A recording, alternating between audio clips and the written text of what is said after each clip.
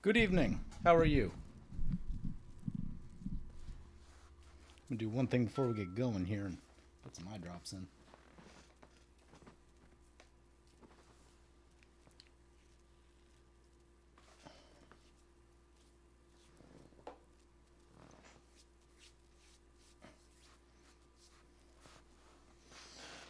All right. See if we can get rid of this. This is my sealed. It went fine. 4-2. Lost to some grade A bullshit in the last round. It got hit with that stupid mill card. Actually, that stupid mill card's in our deck. What's it called? It's the 4-mana one called Space-Time Anomaly. Target player mills cards equal to your life total, which is completely busted and limited. Just completely unfair and limited. So that's the whole thing. Anyway, we are playing a deck called All the Spaceships, and as the name implies, we are running all of the spacecraft. So, yeah, this is going to be a self-mill deck, and we're going to use things like Wake the Past, Brilliant Restoration, Roar of Reclamation, etc. To bring back all of our stuff. That is the game plan of this deck, and then we get all of the spacecraft into play. And it should be very exciting. This deck it's something. Definitely going to be a bracket 2 game. Oh yeah, bracket 2, love this. There we go. While we're loading that up, we'll get the deck list here. The deck list is no longer budget, so we will change the name of it. I had hoped to make this budget for a friend, but I'm like,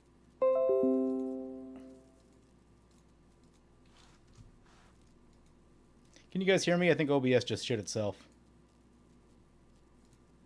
Still coming through?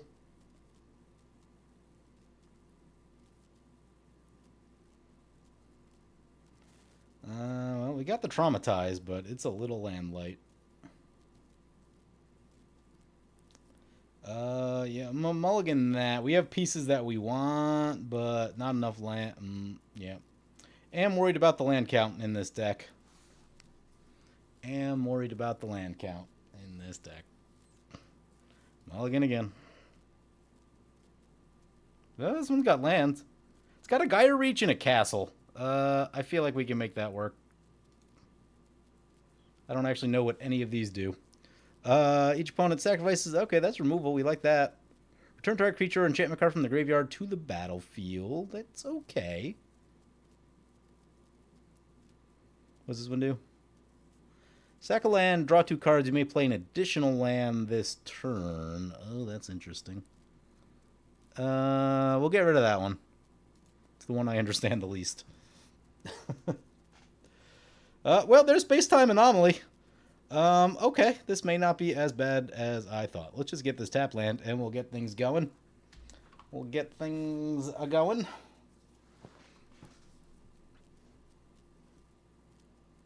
So there's a Mystic Retrieval in the deck. I mean, I hope that we hit it in the 40. That's that's a thing. Oh, we got another starship. Inspirit, flag vessel, flagship vessel, beating combat in your turn, put your choice of a +1/+1 counter on 2 or 2 charge counters on an artifact. Okay, okay.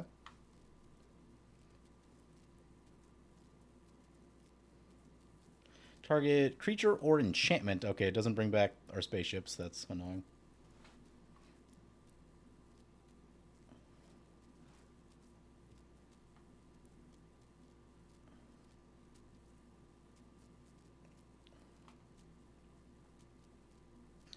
So the story of this deck is I was talking to a friend who may join us in chat here in a bit if he's free, but you know, he just started playing Magic more recently, and he's like, I want to build a spaceship deck, and I'm like, and I was thinking about how you would build a spaceship deck, and like, this one we probably get rid of. And it's like, if you play it normally, you'll probably get like 2 or 3 in a game, and like, that's cool, I guess.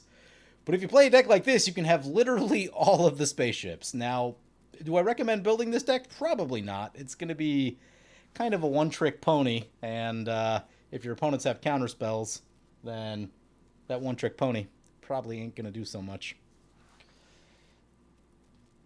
Oh yeah, ramp. So jealous of that. There is minimal ramp in this deck. The running all of the spaceships and running all of the creatures you need to crew said spaceships takes up most of the deck slots. There is very little ramp and very little removal in this deck, so that is our what we're just gonna have to deal with.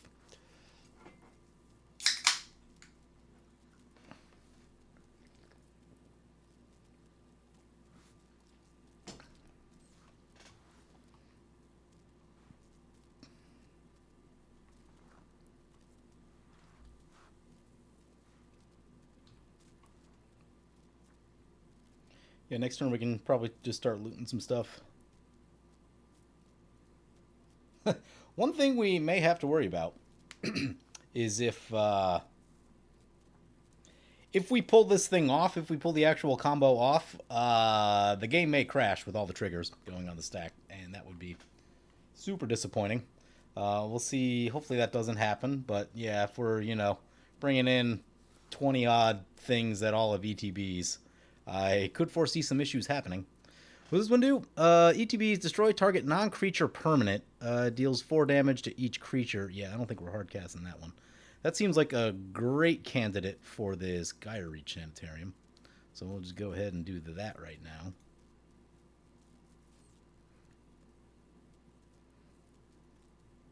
Ooh, Unexpected Windfall is nice. We don't have a second red yet, so that's a thing. Maybe we'll find one soon. That'd be nice.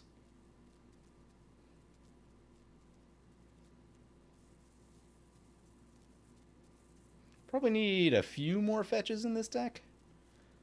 Noticing the land colors here. A little dicey.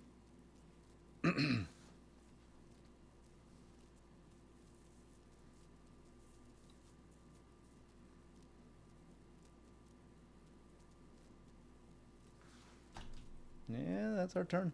Pass like that.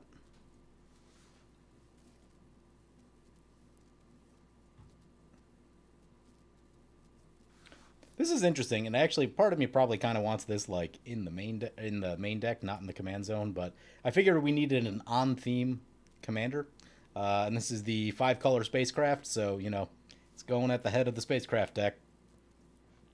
When it ETBs, create a tapped 2/2 colorless robot creature for each multicolor permanent you control. Station, tap another thing, and then when it attacks, draw a card for each multicolor permanent you control. The station is 12. I was not super keyed in. I mean, I added the commander to this at the last minute. I've been building this all week, and by all week, I mean, I don't know, I spent 20 minutes. I started it a couple days ago and then finished it a few minutes ago. And I had Horde of Notions as the commander for a while because I didn't know what I was actually going to do. But here we are, trying to get all the spacecraft.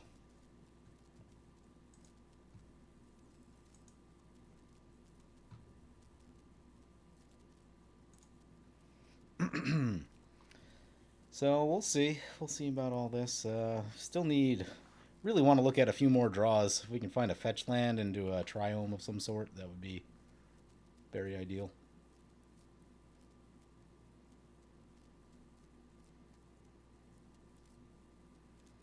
No one's off to a blazing start, so I appreciate that. Good old bracket 2.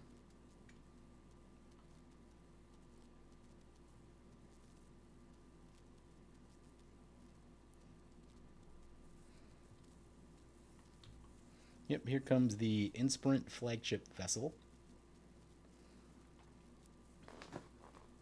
What up? It's going. It's we got a spaceship deck. We have a spaceship deck. I really don't know how these are gonna. Windfall is a magic card. Do I want to give up space-time anomaly? Not super. Like I'd like to cast this first and then maybe Windfall. That would be more ideal. So I think what we do for now is just Gaia Reach.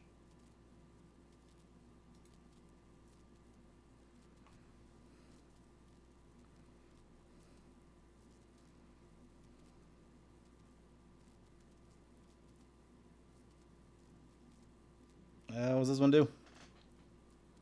Whenever you cast an artifact spell, draw a card. Oh, that one's like reasonable to get to.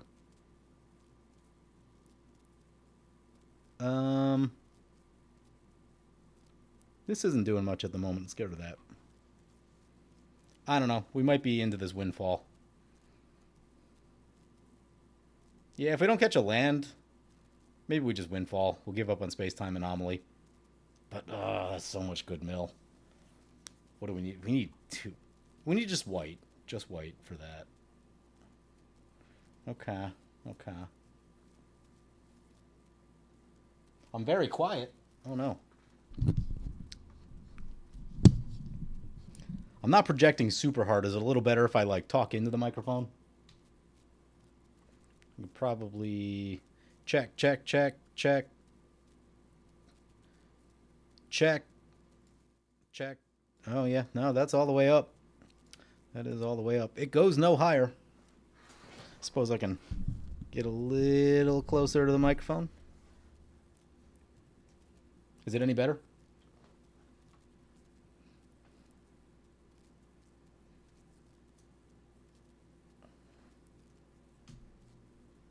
I don't even know what this is. Titus, Yuna's Guardian. Beginning of combat in your turn, move a counter from a creature you control. Whenever one or more creatures you control with counters on deal combat damage to your player, you draw a card and proliferate. Do this only once. Yep.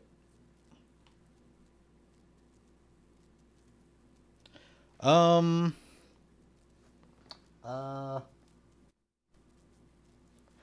don't know how to make myself any louder, to be completely honest with you. I have my volume cranked. I am talking into the microphone. It's very near my face. And, yeah, that's the extent of all the tricks that I've got. Turn the volume up and put the microphone near my face. Is your YouTube volume up? I guess that's the only thing I could think of. Because there's like your speaker volume and there's YouTube volume. Is either of those down?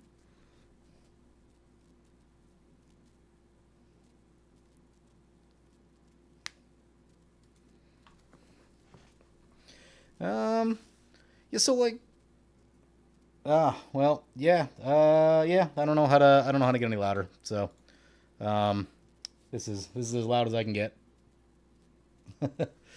Anyway, we're hoping on a white land would be good, a red land would be good. If neither of those, we're probably into this windfall.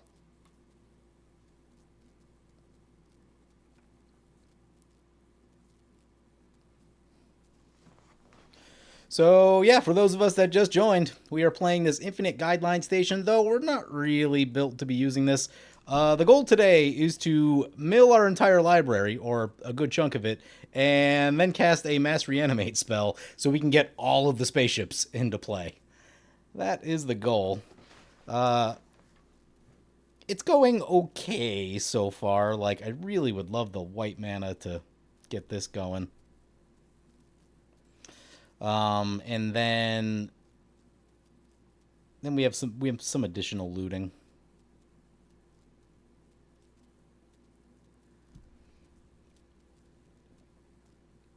Opponents got themselves starship of their own. Yeah, I'm curious to see how these play in Commander. I mean, my initial instinct is that you need something like an Aurelia that untaps your creatures to be good.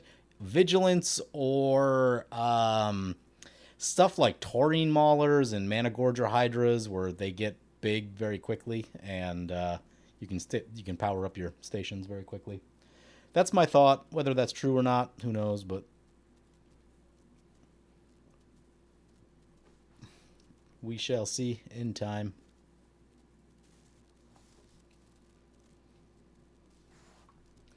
Opponent's doing the thing. Yep.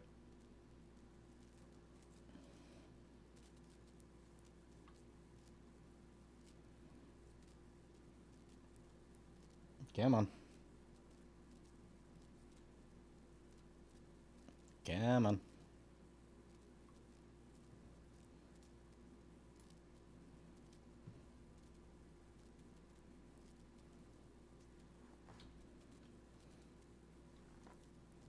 Yeah, Magic Online's been a little slow today. I played a sealed earlier, went 4-2. Lost in the last round. I'm still kind of annoyed about it. Anger. All right, looks like we're into that windfall.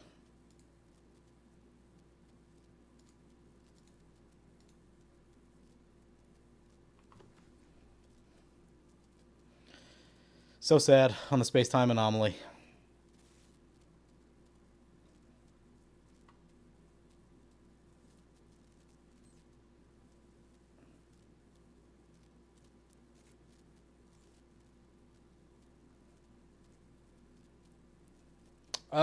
If that's a swan song, do I just want to scoop that? We really need that to go off.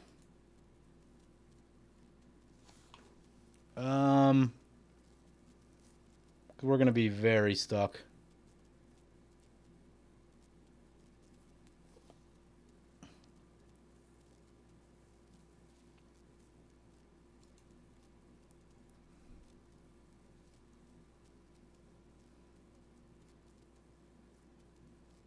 I'm just gonna scoop. Yeah, I don't care.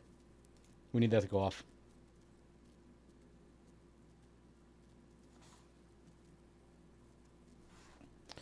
Try another game. We're a one-trick pony. If that trick doesn't work, then that's that. I'm not gonna sit here for like another hour, doing nothing. Try it again.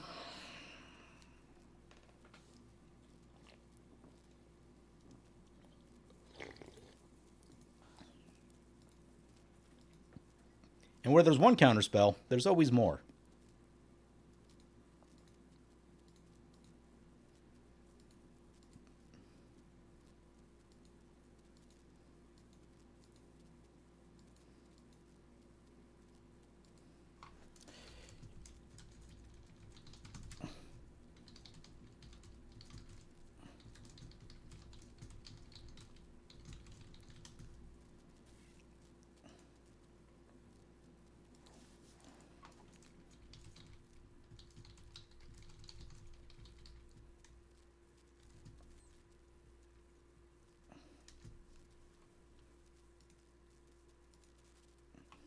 There we go. We got a new game.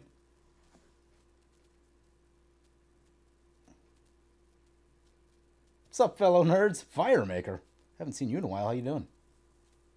Time to show off the B2 prowess? Yeah, hopefully no counterspells this game.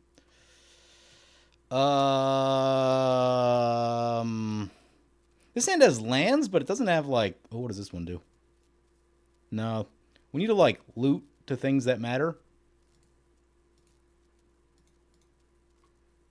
Yeah, we have this piece, but that piece we can find later.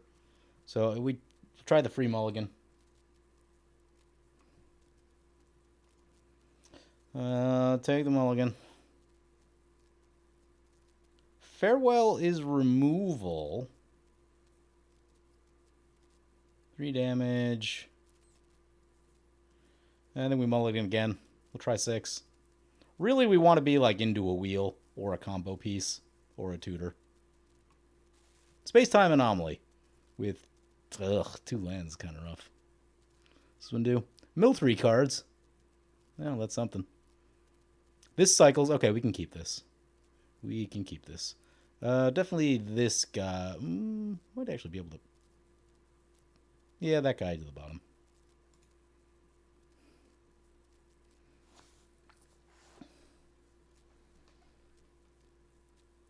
Already brewing from the new set? Yeah, I started this one a few days ago to, we'll say help out a friend. He wanted a spaceship deck, and I'm like, you can have one spaceship or you can have all the spaceships. So, yeah, we are trying to drop all the spaceships. We're going to be trying to mill ourselves a lot with this deck. We will need to draw lands. That is a thing that is concerning in this moment.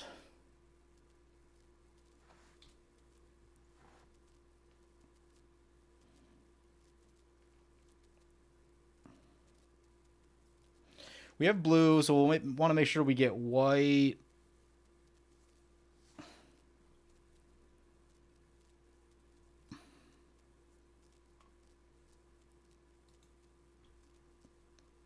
Another land. Ooh, a land that ramps. I like. We'll get that first since it tapped.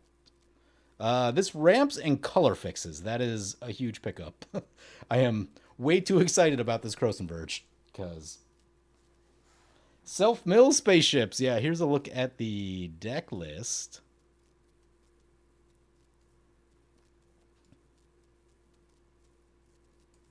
You will see all of the spaceships. Just all of them. Literally all of them. We do have a Gante's Aetherheart in here, so if the combo actually works, then, we should hopefully be taking extra turns. That would be cool. But, yeah, this deck was kind of tricky to build in that it has very little ramp and very little removal. Since the... just the core of what we're trying to do takes up most of the deck. You could probably build a better version of this where you eliminate the bad spacecraft and just use the good ones, and then you'll actually have room for decent cards in your deck. Haven't touched Commander pretty much since Mana Crypt got banned. Yeah, the last what was that, a year ago or so, give or take. Last year, I mean, I've only been playing for the past month or two for the most part. I took a really big break, but games are interesting now. Even normal games still move pretty quick. Yeah, we'll play the Triome. Which one is this? What you call it? Abzan? Okay.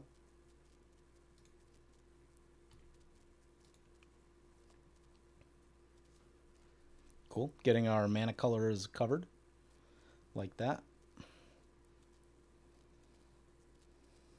Yeah, I mean, it is nice that Mana Crypt is gone, right? Because Mana Crypt does turns 1 through 3 Mana Crypt just destroys the game basically. After that, it's usually fine. Turn 6 Mana Crypt isn't a big deal, but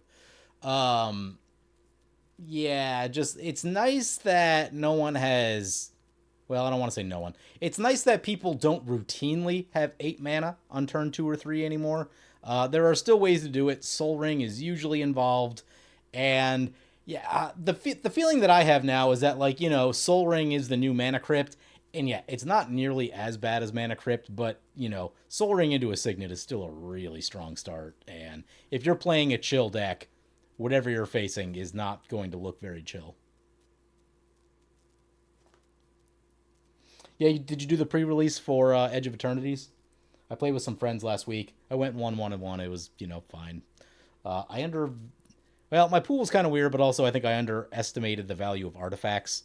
I probably needed a few more artifact enablers, or just artifacts that I could slam down. But I did not have the greatest pool ever. I went blue-black, and I played Sealed today. I played 6 matches of Sealed, and I don't know that I saw anyone really playing blue. I think the blue in the set's a little weird. Might be a touch underpowered, at least from what I've seen so far.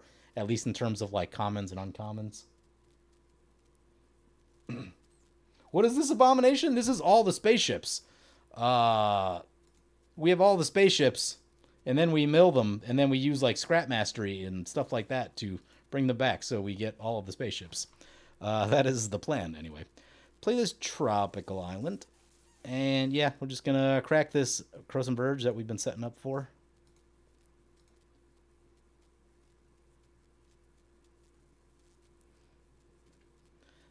Yeah, let's get this Triome. Those are always nice. And let's get another Triome. Maybe one with some black. Yeah, let's get the Triome with some black just to make sure everything's covered.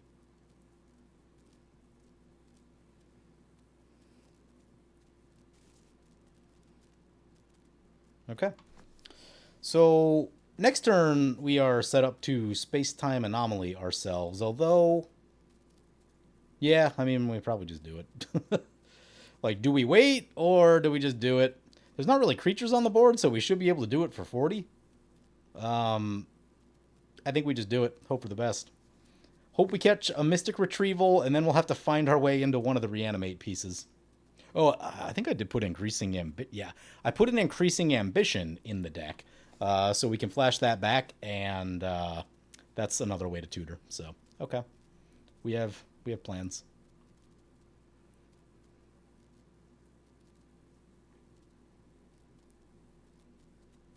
You had a great pool, but got hit by variants real bad and dropped going 0-3. Ouch. That's oh man, that sucks when you have a good pool too. Like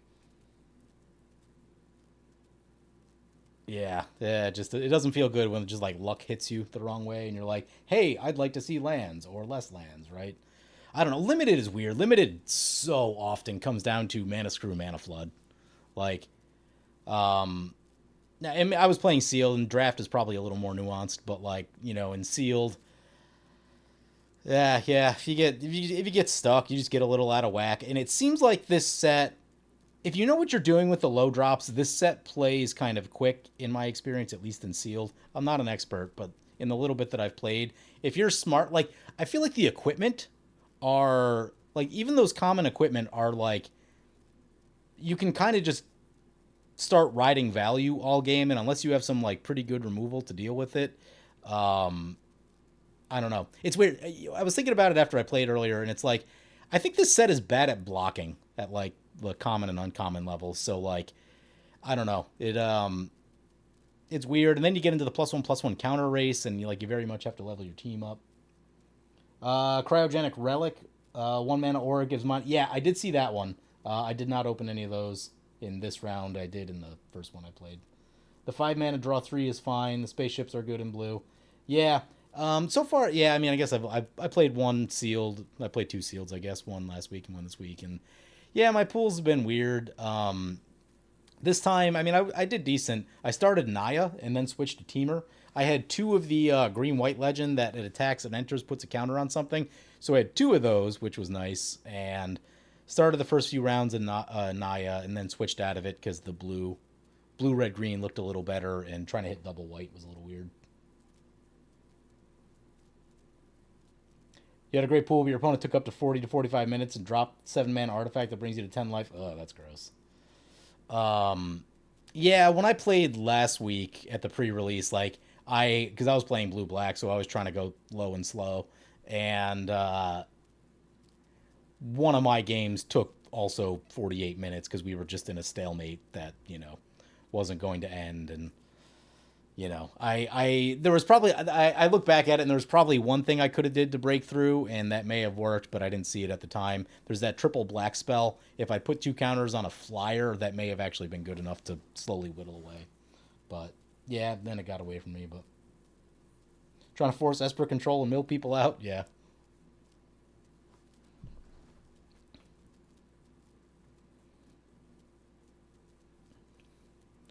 Timothar, Baron of Bats. Yeah, we don't really care about that one. Okay. Let us play this Windswept Teeth. Hit ourselves with the old space-time anomaly. Opponents are going to be like, what the hell?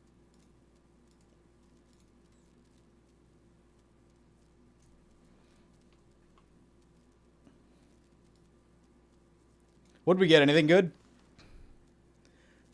Singularity Rupture is a card that I probably wanted.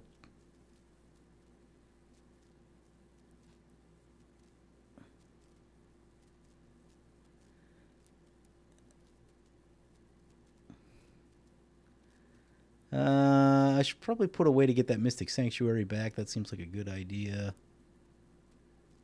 Castle.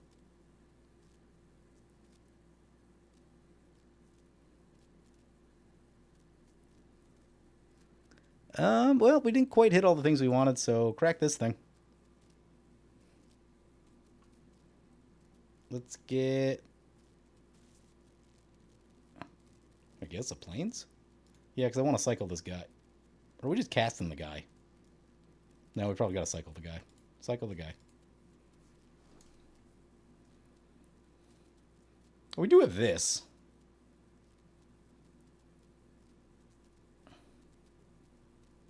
That guy's supposed to get milled.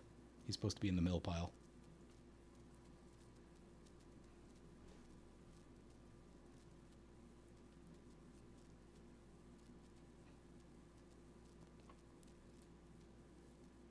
On the mana topic, do you reckon that there's an argument for Soul Ring being good for the format if it's the only fast mana? Some amount of speed variance keeps EDH interesting. Yeah, it's such a weird thing. Because the person who has the Soul Ring, sometimes those games get out of hand. Like I got hit with a turn 3 Atali the other day. Why? Because there was a Soul Ring involved.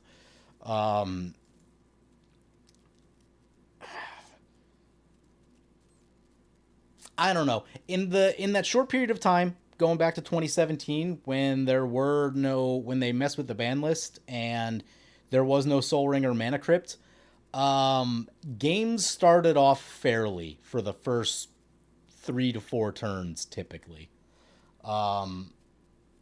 It is a give and a take. Theoretically, they become the arch enemy, right? But that's a question. Arch enemy is a question of, do people have removal? Like if you're playing, I don't know, if you're in a bracket 2 game, right?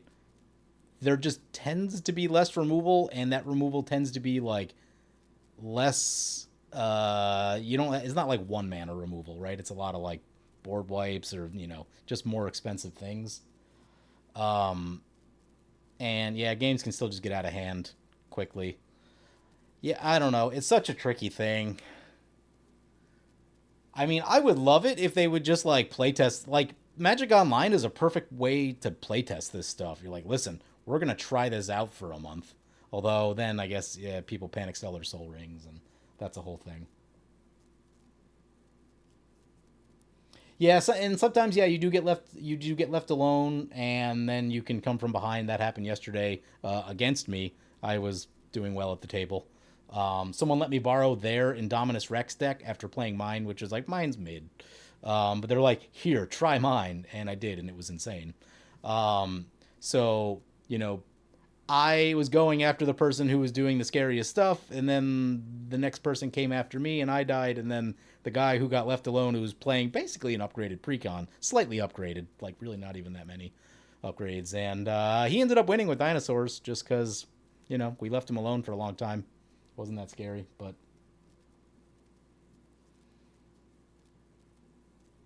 you don't think MTGO is a fair example of the average commander table because of the insane price disparity? Yeah, there's some truth to that, and there's also price disparity is part of it. There's also just like, I think if you're playing like, you have to love Magic to be playing Magic Online. Magic Online is not like a particularly fun experience. It's not gonna like bring in the casuals necessarily. Uh, so if you're playing Magic, right? If you're playing Magic Online, you're probably pretty invested. Someone just disconnected. You're probably pretty heavily invested into the game, and when that's the case, you do tend to build stronger decks. And then there's also just the like, it seems like it's gotten a little better of late, but like, actually, you know what? I think it's gotten a little better since the bracket system's been implemented. But I don't know. The Magic Online players are just really spiky, right? Like if you join a game with no description, you're basically, it's going to be at least a tier 2 CEDH game, right? Yeah, and there's little things too, right? Like, we have like a quote unquote perfect mana base with a bunch of fetches and all the expensive stuff, right? And, in a paper game, people don't typically have that, and definitely not for all of their decks most of the time. So like, you might slow down a turn because your colors are off, right? Like you may not be able to do exactly the thing you want on the turn you want because you don't have perfect mana, right? Or, I don't know, I think I have like 6 or 7 Ancient Tombs in paper, but like I have 20 decks. Not every deck has an Ancient Tomb. And yeah, so yeah, Magic Online isn't always like, because again, you only ever need one copy of every card. So once you have your perfect mana base, once you have like all the mana rocks you'll ever want, right, you can start throwing Grim Monoliths in every deck, Ancient Tomb in every deck. Yeah, yeah, the vibe is just different when you're in the room with people. Also, right, you have the faceless thing of Magic Online, and you know, not all, but there are always some really toxic players on Magic Online just floating around. Um, and or just some people having a bad day, right? Even I'm in there sometimes and have a bad day, and start flaming people out when I shouldn't be. And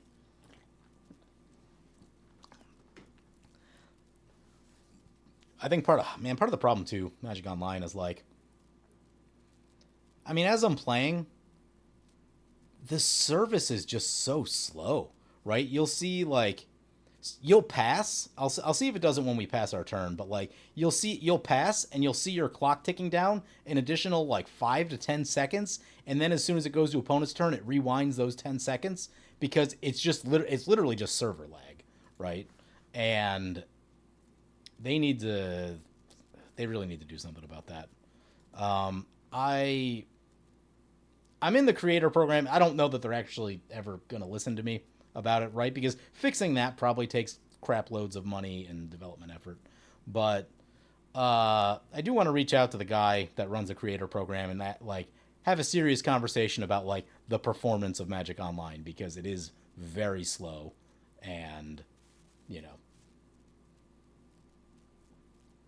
Are you going to do Sammy Wildcat Captain on stream? I have not thought about it. I want to get through this deck first. This deck is about as far as I've thought into the new set in terms of commanders. Well, there's a Wake the Past, so now we just got to find some lands. Crap. What's this one do? Anything good? Creature card? Not really.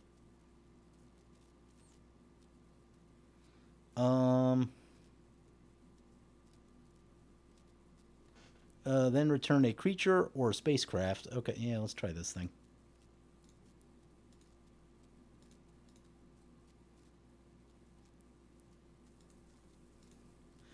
We need 2 more lands. What creature? We can get back the cycling creature. It's not the worst idea I've ever heard. This is going to be terrible.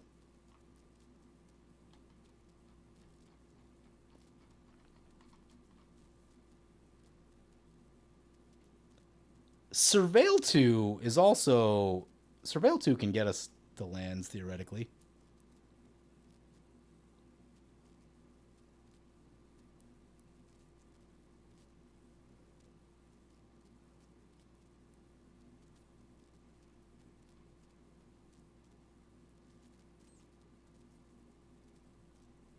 Oh, this one's a mana rock. Yeah, I think get the one that's a mana rock, right?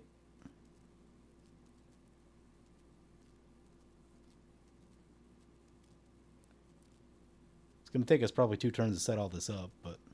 Yeah, get the mana rock. And then we should be good. Play this Justicar guy.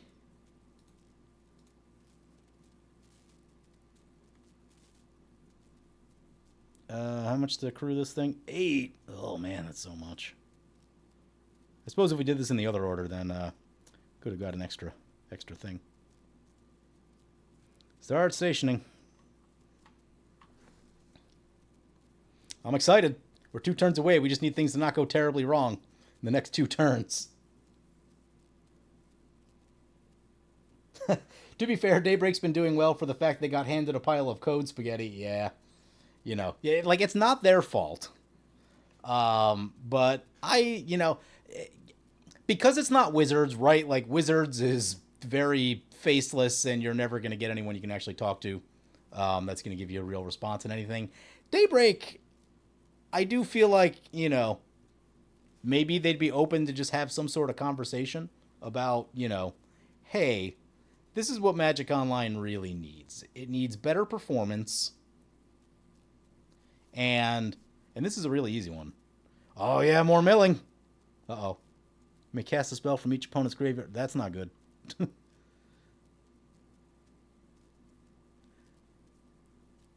There's a farewell in our graveyard. So they probably cast our farewell and exile our graveyard. If that's the case, then we scoop. Yeah, I'm not loving this card. I've seen this a few times now.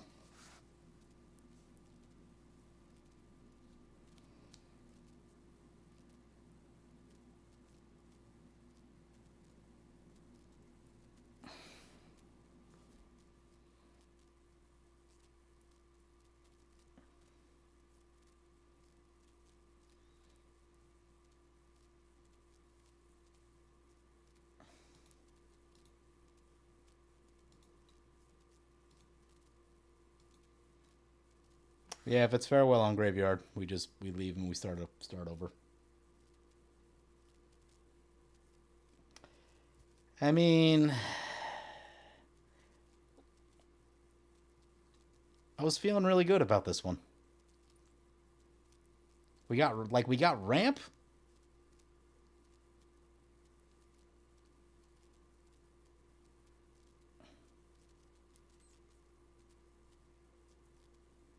The problem is there's like probably not that many other spells in our graveyard that they want to cast.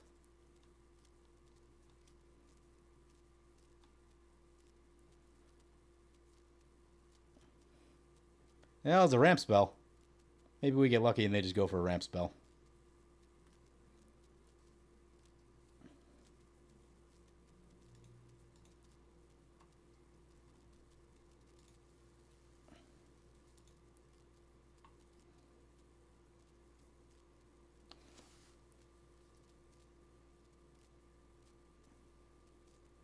How much you run Clever Concealment and other phasing protection cards these days? Not as much as I should. Oh, they went for one of our space stations. Okay, that's fine. They can have a space station. I can live with that. All right, don't have to scoop the game. Love it. Yeah, I Clever Concealment I haven't really used because it's a little bit pricey. So here's the problem: on Magic Online, I have Teferi's protection, right? And so you only ever need one copy. You just put Teferi's protection in. In paper, Clever Concealment is what, like $10, $11, I think. And so I loaded up on the Teferi's protections, um, and let me see. I'm looking up the price here. Oh my god, make that smaller. Yeah, it's about $10 in paper for Clever Concealment, and like that's just expensive enough where like, and I mean also I haven't like I'm just recently started to build decks again, so like I basically had just about enough Teferi's protections for most of my decks, at least the ones that really need them. Yeah, so like it's a great card, but the $10 price tag on it is just like it's just enough to be annoying, and I have enough decks that like it's not an expenditure I'm looking to make for most of them. What's this thing do? Destroy target non-creature permanent. That space station deals 4 damage each creature. Okay, we wiped the board and we blew something up. Love that.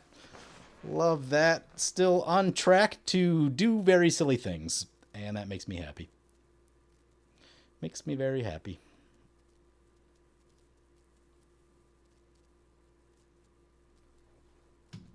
But yeah, Clever Concealment's good. The one that I want, what's the one from Assassin's Creed? It's like an uncommon. Give me one second. I gotta look it up here. Do some scry falling. White.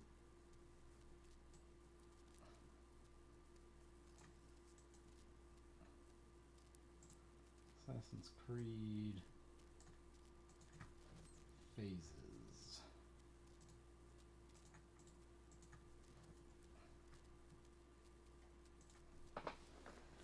Haystack out of Assassin's Creed has my interest peaked.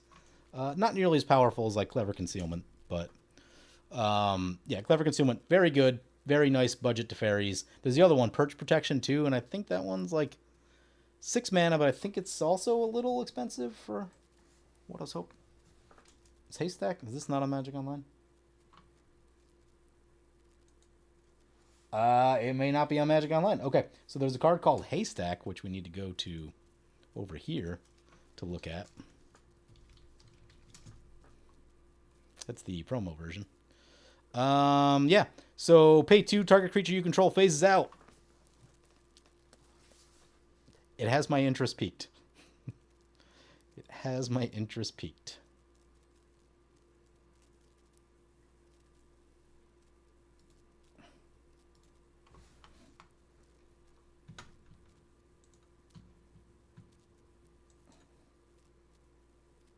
If you have board presence, it's basically free.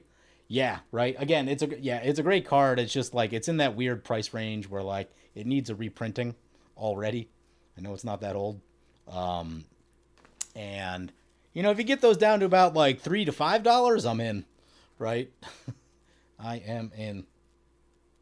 I don't know. It's interesting now too because there's a lot of protection, right? Like not as good, but more utility. I've been looking at your temple is under attack, and I know that's been around for what 3-4 years probably, but like I'm just now kind of like starting to look at that and be like, okay, you can, it's not going to protect you from everything, but it gets you through a blasphemous act, and if it doesn't look useful or you're stuck, right, you just uh, turn it into card draw.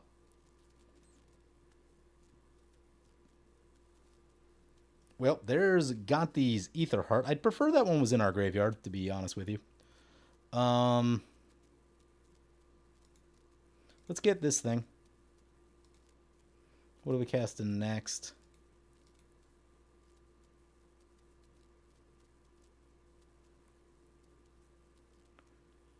Oh, it's 5. Gross.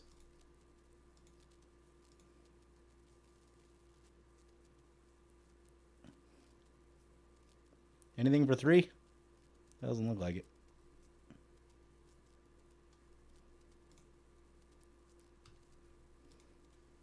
All right. The next step is let's actually just like take a look and see what we'll get if we cast this Wake the Past. To make sure that we have enough things in play. Like we may have to wait a turn. There's a chance that we may. God, I don't know. I don't know how I feel about this, but trying to get Gaunthy's Ether Heart in may be too greedy, but we probably at least need to get the Arcbound Crusher. Yeah, I guess it just depends what's in our graveyard here. We have... Oh, come on.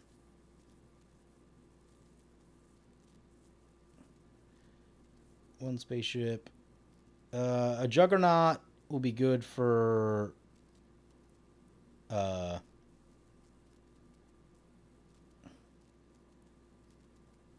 we can loot a bunch of stuff with that. That's actually pretty cool. That is an artifact itself, correct? It is. That's why we put it in. Love that. There's a spaceship. This is literally the worst experience ever. How do we... I just want to look at my graveyard.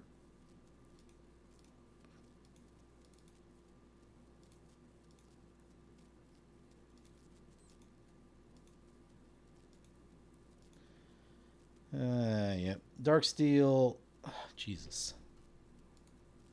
The problem with playing graveyard decks.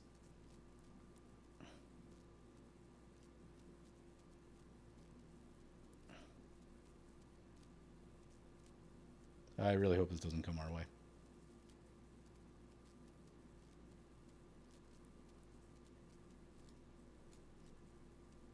Nope, gonna pop opponent's spaceship there. Love that. Okay.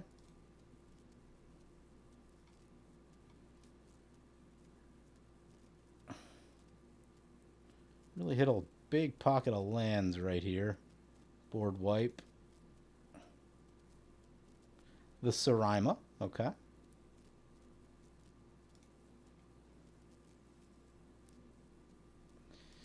God, this is so annoying.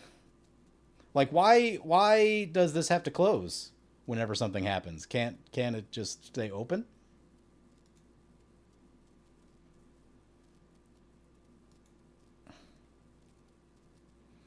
Sweet Jesus.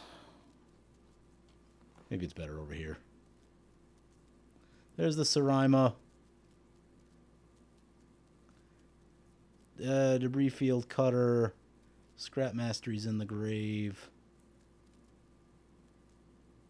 Return up to 2 target non-spacecraft creatures to their owner's hand. Kappa Cannoneer is very good for crewing. Glassdusk Hulk is good for crewing.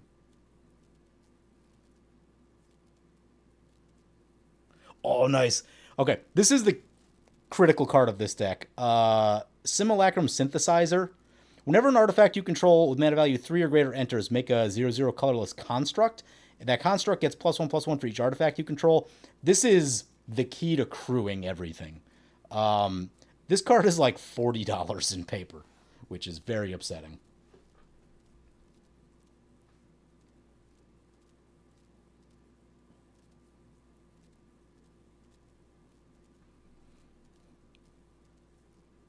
Oh, nice. We just got the Mandible Justicar guys in there, too. So that is another nice crewing piece. Harrow for opponent. There's unfortunately a little bit of blue mana up right here.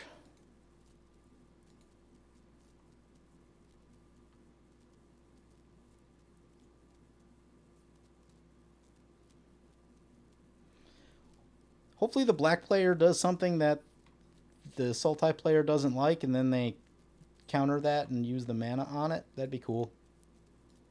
There's a Rampaging Balos doing the thing.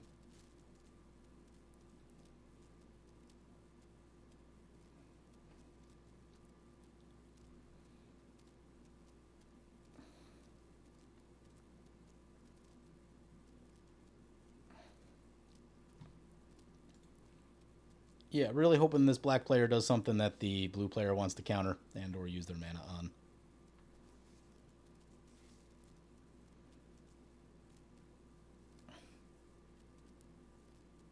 The thing we can do is we can see if they're holding up priority through other players' turns.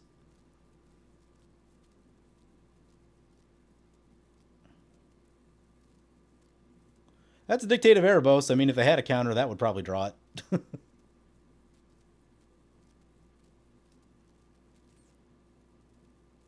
And they were F6'd. So, good chance that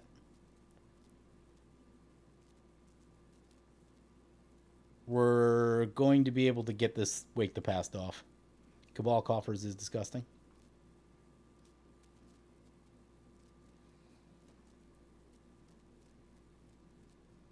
Kalitas. Oh, that's not good. If a non-token creature an opponent controls would die. Okay, so it's if it dies specifically. But there's a Dictate out, so a lot of things will be dying and going to exile. It's not ideal.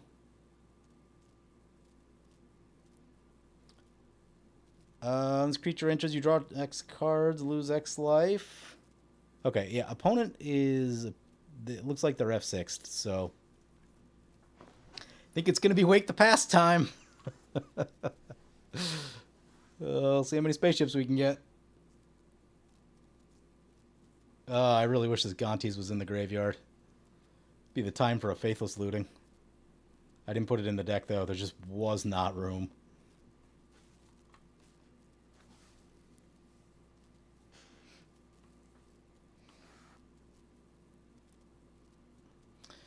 Big moment coming. Big moment coming.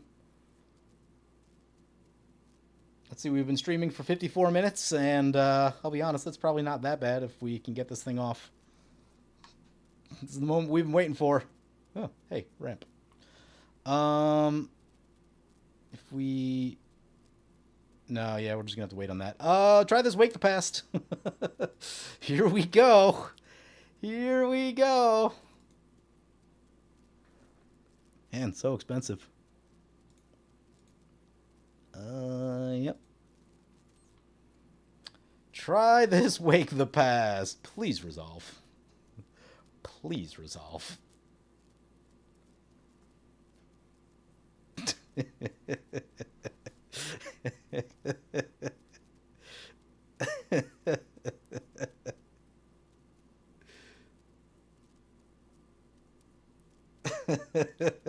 Here we go. Here we go.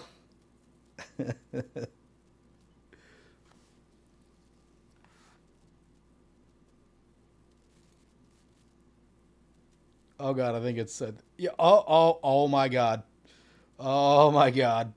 Yep. Yep, that's a lot of triggers. Remember that thing at the start of the stream I talked about, I hope this deck doesn't crash the game when it actually does the thing, because, well, one opponent's disconnected.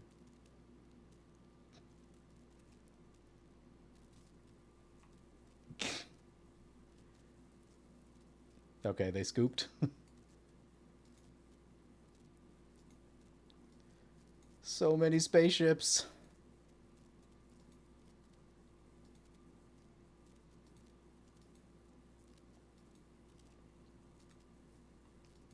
This thing's a 2020, so we know we have 20 artifacts in play.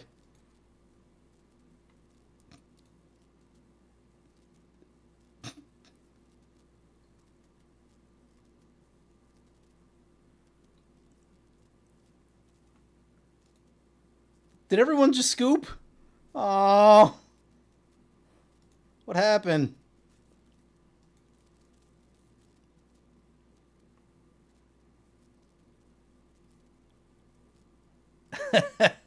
Yep. Someone is salty about that one.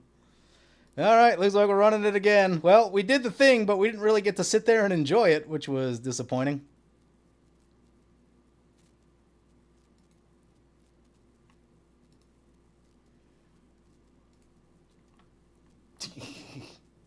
It still counts, yeah, I know, but I at least wanted to like get through all the triggers and just like I wanted to crew the space. Hey, Xeno's in the game. What up, Xeno? I wanted to at least like crew the stations, right? Like,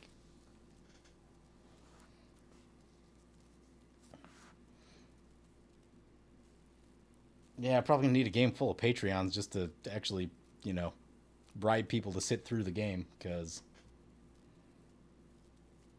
it worked one time. Are there any changes we should make? More looting would be good. Like when there's stuff you like, there's things you just don't want in your hand. I would love to replace that stuff.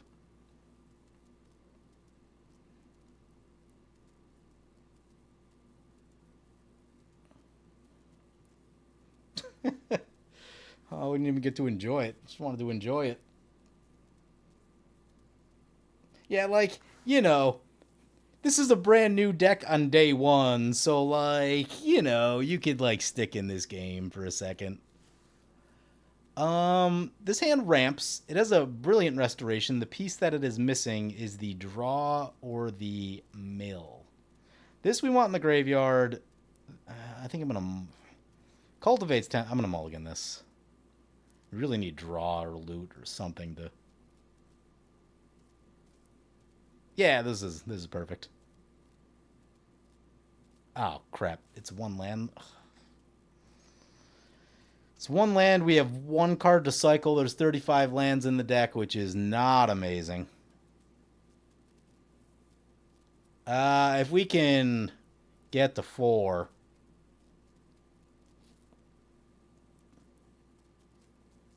I think we got a mulligan.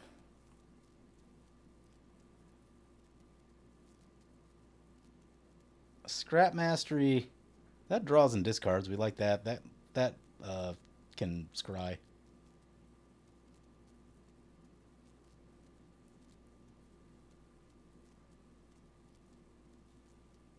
Yeah, okay. You may play an additional land. That's not the worst thing ever. That's removal. Removal's kind of a premium. We can put Gonthis to the bottom. We don't need that one. Although I was hoping to like loot it, but that's fine. Ash Party Crasher. Yeah, we had talked about this one a long time ago. Weird deck. Weird deck. I remember when we played it, like, trying to do the celebration mechanic just isn't good, but if you just make it like a Voltron deck, it's a 2-2 with haste, and that is all right.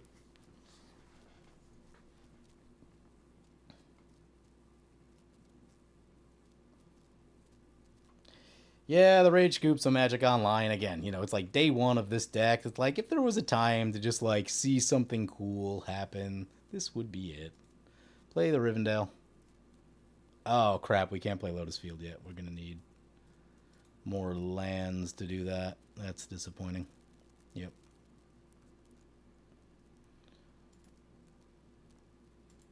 I need to get more lands into this deck.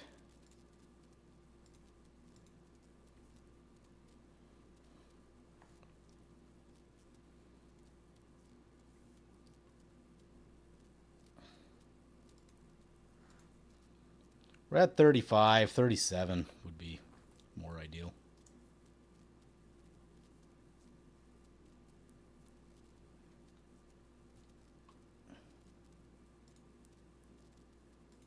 You know what? I gotta get unfulfilled desires, dreams, desires.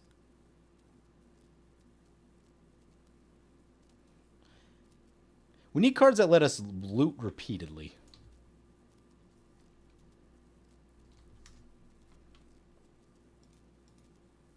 Kodama's Reach could be good if we ever get to it. I guess we just play this thing. Can't do much else.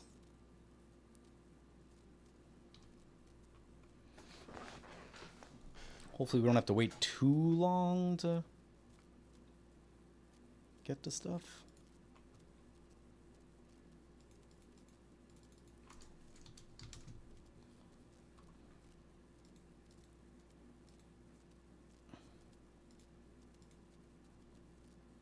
Is that card not a Magic Online?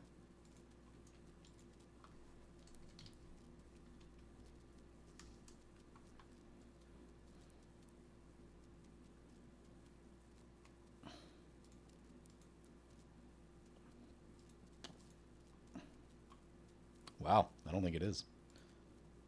The card I'm talking about is...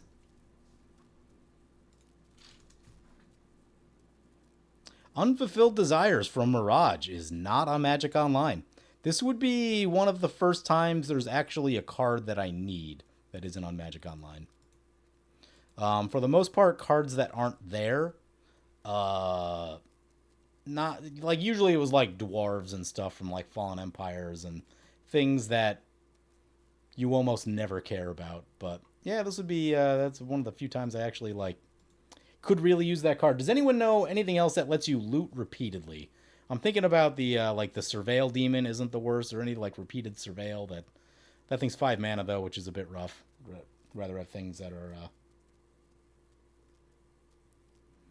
little cheaper than that. But honestly, what you call it? Search for Escanta wouldn't be the worst thing for this deck.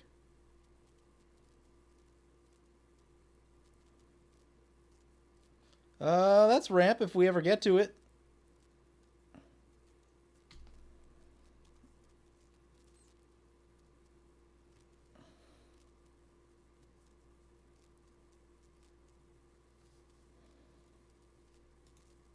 What can we get rid of? Duretti is repeated looting. Doesn't help us in our current moment, but...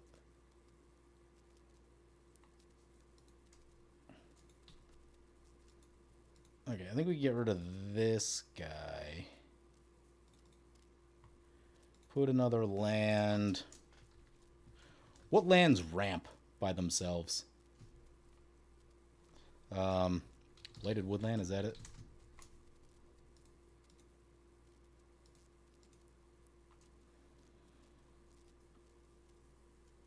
We need lands that ramp and draw. Yeah, maybe we gotta get Makokoro in here also.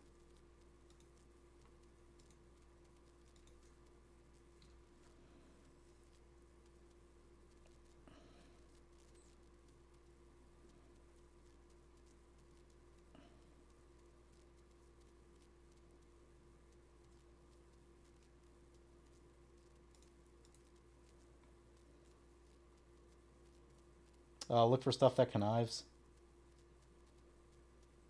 Are you sure it's not I mean, I searched for it. It doesn't look like it's there. Desires.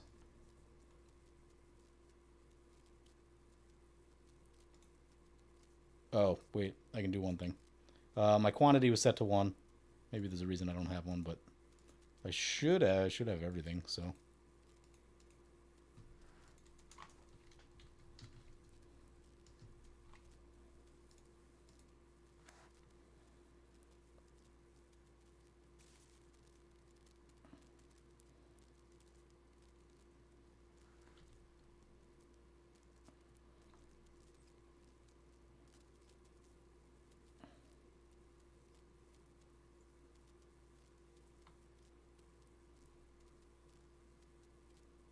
Dak Faden.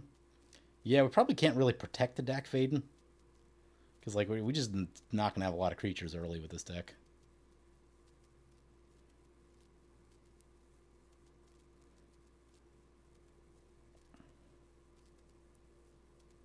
Consecrated Sphinx. The 6 mana on Consecrated Sphinx is... Also, everyone just shoots Consecrated Sphinx immediately.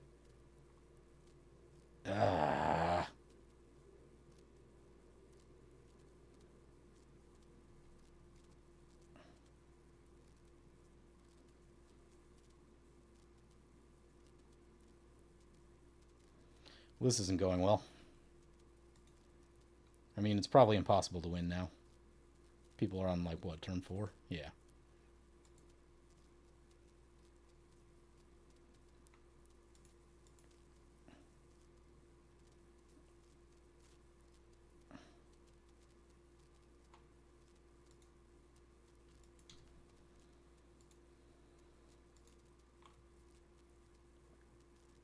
Do we get the Blighted Woodland?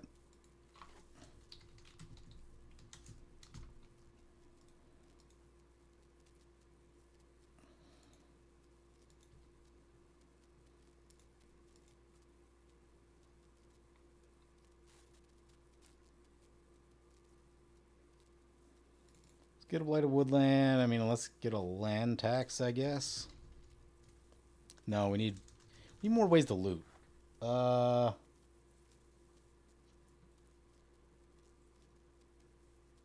Surprising amount of playable artificers, yeah. Jace's Archive, yeah, the only issue with Jace's Archive is that people do tend to shoot it. But I did think about that one.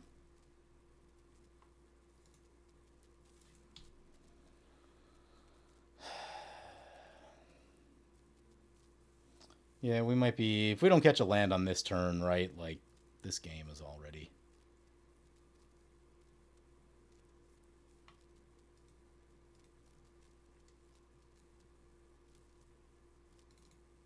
Jace's Archivist.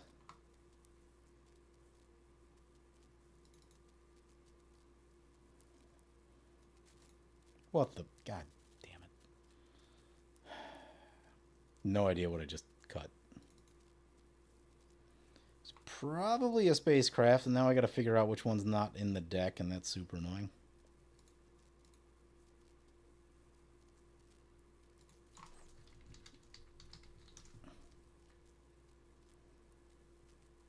Horizon of Progress. Okay, I'll check that out in a second. Gotta figure out what I accidentally clicked on, because Magic Online is annoying.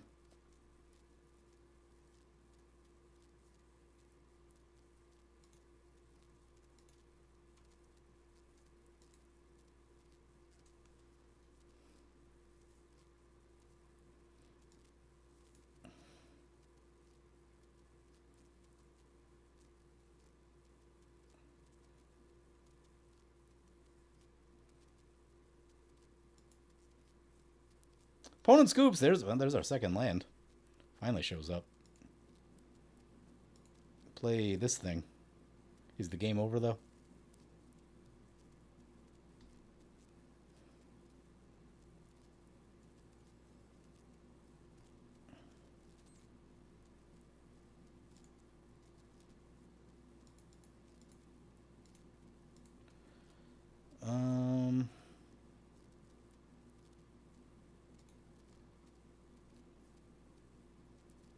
You know what? Land tax? Because land tax, you fill your hand with lands, and then you can just, like, discard everything else to hand size. It's not the worst idea. Oh, crap.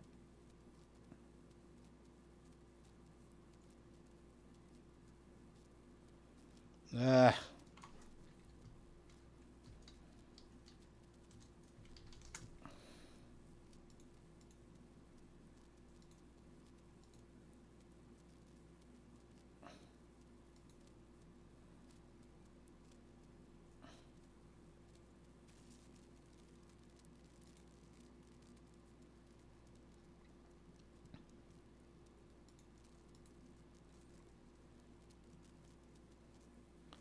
I gotta figure out what we accidentally deleted.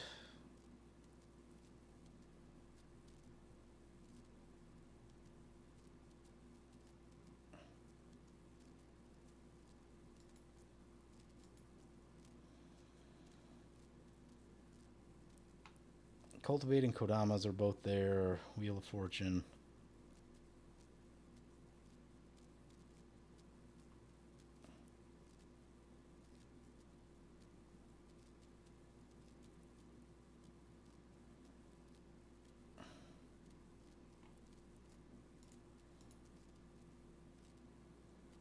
I don't know what we deleted, but it didn't look like it was super important.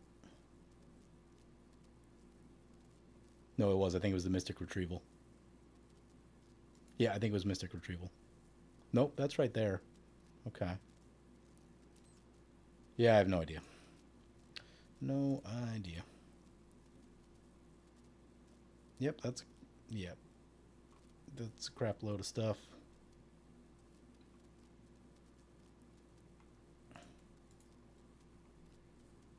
Let's bring in a land tax.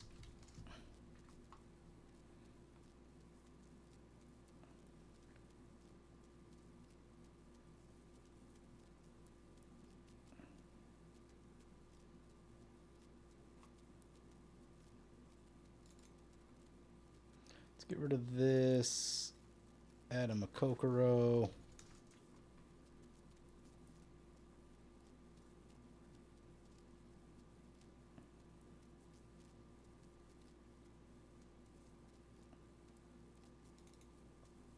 Let's get a search for his Kanta.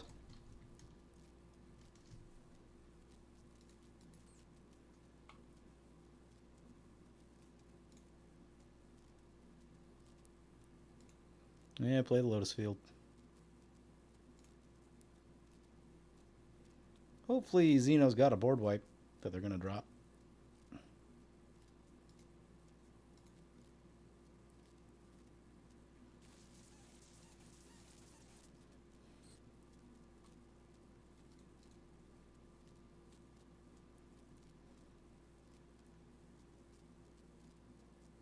I want to...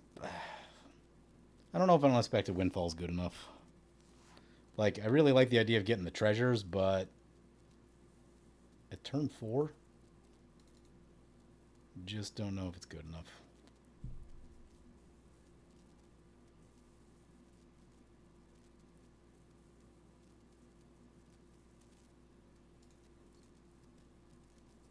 Is this the board wipe one? Nope, not the board wipe. Well, we can scoop then. We can scoop.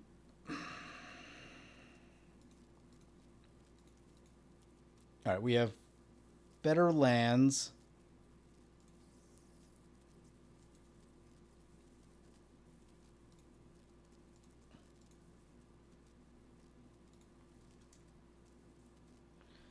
Maybe another wheel. Windfall, Wheel of Fortune.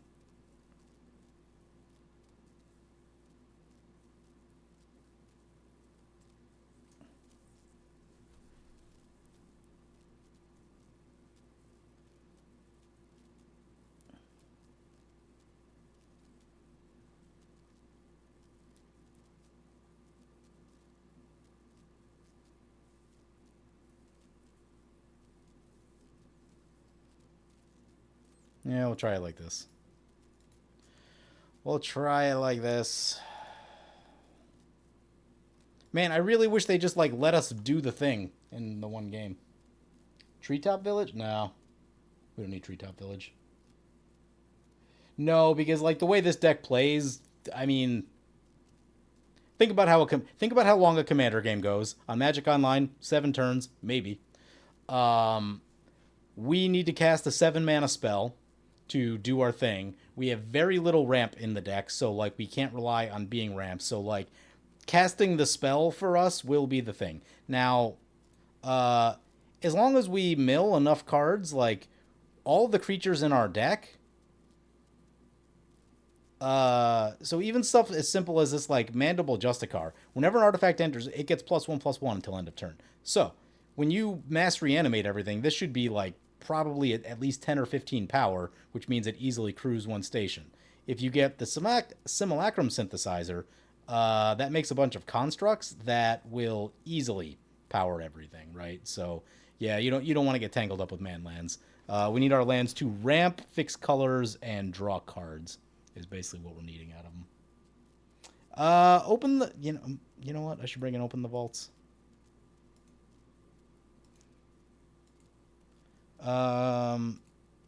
Yeah, Open the Vaults is a mana cheaper, and I should probably actually switch that for Roar of Reclamation.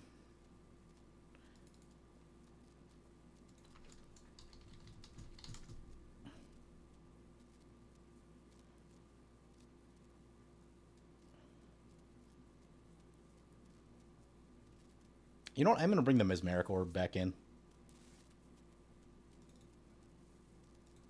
It's a tricky card because it does get you killed, but...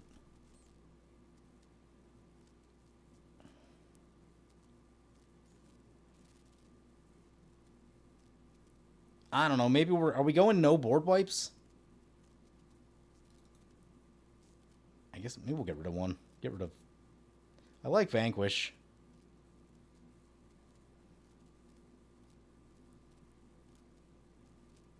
That's 6 mana. I mean, that's 6 mana, but then we can mill if we need to. I like that.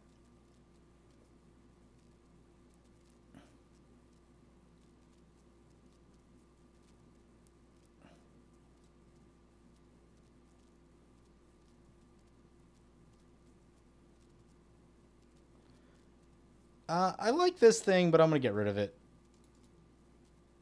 You need to, like, hard cast that, and that's just kind of not where we want to be, so...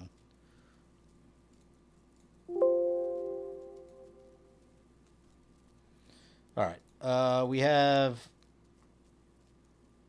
better lands, a little more wheels, and a land tax, all of which should help our situation.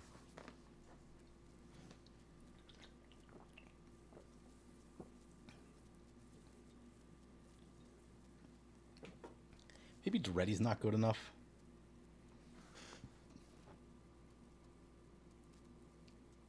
Battleship is a board wipe mostly. Which one? I actually didn't read the spacecraft all that well. I've seen a few of them, but like it was literally just dump all the spacecraft in. I don't actually even... I'm not aware of all of their abilities, to be honest with you. The plan for stationing the vehicles is a bunch of artifacts that also enter when we mass reanimate. So the easiest one is this simulacrum synthesizer, which makes a bunch of constructs that are the size of our number of artifacts in play. Master of Ethereum, same sort of thing. Any of these constructs that get power and toughness equal to the number of artifacts you control. And then we also have Glaze Fiend, Mandible Justicar. I cut the red one just because I needed to get some stuff out of the deck. But there's a red one that gets +1/+1. There is Glass Dust Hulk, gets +1/+1. Darksteel Juggernaut, power and toughness equal to artifacts.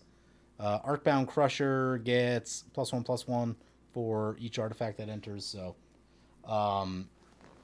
yeah, I had Karn in here initially, but then I realized that like we're never going to be able to defend a Planeswalker. So, but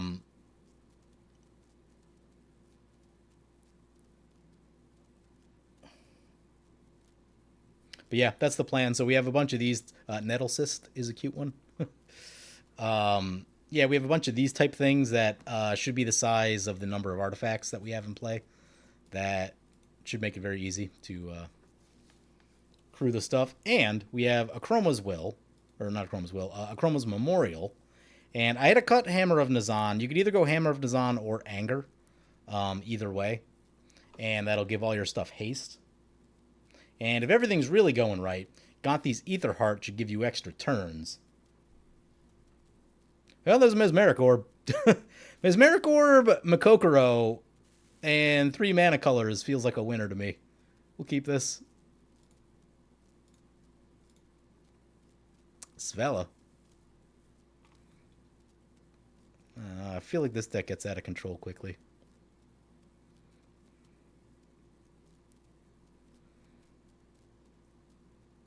We won't be able to station that for any reasonable period of time, but...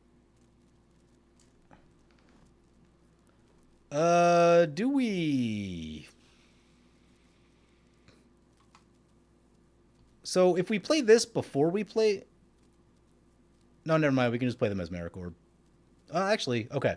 So, if we play this out of sequence, if we play this on turn 2, we play this and this on turn 3, and that's enough to crew the thing, and then we can play additional lands. That's kind of cool.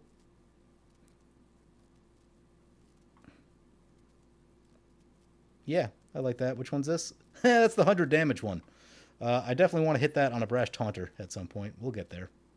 Yeah, we'll play them out of sequence to do the thing I just talked about. We're in 5 colors. Our commander is Infinite Guideline Station. We haven't actually played it, and we probably won't if the deck's doing what it's supposed to be doing, which also makes me want to just, like, put it in the deck and use a different commander, but you know, I wanted to go on theme.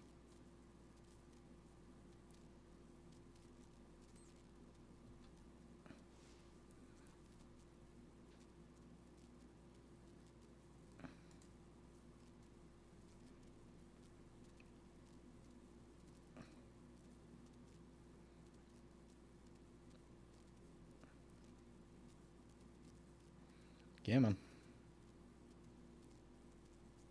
Welcome. Welcome into the stream.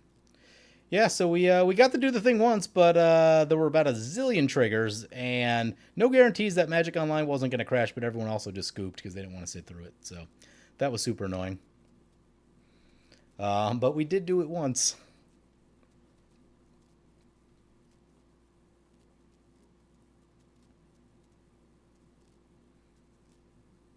What was this? No spacecraft? Deals damage equal to the number of artifacts you control the target creature and opponent controls. Okay, that could be useful. Get this Glaze Fiend.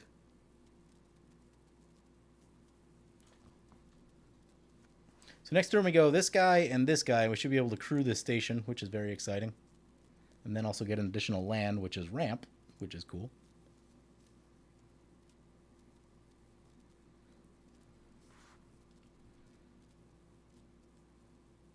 I should probably like read some of these commanders or something.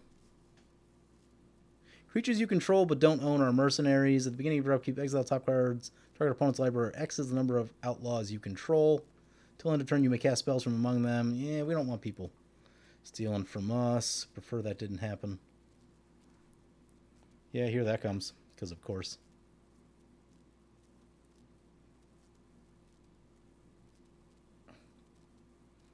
No attacks, interesting.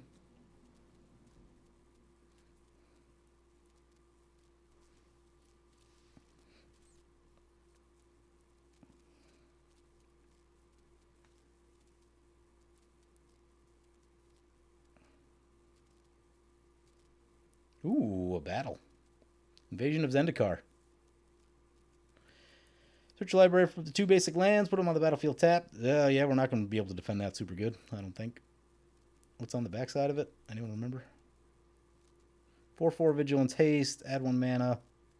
Its lands all... It's a land in addition to its other types. It's okay. The World Tree is a very useful land.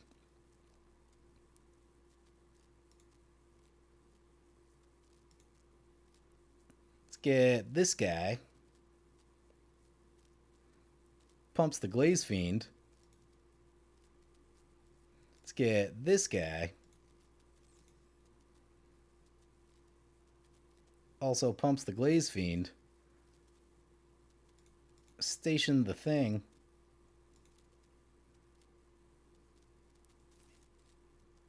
And we can play an additional land. Let's get that World Tree in.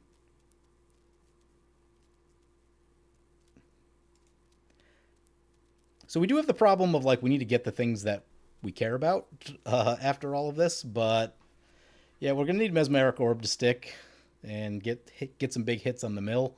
Hitting Ambition's cost would be... Or increasing Ambition, rather. Would be nice.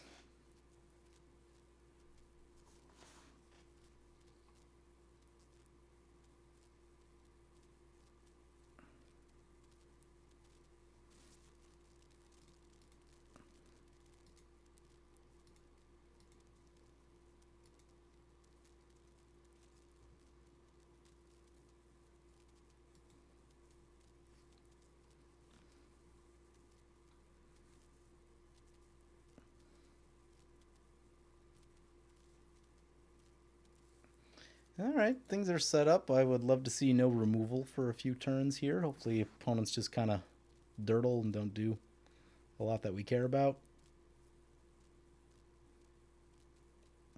Fevered Suspicion got milled. I'm sure I'm happy about that, as a 8 mana spell looks rather disgusting.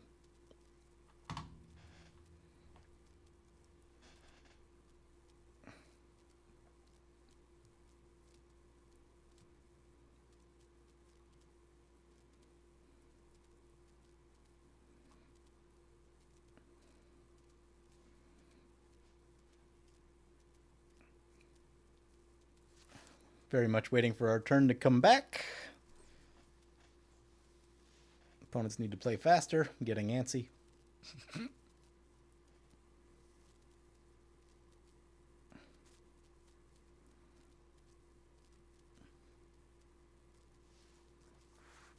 What's this thing do? Beginning of your end step, exile top card of your library until end of turn. You may play that card. Oh, it's Prosper. Yeah, we might want to hit that with this thing. Feel like that card's pretty disgusting.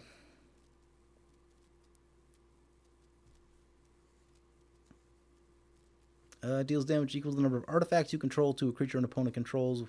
We'll have 4 artifacts, which is exact. Oh no, we didn't get the mill. Yeah, that's frustrating. Now we got to figure out how we're going to get to the cards we need to do the things we need to do. No idea how we're going to do that. I mean, one card at a time with Mokokoro doesn't seem amazing. Awesome. Opponent just bring in all the artifact enchantment removal.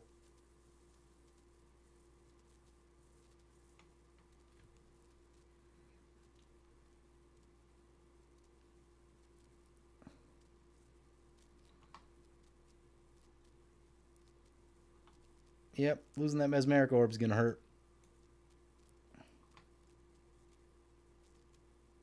Yeah, there's a deck list somewhere. I don't know if I've updated it online or not for that deck list. I have been playing it in paper, though. No, Mandible Justicar is not at all the one you want to see right here. Activate the Mokokoro.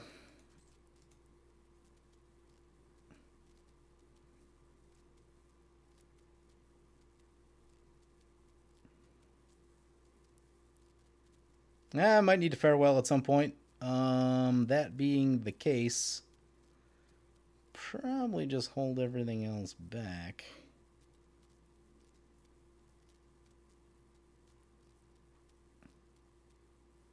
I guess we could get a blocker.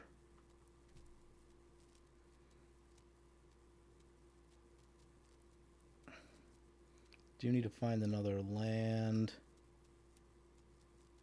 Yeah, I think we just hold everything back.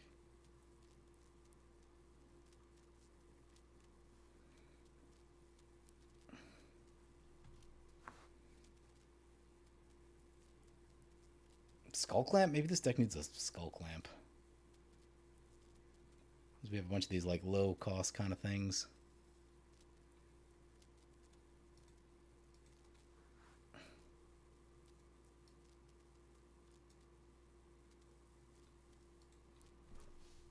I guess we don't have that many of them.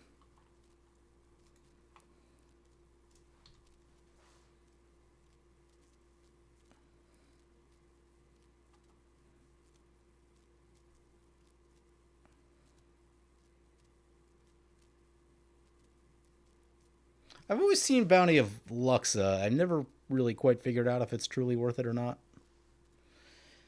At the beginning of your first main phase, remove all flood counters. If no counters removed this way, put a flood counter on it, draw a card, and make 3 mana. Is that worth it? Trying Station Tribal. We got it to work once, but opponent shot our Mesmeric Orb in this game, and we really needed to mill ways into our deck to get the things that matter. And that has not happened. Are there any other lands that you can sacrifice to bring back spells? I have Mystic Sanctuary in here. But like being able to get things out of the graveyard might be helpful. Lux is worth it if it sticks. Probably shouldn't stick. Okay, that's fair.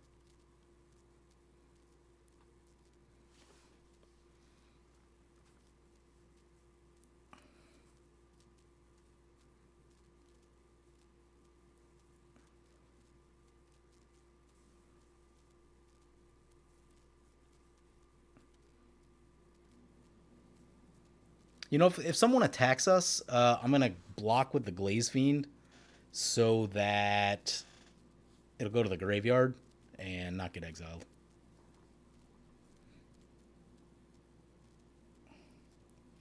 Volrath Stronghold. I don't know if we need any of the creatures back. As good as that is. I actually don't know that like we care. Because we're trying to get all the creatures at once, right? We're really trying to get the spells back that allow us to do that. You bought the counterintelligence deck and secret lair? I'm not even sure which. I have not kept up on the secret layers.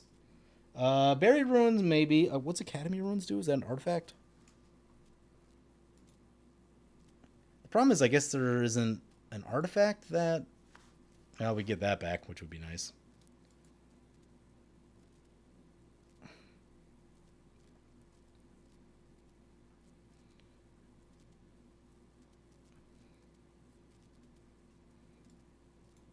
Is Farewell on the Game Changers list? It's not, correct?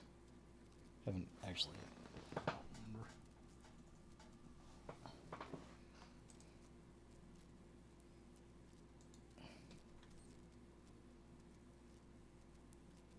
Nope, no Farewell. You could make an argument for it. Is it the first thing I think should go on there? No, but you could definitely make an argument for it. I think there's still a few more green cards that need to get on there.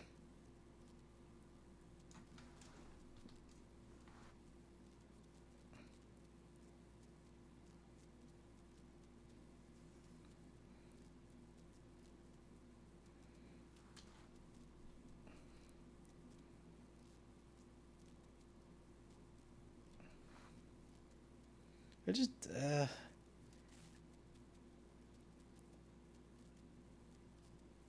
I'm not seeing enough that makes me want to Farewell just yet. Like, if we do it, we really want to clean everything out.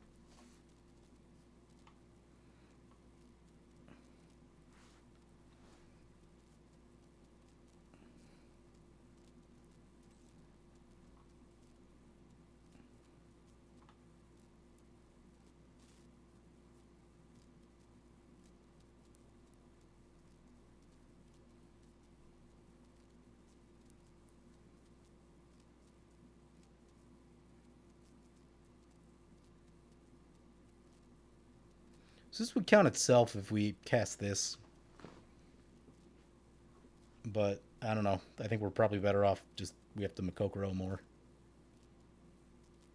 That's a land. Makokoro.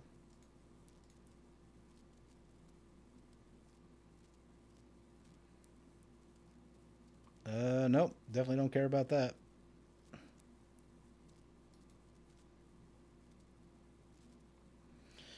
Pass like that. At least we're up to the 6 mana we need.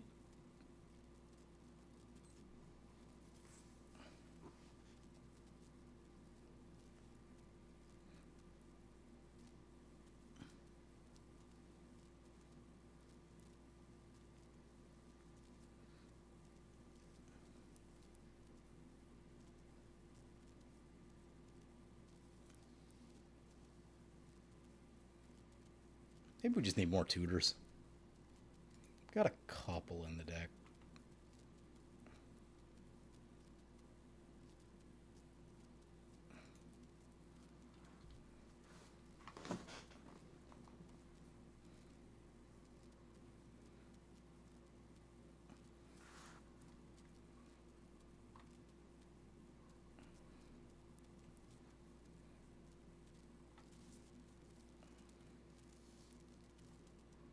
Lignify. Okay.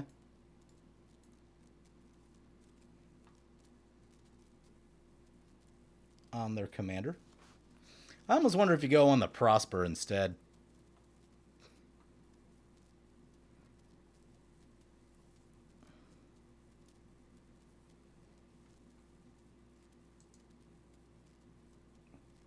Yeah, Wake the Past. That's the card we need, but we also need to mill a lot of our deck, and we haven't done either of those things, so it's not great.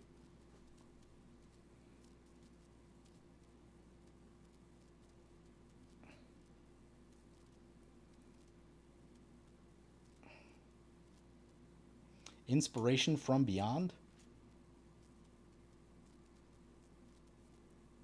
I am the game changer.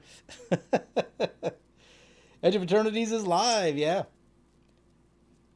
Time to try out your Moon's Haunted Demir Vehicle Spacecraft Hybrid deck. Nice. Dryad's Revival. I gotta look that one up.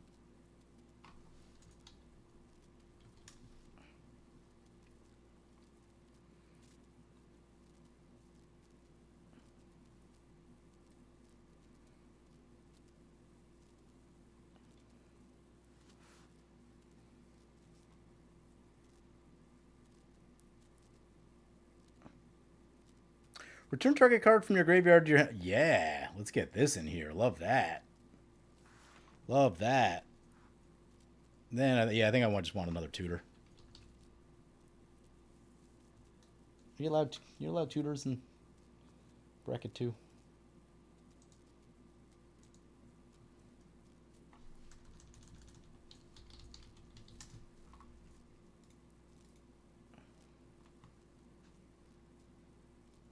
The flood counter one, awesome.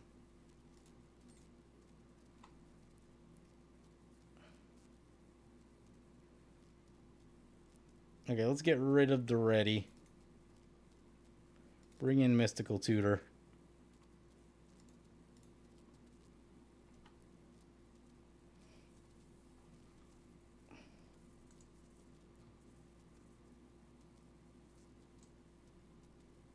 Mystical Tutor is indeed on the... I mean, Demonic's on there also. Demonic is also on there. Grim Tutor? Double black is kind of rough.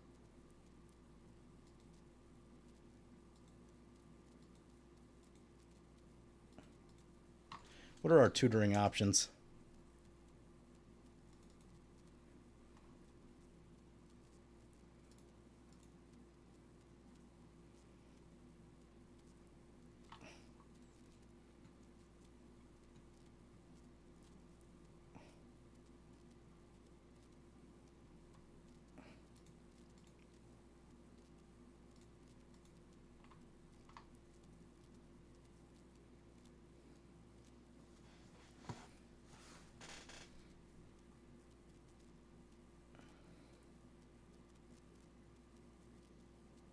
This is taking way longer than it needs to.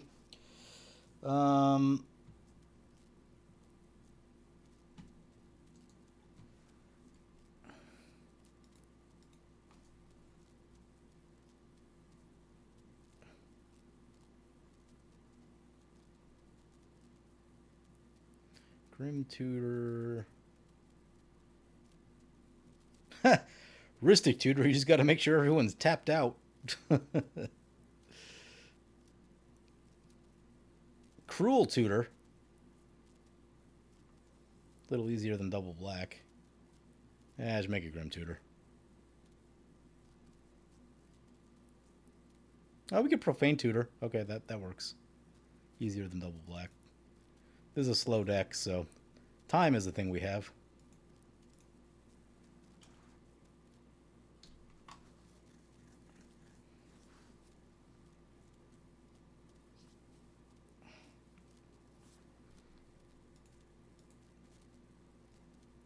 What are we cutting? Maybe search for Ascanta. Just isn't good enough. I want to live the dream, but we really just need to like be doing a very specific thing. Yeah, I mean, bring in Diabolic also. What are we getting rid of? Cultivate? Yeah, Cultivate, I guess.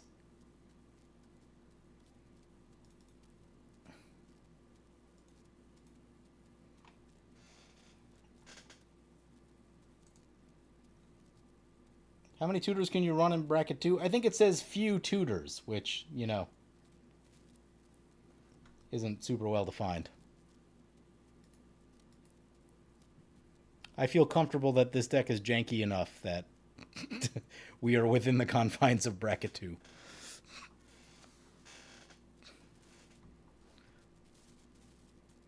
There's a lot of stuff happening over here. I feel like I'm getting closer, getting itchy on that farewell now.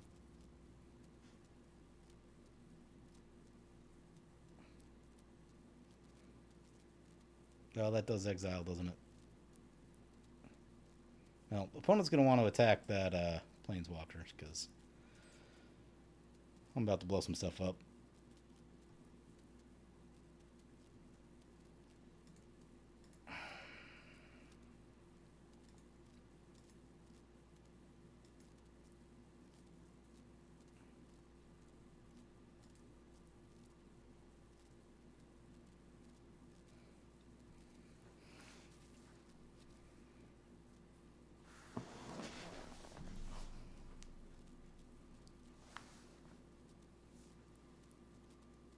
Lively Dirge is an entomb and reanimate on a single spell.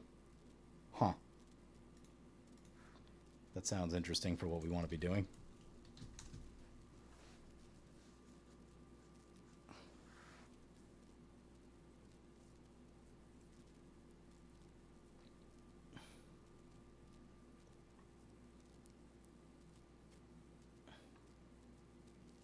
Search your library for a card, put it into your graveyard, then shuffle.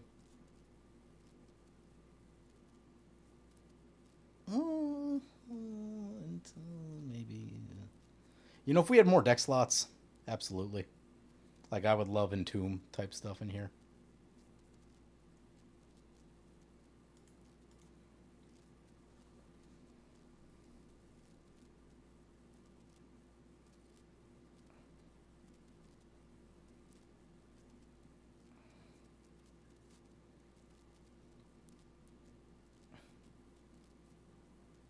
Yeah, there's the Prosper at the end step. And the Chronologist. Okay, yeah. I think it's probably about time we lay down that Farewell. See who scoops.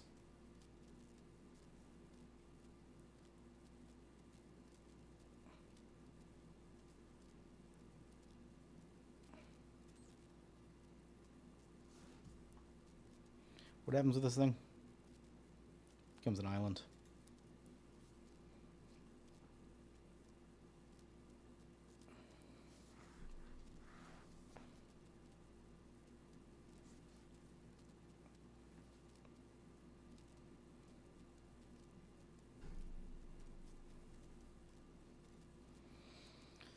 Opponent seems set up to cast some big stuff here, so it'd be nice to catch that in the Farewell. Oh, they define limit as 3? Well, whatever. This deck is still incredibly janky. And, I mean, we're prone to, like, doing literal nothing in many of the games that we play.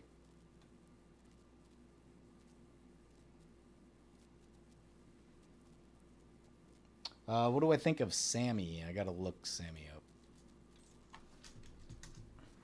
What's opponent getting back? This is relevant to us. Getting back. Come on. Just want to know what they're getting back. God, this is so laggy.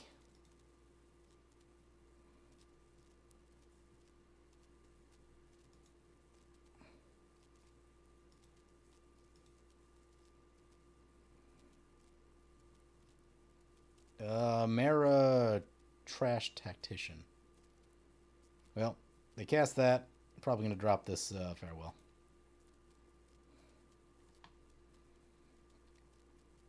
Yep, tap out. Please tap all of your stuff.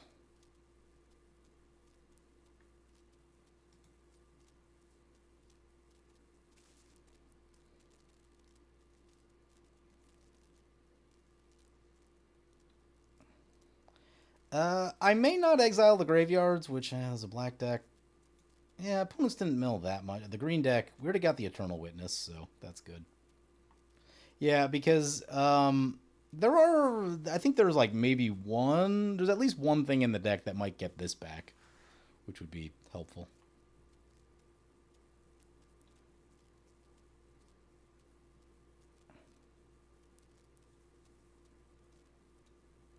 Vladimir.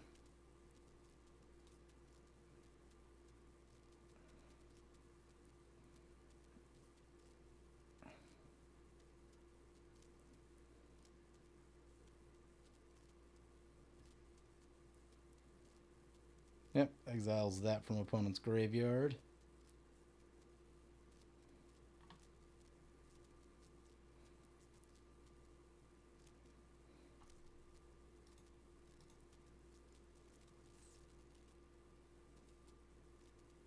Wildcat Captain. Double strike vigilant spells you cast have affinity for artifacts. Yeah, those are some keywords.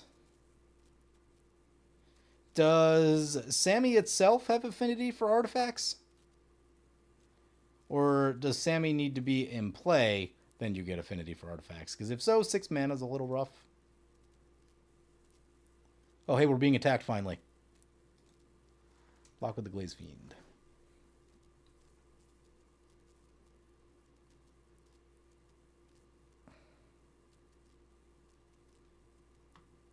No, it costs 6.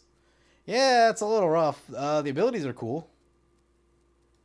6 is more mana than you think, though.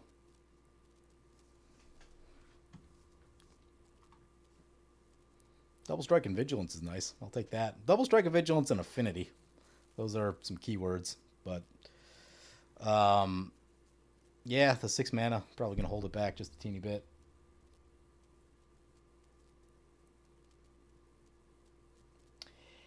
At 6 mana for Aurelia, who, I mean, unless your play group is much slower than my play group, I do feel that that might be, I mean, try it, but it might be, the timing of that might be tough. You need the game to go pretty long for that. Also, at 6 mana, when you cast Aurelia, like, more often than not, you're usually, I mean, the way that I build Aurelia, in theory, you should be, like, kind of set up to, you know, either make it hurt or probably even kill a player, and I don't know. Like, it's not a bad card, but that 6 CMC really kind of has me turned off. Yeah, time for this farewell. Opponents have done too much. We'll leave the graveyards. Hopefully the green deck doesn't have more Eternal Witness type stuff.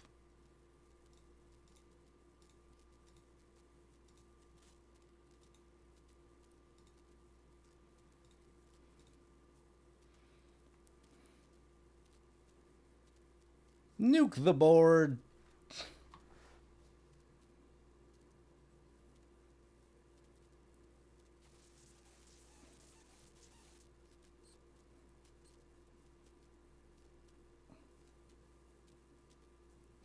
At least Sammy doesn't get infinitely big from looping.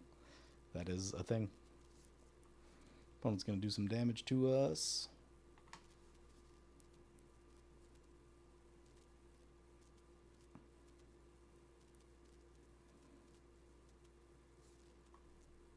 Opponent's going to do... Oh, hey, opponent's going to blow up our thing, which is actually good because it goes to the graveyard instead of getting exiled. Like that. Like that.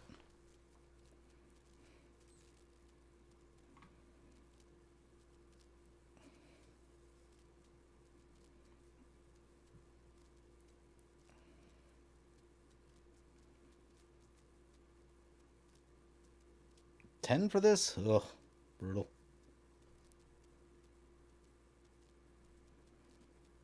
All right, board is clear.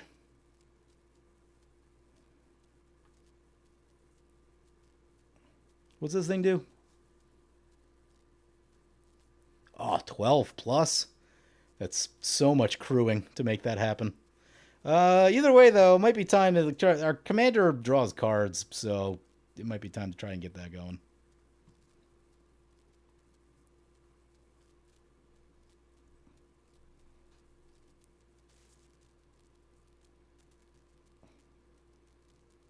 I think we've seen more than a few cards with that kind of text the past couple years. What kind of text? What were we talking about? The Sammy one? Affinity? Path of Discovery.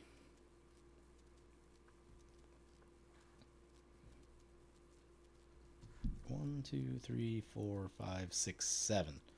Yeah, 7's exactly enough to go Mandible Justicar, cast our commander. This will get pumped a bit, and we can put a little bit into the space station. I think that's what we're going to be doing.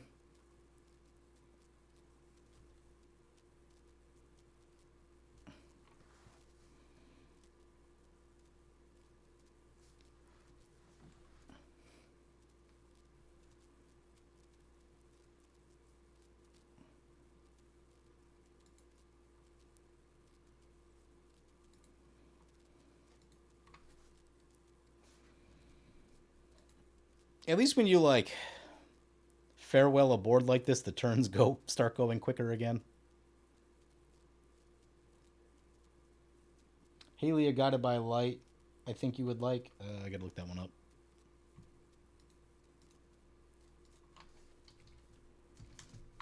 I'm building some truly dumb decks right now, and a lot of them. Uh, like this one. This one is truly dumb. Dumb for different reasons. I'm building Visara in paper because I want people to hate me. I want people to feel what 2010 Commander is like.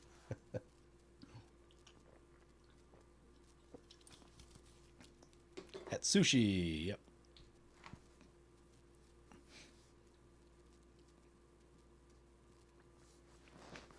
What's the thing say again?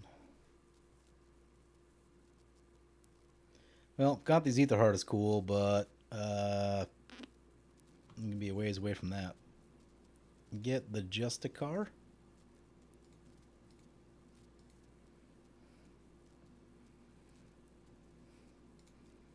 Cast our commander.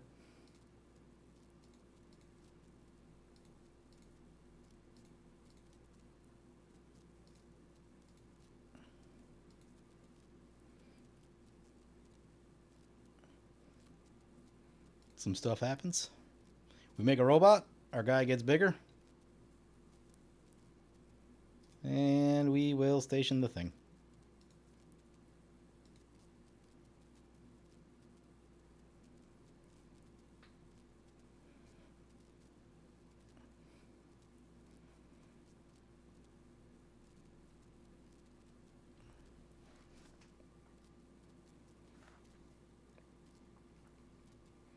For all the work that's going to go into this,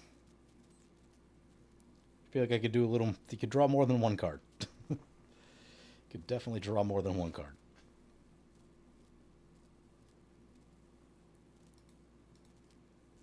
Is Haley on Magic Online? Or is that spelled wrong?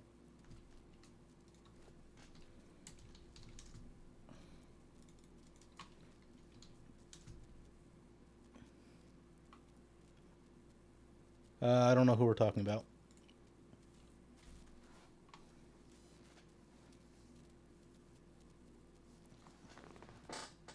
Aaliyah?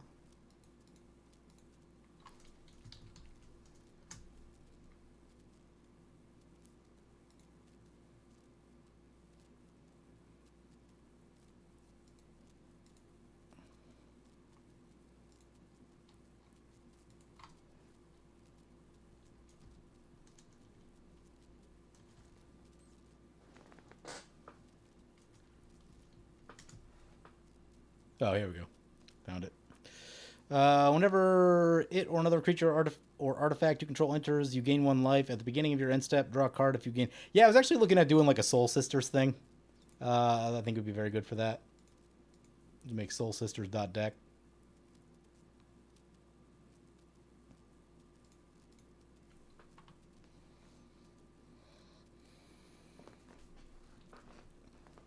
What do we need? 12? We're at 4? God. Ugh.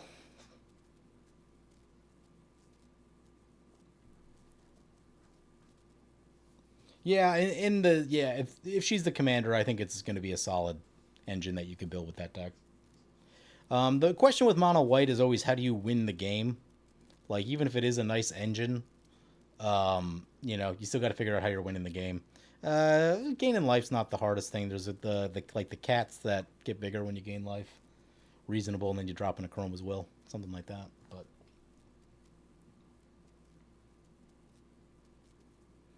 Disciple of Bolus, sacks the thing.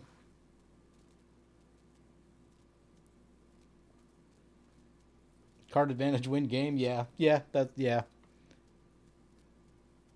Still, you just got to be careful, right? You got to have a plan.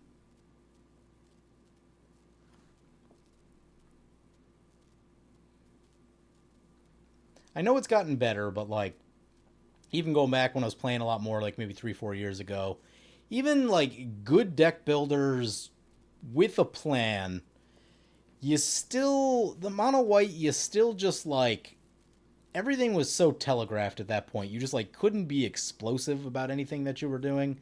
And so everyone sees what you're doing and then they just like play removal or wipe the board or, whatever, right? Where like with the red deck, a big hasty thing comes down. With the green deck, more haste and trample and stuff like that. Like, you get killed out of nowhere quite often, and white, it's getting a little... I still don't know that it kills people out of nowhere, but it's less painfully slow than it used to be. Oh, card draw, I'm so jealous.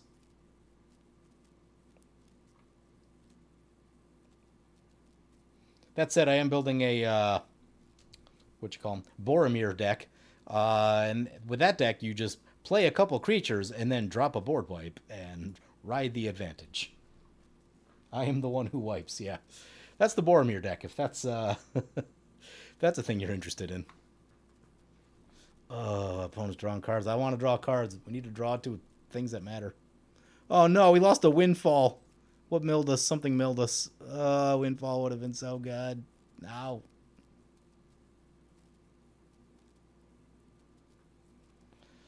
Yeah, windfall was the one we needed.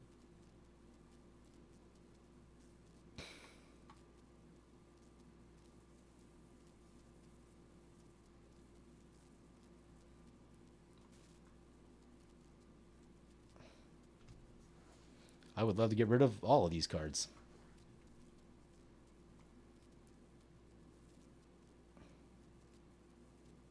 Ooh. Cruel War Chant. 1-0 and Menace.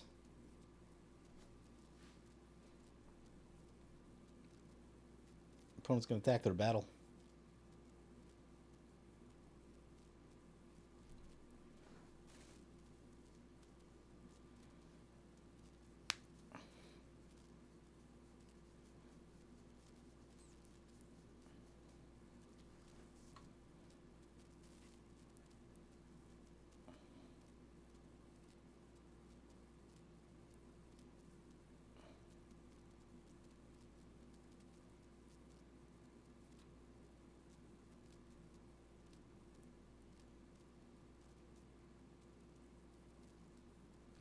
You may discard a card if you do search a library for a land or a battle card. So they're doing the battles deck, is what they're doing.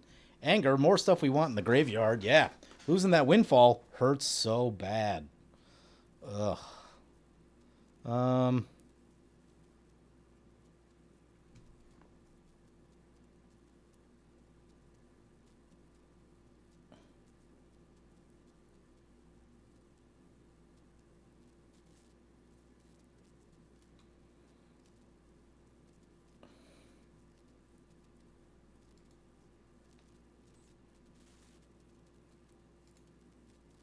Yeah, we can Makokoro is what we can do. Just get back to the Makokoro business.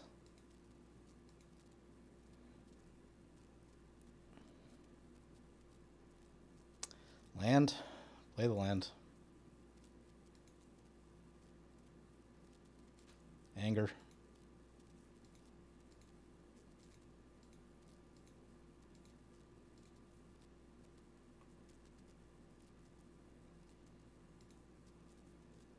Crew him.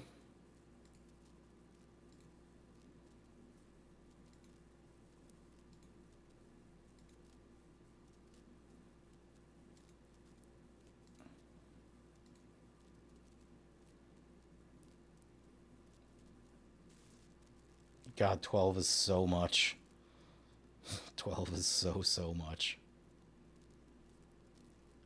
If you're doing this in the more fair sense, like if you just wanted to play actually good spaceships, I think you should use Taurine Mauler, Mana Gorger Hydra, probably Sunscorch Regent, things like that. Like things that are cheap that get big very easily.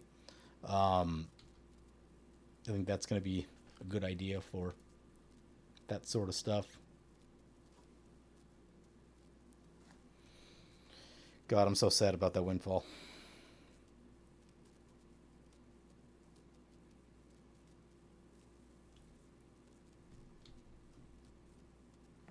Literally all of these. I want all of these in the graveyard.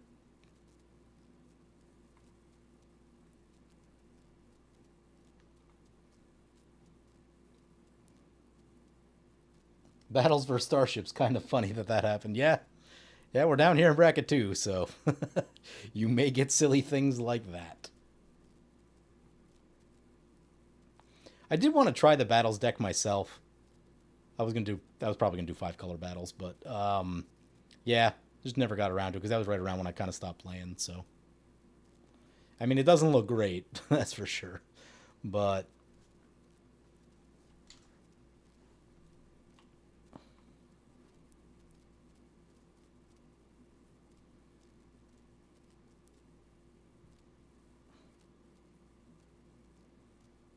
Affinity for Outlaws.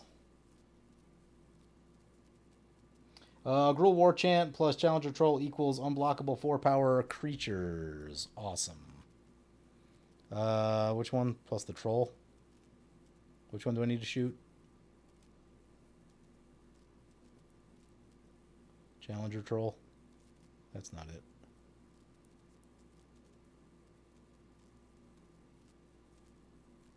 We've got one removal spell right here.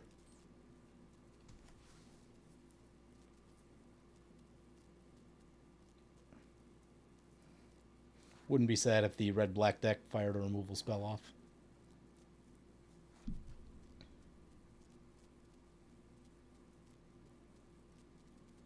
I'm just going to swing into the Planeswalker. Okay, that's something.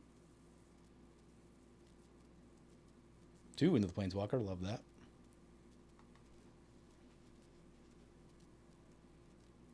Opponent's probably going to block with both and then ultimate, though.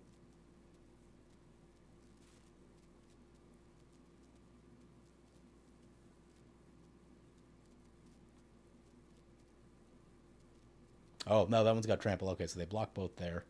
Okay, that'll tick it down. Gives us a little time.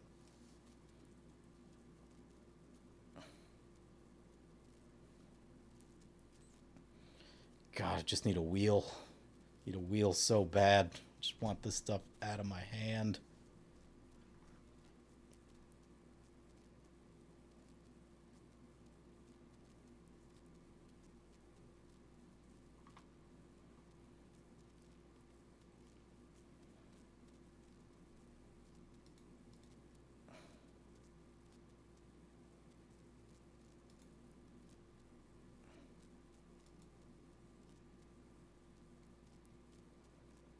Nice thing is, I should get some stuff killed.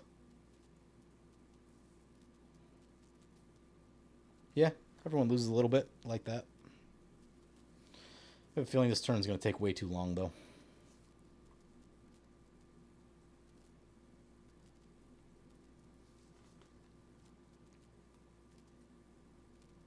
Suppose you could do a blink deck with this guy. Just make a ton of 2/2 robots. Be fun.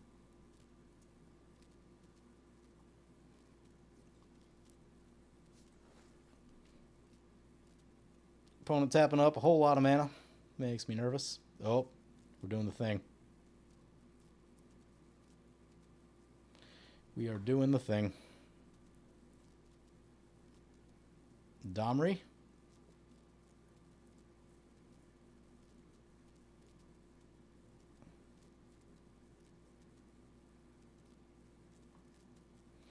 How many artifacts do we need to cast to get an extra turn with this thing? 4? Might have to, like... There might have to be that turn... Cindervine's still in play? Do we get rid of that? There might have to be that turn where we just, like... You know... Drop this down unprotected, hope to survive, and do all that.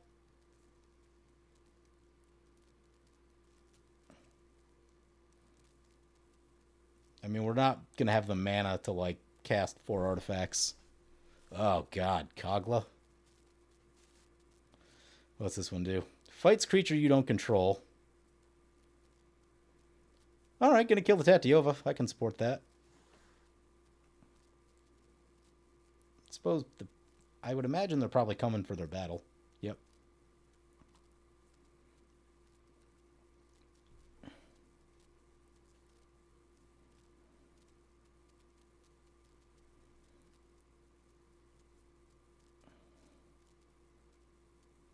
Can you have vigilance? This could really have vigilance for how much of a pain in the butt this is going to be. Where's the backside of this thing? 4/4 vigilance haste land. Ooh, bladed woodland is a land, is what that is. Okay, play the bladed woodland. 1, 2, 3, 4, 5, 6, 7, 8, 9. We have 9 mana. It's actually, let's see, we have 1 artifact, 2 artifact, 3 artifact. That'd be 4 artifact. That'd be enough to shoot Svella. Actually isn't the worst idea I've ever heard. Okay, so I think we go 12, right? No mess ups. 12. Yep. Okay. Yeah, I think we go Gonti.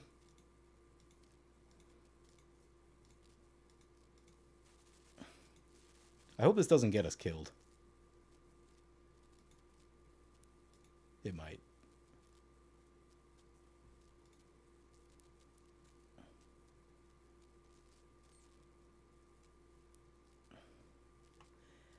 I think there's a lot of stuff on board, and I feel like if we drop Gonti's Aetherheart, everyone's just going to come kill us. So I'm thinking maybe that's not the best idea.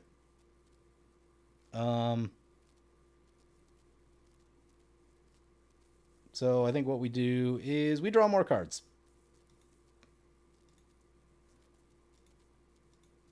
Like, if we do that, I think we got to be explosive with it, which is going to be tough because 6 mana. Mystic Sanctuary is a sight for sore eyes. Okay. Okay. So, okay. Just in my chair here. That's exciting. We can't play it till next turn, sadly. How does this work? When this land enters, when this land enters untapped, you may put target instant or sorcery card from your graveyard on top of your library. We do need enough islands. Does this thing find islands? This thing finds islands, so we're going to need how many islands? Unless you control 3 islands. That's a lot of islands. Might... Crap. Wrong triome. Wrong triome. Okay, okay. Well, we'll definitely crack that to get islands. Let's crew the... Well, let's play this thing. Actually, no. We won't have enough to do all of that. Okay, so... Nope, not that. Crack this thing.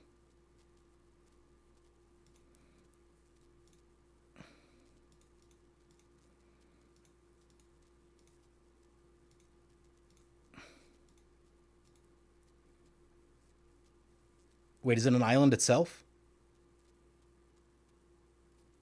I think it's an island itself, so we might be good next turn. Get an island. Get an island.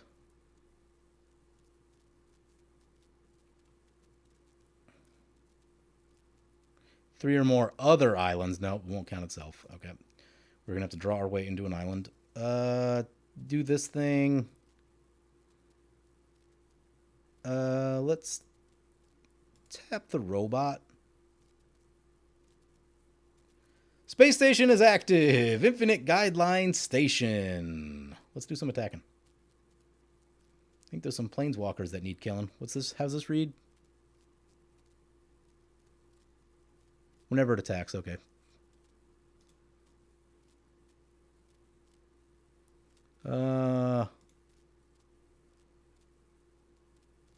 That's at 4. It's got fighting. I don't know that I like fighting. That one, still a minute away.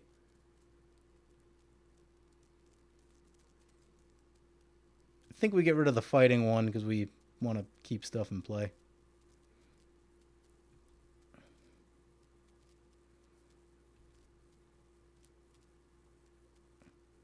We draw 1. It is not useful.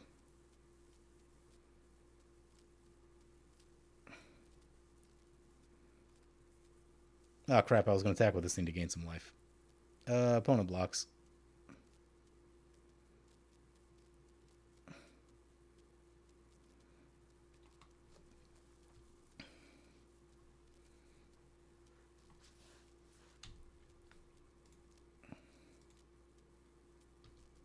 And that'd be our turn.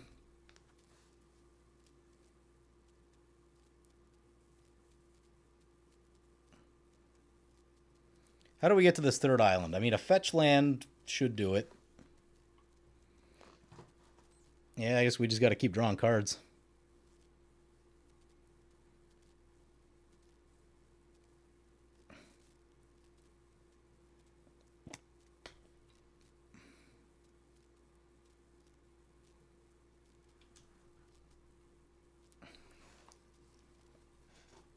This thing have trample?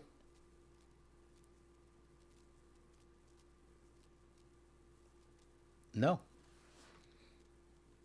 That is surprising.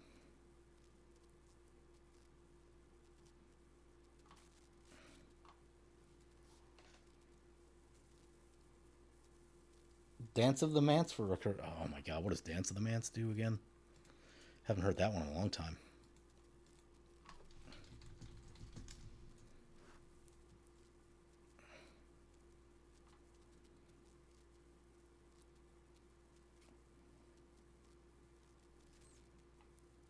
The lag is real.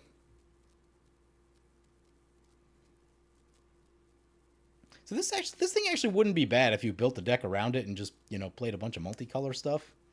You know, if we were playing like good cards, really wouldn't be terrible. Why? There it is. Return up to X target artifact and non-artifact cards with mana value X or less. It's a lot of hoops.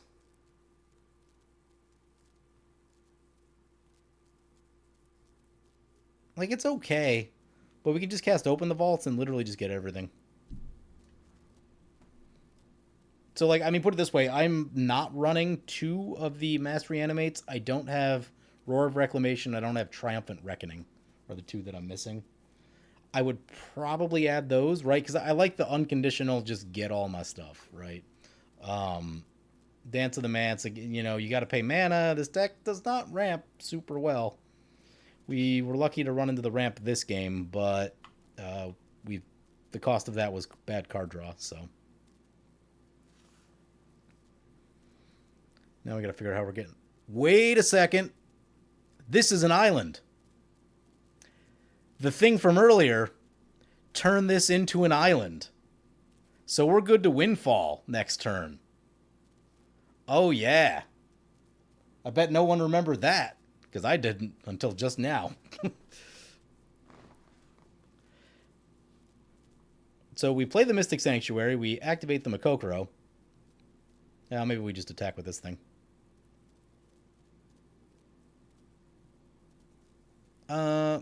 No, we'll use the Makokoro just in case we hit what we need to.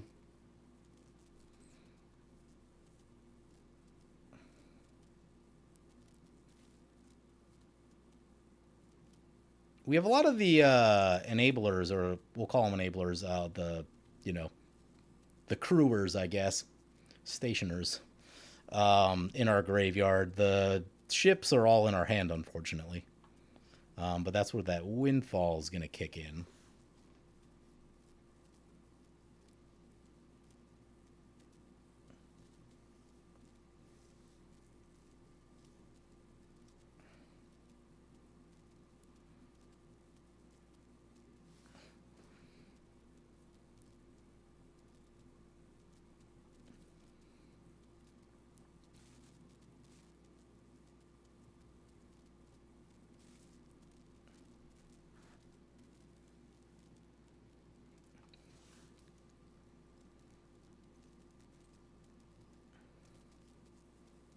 What would be sad is if we Windfall and it's just like a bunch of lands or something. That would be terrible.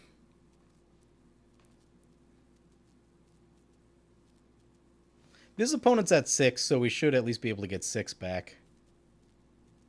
Direfleet Daredevil makes me nervous. Creature enters. Exile target instant or sorcery from an opponent's graveyard. You may cast it this turn. We doing Farewell again?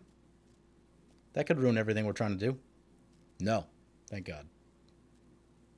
We're doing Escape the Wild. So, okay, opponent's just looking for value. I can support that. Twice with that Farewell, people getting nervous about opponents casting our stuff. You bring a Farewell to the table, breaks your own plan.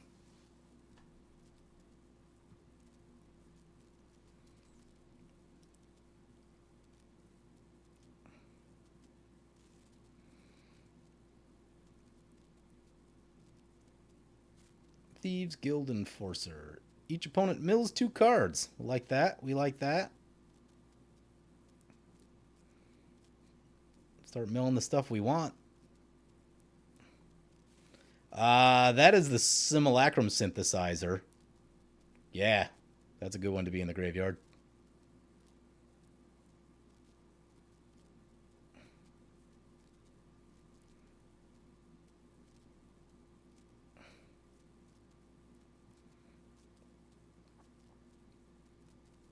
I'd be happy if we could mill a little more right here. We get a couple more? Ah. This thing have Death Touch? Nope.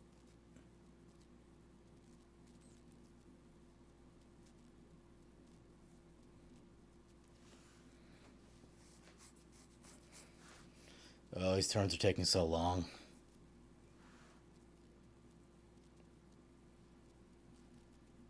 Just want to do the thing. Just want to do the thing.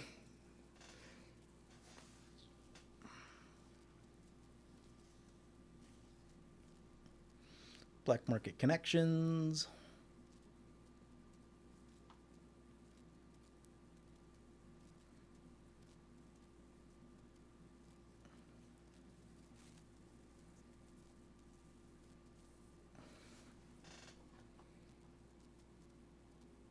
Island, island, island.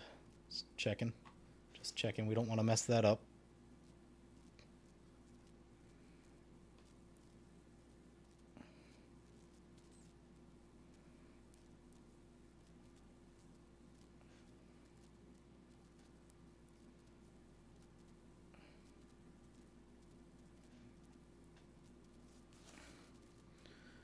So we'll play the Mystic. We'll take 3 to draw.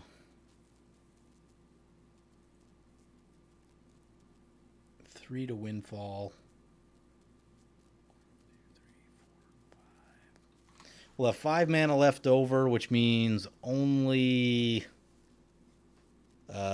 Scrap Mastery would get us to that place this turn.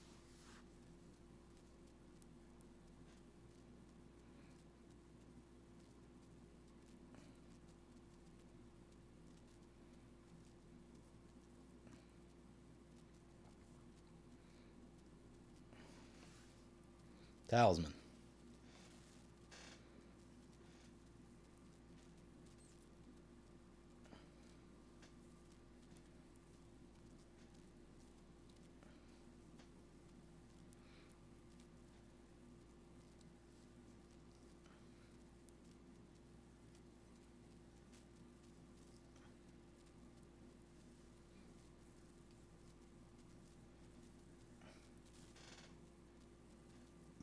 Nice pass. What up, Mock?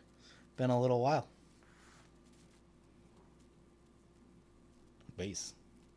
What? I'm confused. So we're trying to play all the space stations. And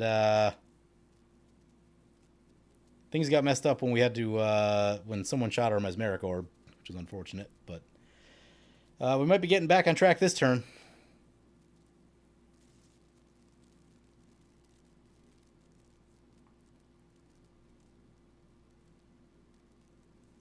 Fun story. This is big enough to withstand a Blasphemous Act. That is cool.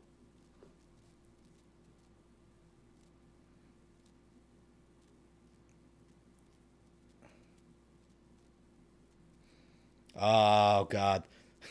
This is a deck where Painter Servant would be good. Not that we have... Oh, an Explume Ancient, really. Equal the number of artifacts you control. Currently, 1, 2, 3, 4. Not enough to kill an Explume Ancient. Crap. Yeah, that's a ton of mana. That is so much mana. Wow. I hate that card. I really hate that card. It'll be tough to not lose from that much mana.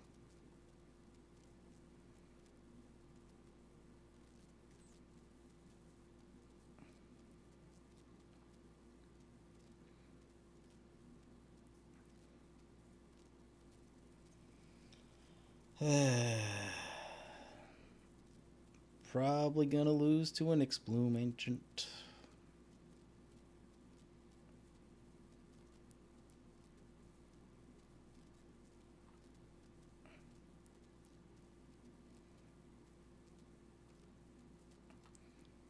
Cost 2 less whenever opponent casts their first non-creature spell. Does 2 damage to them. Yep. About time for another farewell. But really need... I mean, the Windfall could get us into like a Blasphemous Act. I think Vanquish is still in the deck also.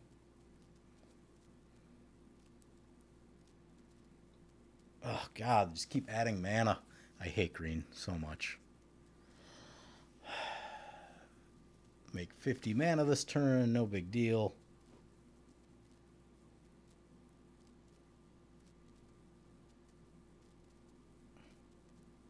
This is why I really wanted to like savor the moment when this deck actually worked and everyone scooped. And that was super frustrating because I know how hard this is to do.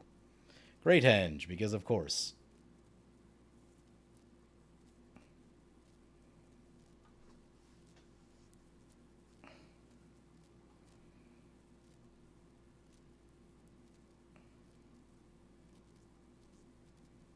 Ooh, Inspiring Statuary is in the graveyard, which means our artifacts can turn into mana.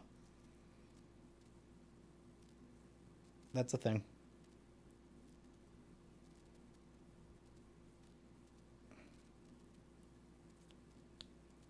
God, they just keep going.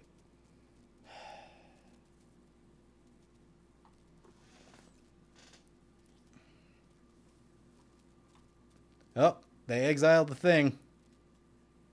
That's annoying.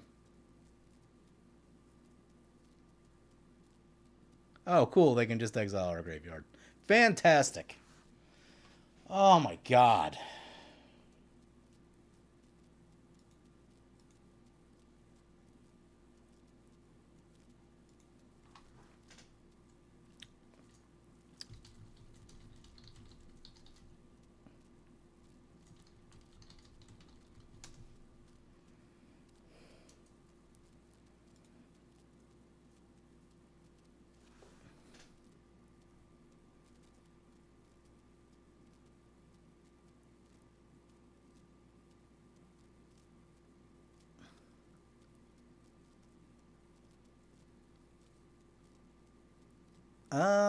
I mean, actually, we have enough power to crew that thing and shoot the thing.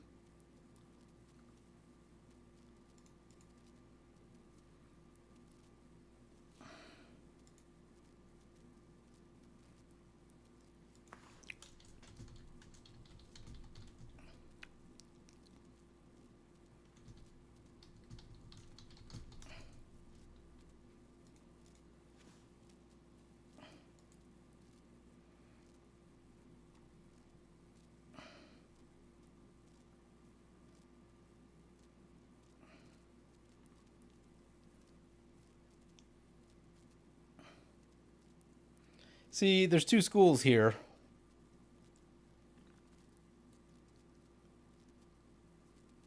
One where we just cast the things in our hand, which is way less exciting. The other where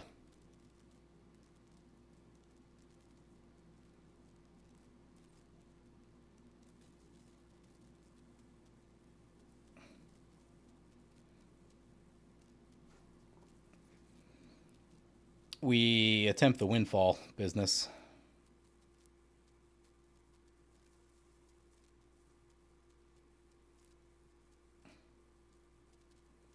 I mean, we gotta kill the Nyxbloom Ancient, right? Like, Nyxbloom cannot survive. What does this one do? Makes a robot. It's not the worst.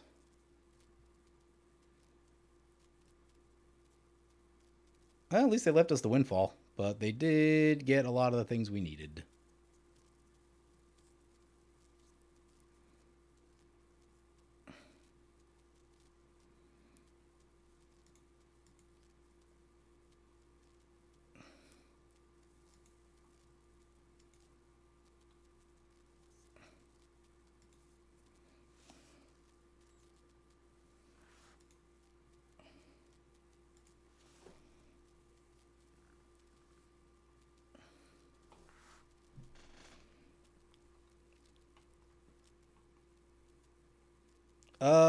Daretti's interesting. Daretti lets us get stuff out of our hand, which is cool.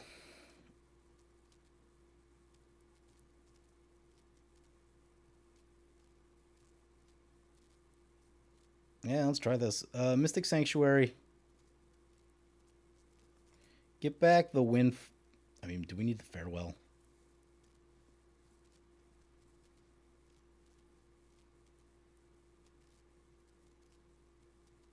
Get back the farewell. Farewell or windfall.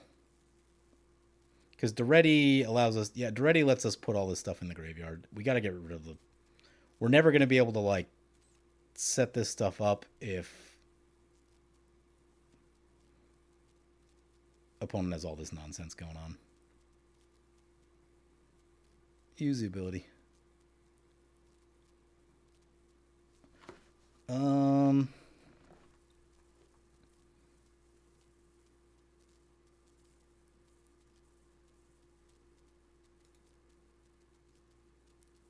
4, 1, 2, 3, 4, 5, 6, 7. Oh, right, we can draw when we attack. Okay.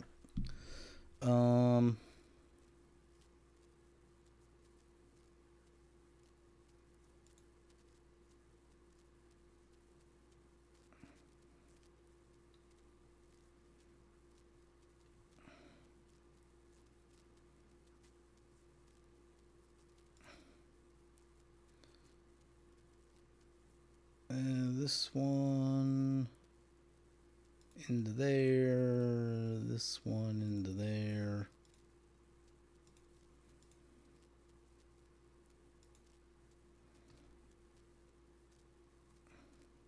We draw the card.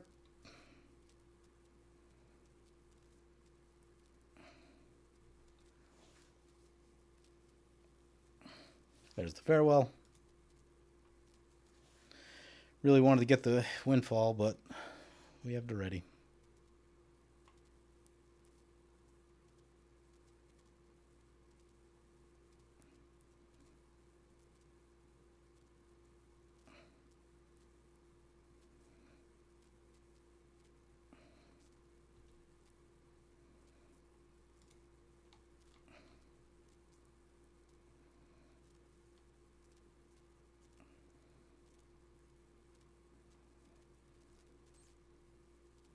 Do we get any damage on these planeswalkers?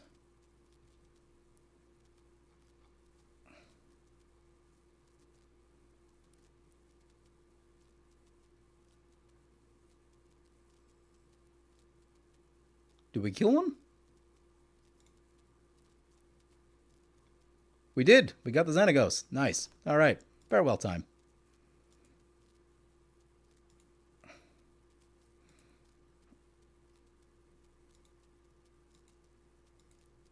Like, I feel like I should probably be hitting graveyards. What do we lose? We lose 2 crewers.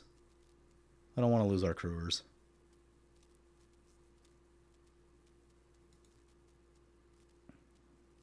Cast farewell.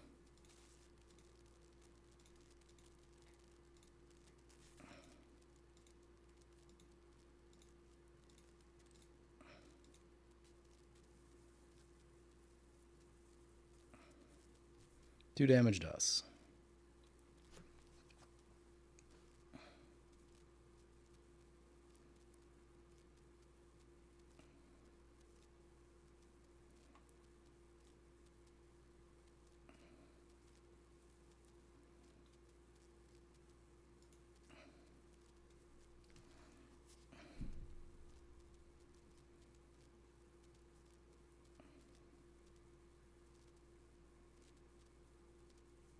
Everything is exiled. Once again, back to the command zone.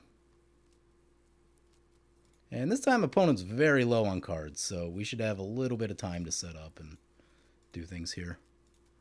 Importantly, Anger's in the graveyard, which is also nice.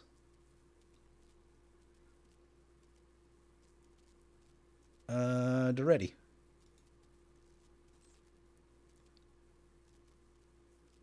So, like, which ones do we get rid of and which ones do we save? At some point, I'm worried we're just going to have to, like, hard cast this stuff.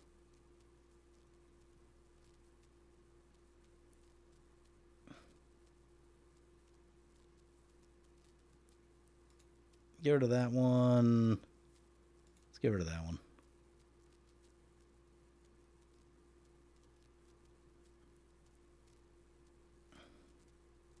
Yep, pass turn.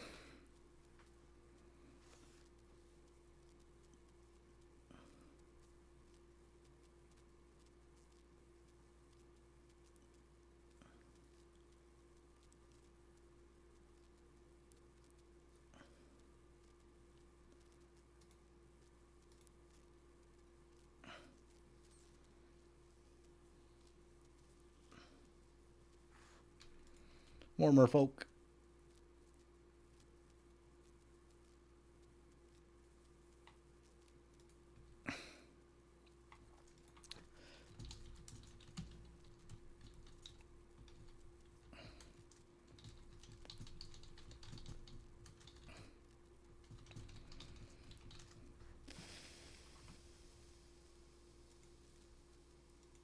Man, Mystic Sanctuary's kind of busted, huh?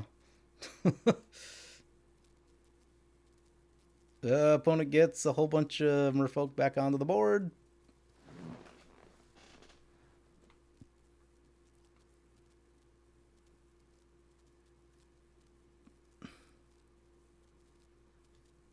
Give the number of artifacts the target creature and opponent controls. 3 damage.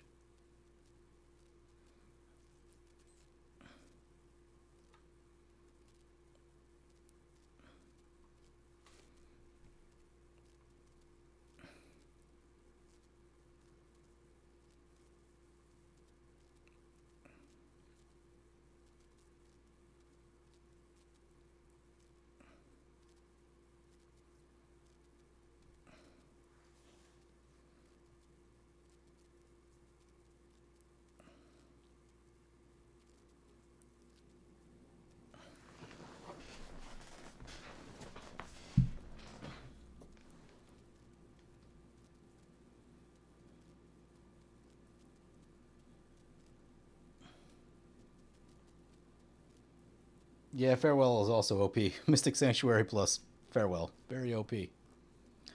Very OP.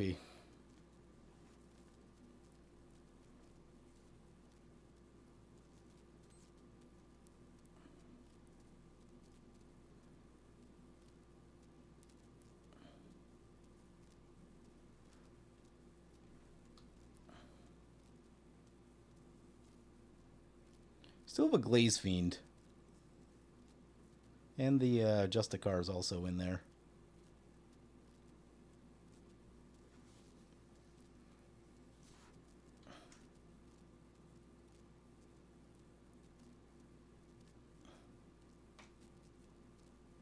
Yeah, is this the ultimate? No. Probably want to stop that ultimate. We have haste. Okay, that's a thing to think about.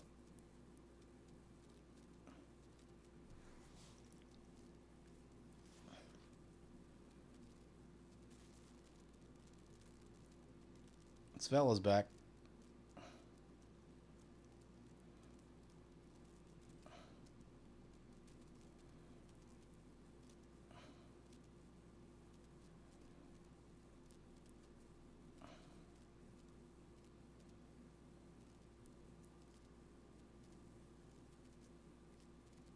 Ooh, this makes 2. So Gonti's 2. This makes 6, and then we use Duretti, and we can take an extra turn with Gonti? Yeah, okay. Okay. Got a plan.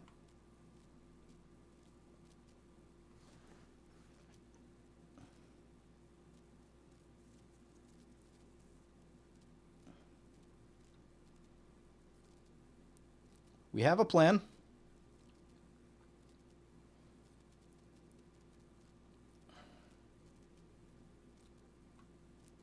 And a cheap artifact. What's this one do? Whenever you cast an artifact spell, draw a card. Well, we have to crew it. Okay. Yeah, cast Gonti?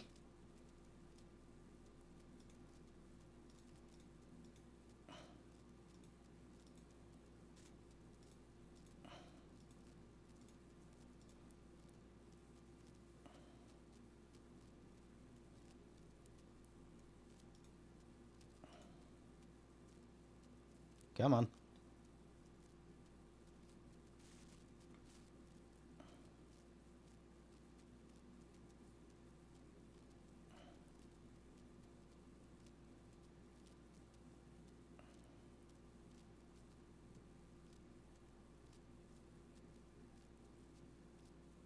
Target's spell can't be countered.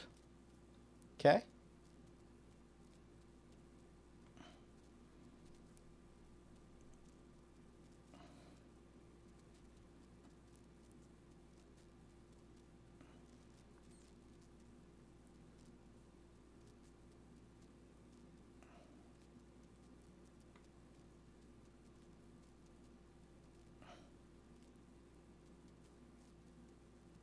Two energy.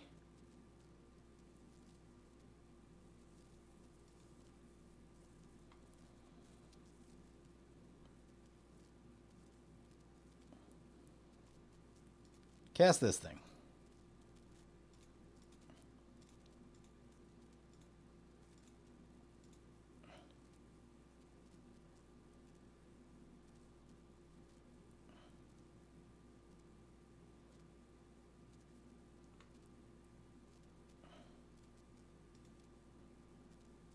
Two more energy. Make a robot.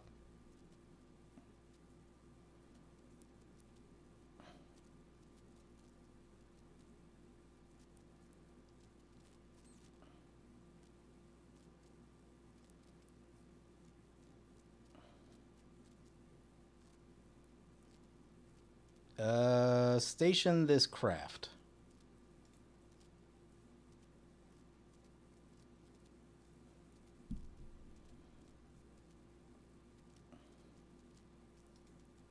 Use the ready.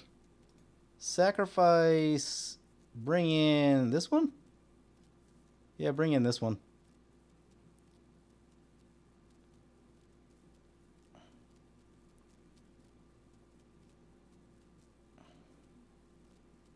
Sacrifice this thing.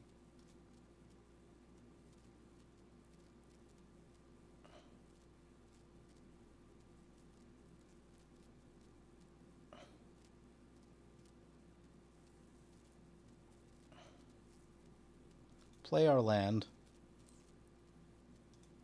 Take an extra turn. So I think we can, like, kind of go in a turn loop. At least for a little bit. Until we run out of cards.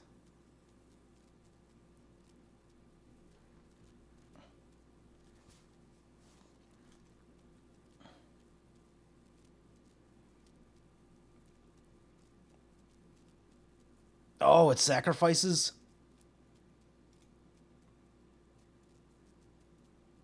Does it exile itself?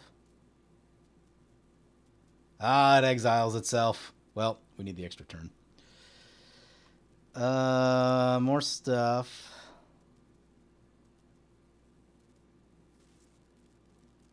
Let's discard two things.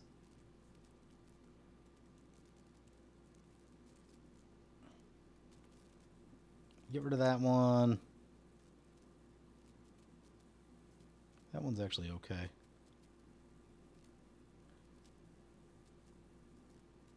Get rid of this one for now. There it is! There's a brilliant restoration. How many more things can we get into the graveyard? Play a plains. What does that actually get us? Gets us two of those.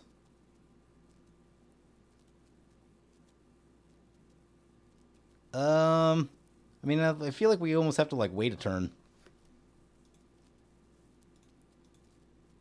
Like, we have two more craft right here.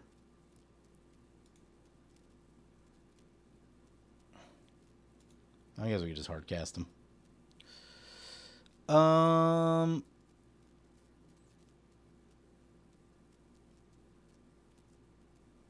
What do we get? We get 3 ships? Alright. Yeah. Let's just go for it. It's going to take like another hour for our turn to come back, so might as well just do it all now. At least we get to see it one time on a smaller scale.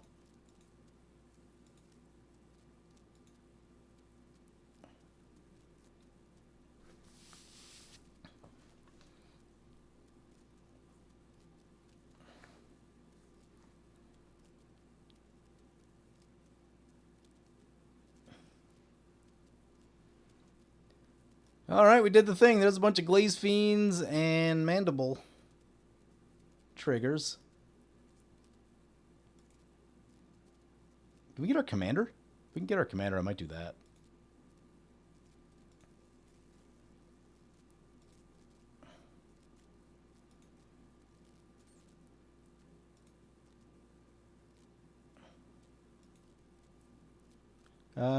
We have a couple artifacts. I'm going to shoot this fella.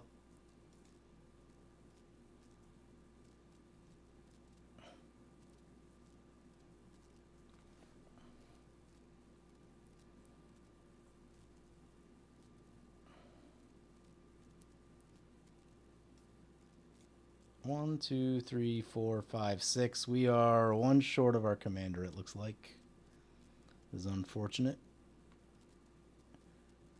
Tend to get that one. What do the other ones do? That one's just a flyer.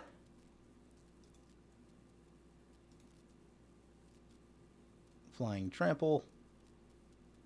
Flying haste. Flying first strike.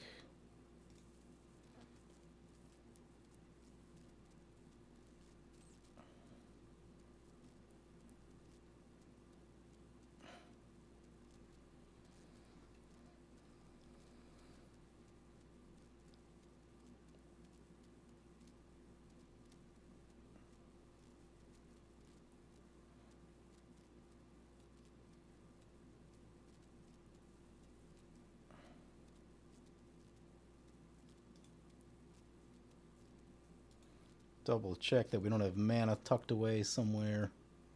One of these things, I don't think we do.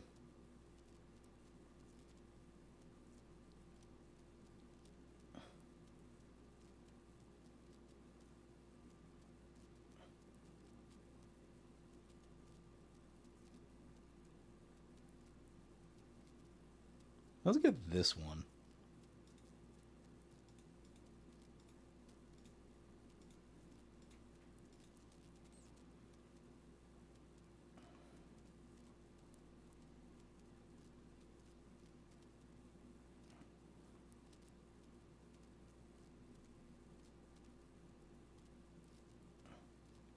This thing's, oh man, 20? Takes 20 to do that one? Whew, that's so much.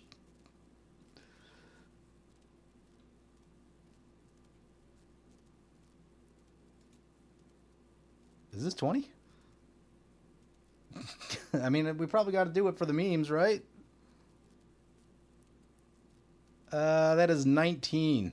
That's disappointing.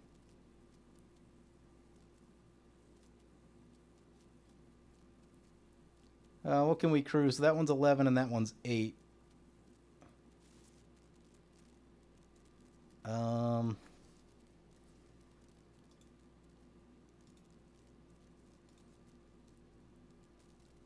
Let's definitely get the 11 into there.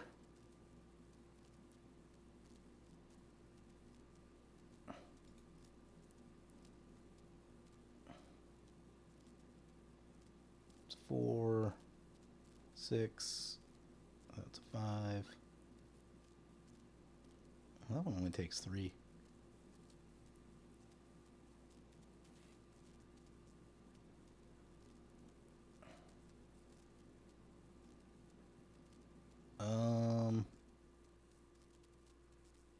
I guess I'll crew this one because I want the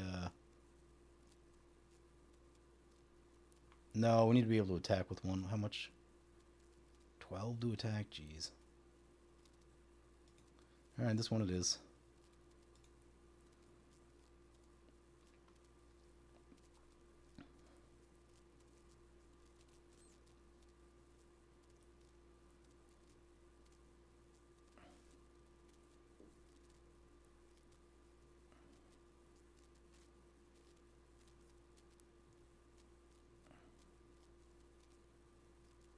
Oh, hey, we get to do 100 damage to a target. That's exciting. Yeah,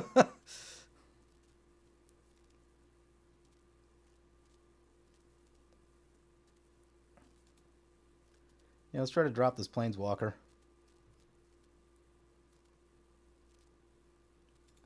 Get to do 100 damage to a target. Shoot this Kamina. We're finally in this game a little bit now. Still don't have much in the way of blocking, but... We'll draw a card.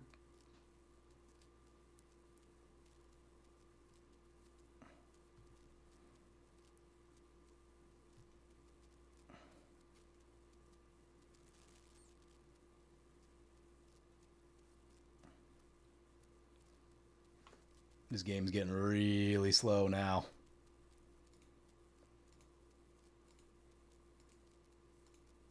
Do this. We're actually only going to be able to get one with actually, yeah. We're only going to be able to get one with this Myriad Landscape Plains, I guess.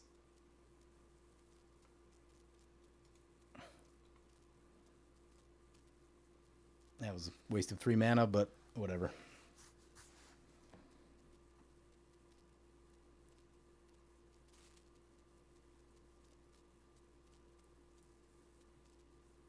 Yeah, we got to do some stuff. We cast a small Brilliant Restoration. Yeah, I mean, we could have waited one more turn. But, I don't know, at this stage of the game, right, it's so late that just anything could happen. I don't want to just, like, lose out of nowhere and, like, lose the opportunity. Plus, we got to use the Gaunthy's Aetherheart. Now, ideally, you're set up better than we were to do that. Ideally, it's in the graveyard with the Brilliant Restoration, and you just get all the stuff for free, and then, do all that. Can you take multiple turns with it? Like, can you stack that twice if you have 16 energy? I wonder.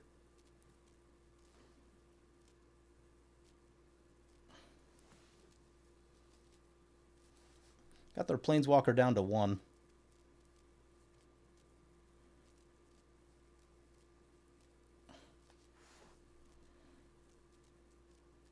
We did get to fire the station. Fire the Dawnsire. That was fun. Anyone play StarCraft 2? Particularly Legacy of the Void? Because you get to use the Protoss Arc ship in that one, and it's a ton of fun. Miss playing that game.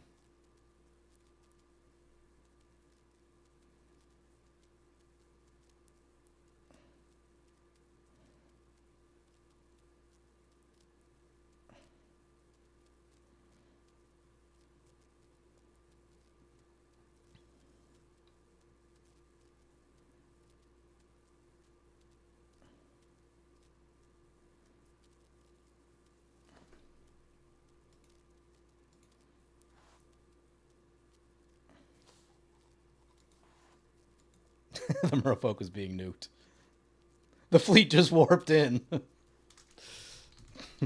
Battle cruiser operational.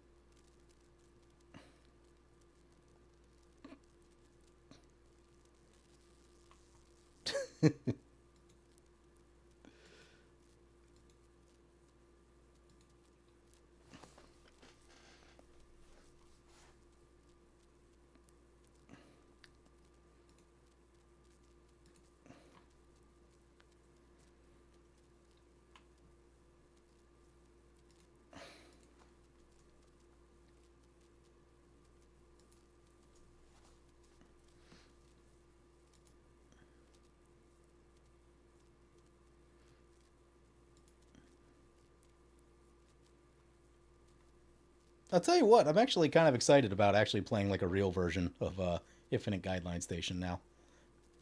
Because you could build like Boros.deck and then, make a whole bunch of robots. And then do fun things. It's going to be good with extra combats. Really good with Aurelia, that's for sure.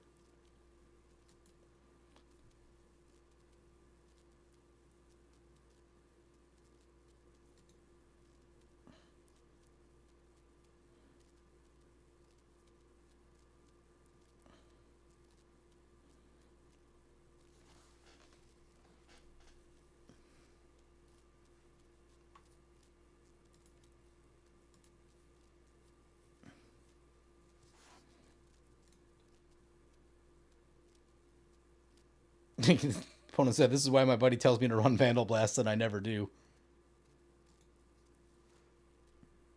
Oh god, I don't think I like this. Oh no! Our crewing guys went down. Like, we might have to, like, would I sacrifice something to get back the Glass Fiend? I might. Glaze Fiend? I might. Because now this one has to crew the other ones. Oh, God.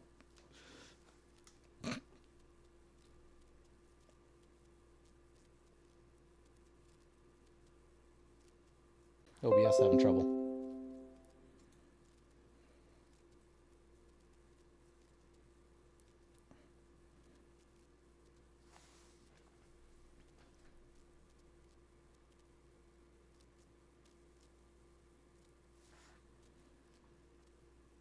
Opponent's going to tick down already. It's unfortunate.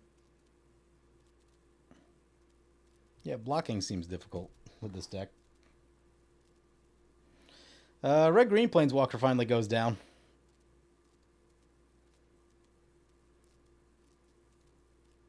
Now we need to figure out how we're going to crew our next round of stuff.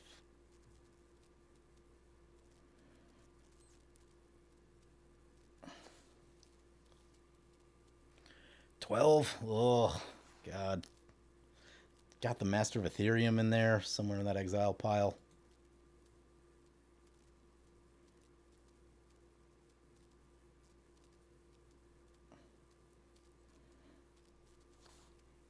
Rhythm of the Wild is a Magic card.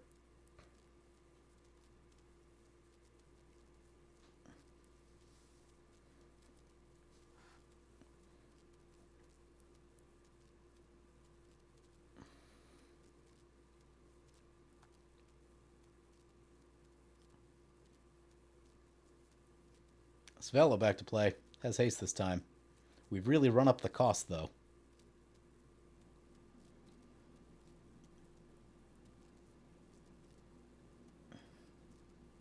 Oh, Doretti's going to go down. Yeah, that's some value we needed. That is some value we needed. This deck does not block particularly well.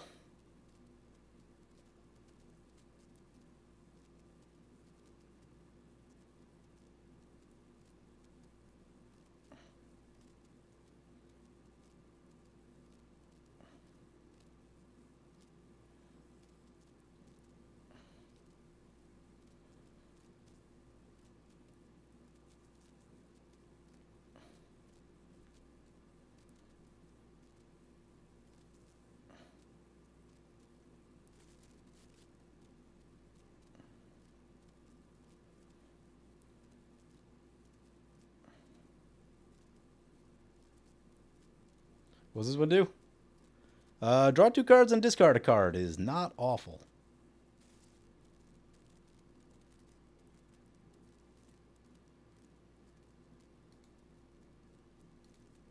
Alright, we're going to charge this one up. We got to tap this guy to do it. I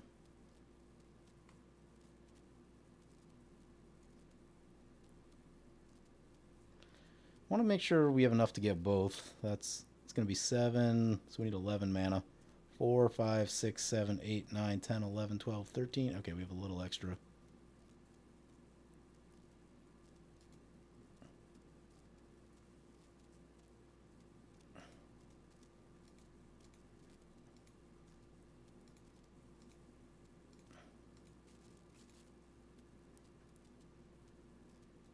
Get this guy.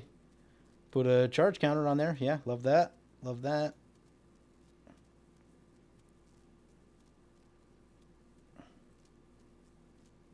Sadly, it's an 08. What's the last thing say? Oh, it gets +1 for each artifact you control. Okay, so yeah, if we get that pumped up, that'll actually be decent. Gaia Reach Sanitarium is more looting. That's a Surveil. Then discard a card. Let's just get rid of this guy.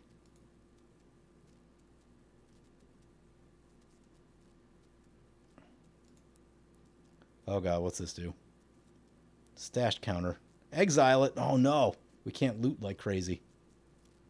Does that say from anywhere? Oh, discard specifically. Okay. Gaia Reach. Yeah, we probably need to blast that thing somehow.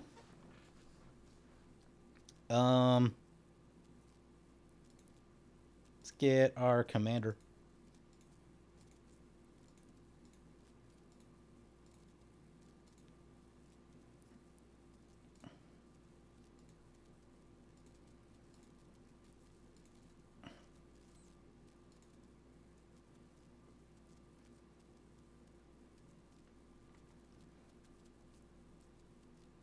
We draw a land.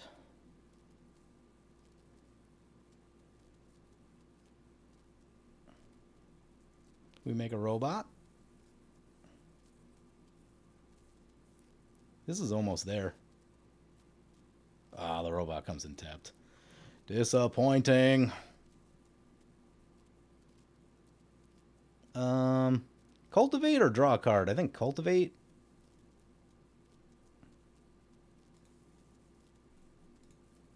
Just get all the lands out.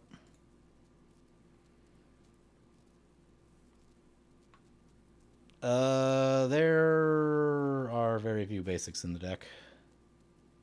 There's one basic in the deck. Put it in tapped.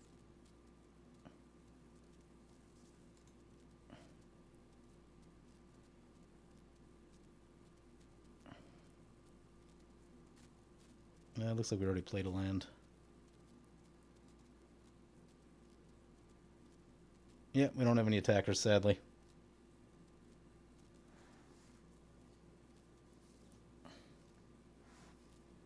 Oh, crap. We should have played this thing. Yeah, we should have just played this thing surveilled, and then this would be crewed up. Yep. Oops. Oops. Yep, this far into a game, it's easy to make mistakes. Turn 13 in probably 2 hours.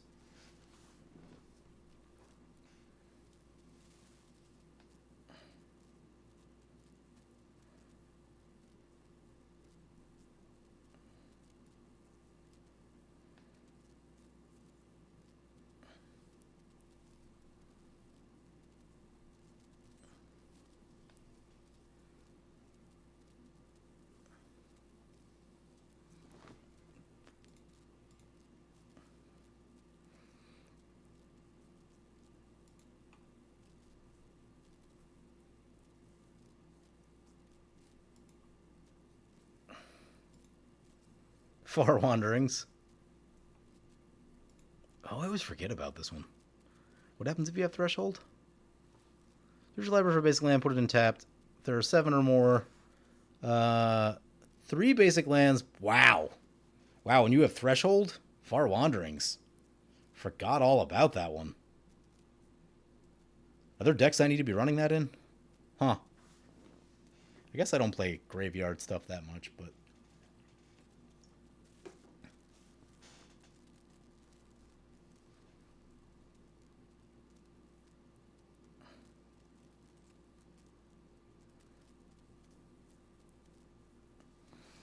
Man, the 12 power for that's going to be rough.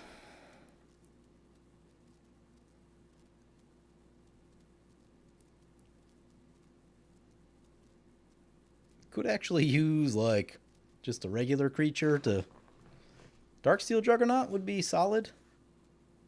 I don't think we lost that one.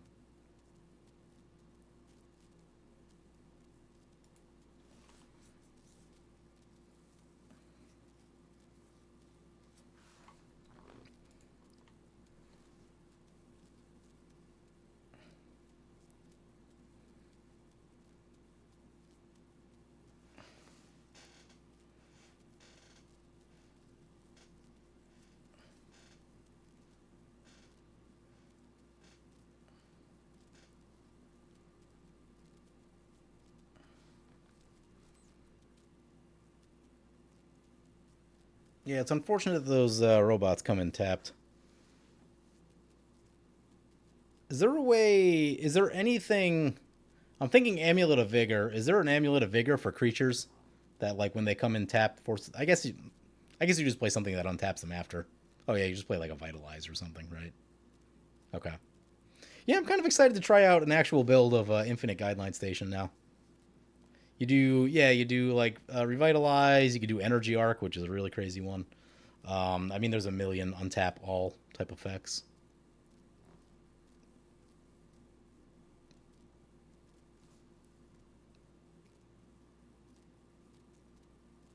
Oh, you know what? We just need to cast an artifact, and this will be online. 1, 2, 3, 4, 5, 6, 7, 8, 9, 10. It'll be about 10 power, which could get this thing online. That's exciting.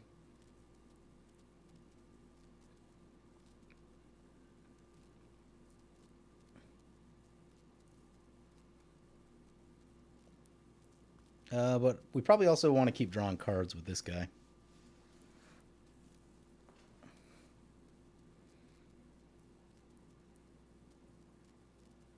Birds of Paradise is a flying blocker.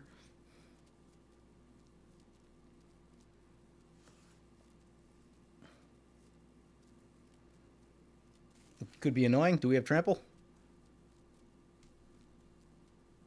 Wild Cantor.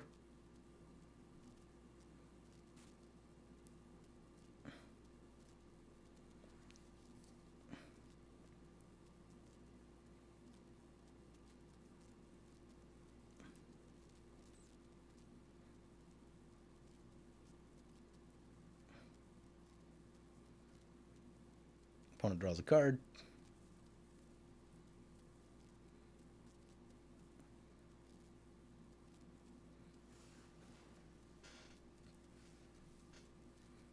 Yeah, this will be really fun in an Aurelia deck. Do we need to build Aurelia spaceships?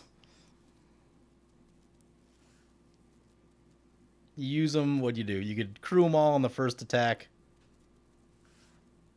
Crew them all, and then attack with Aurelia, untap everything, and then either crew more or just attack with the creatures.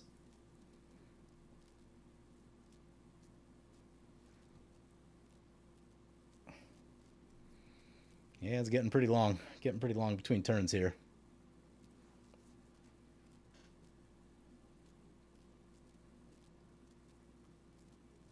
I wonder if I rush the Gonti's Ether Heart.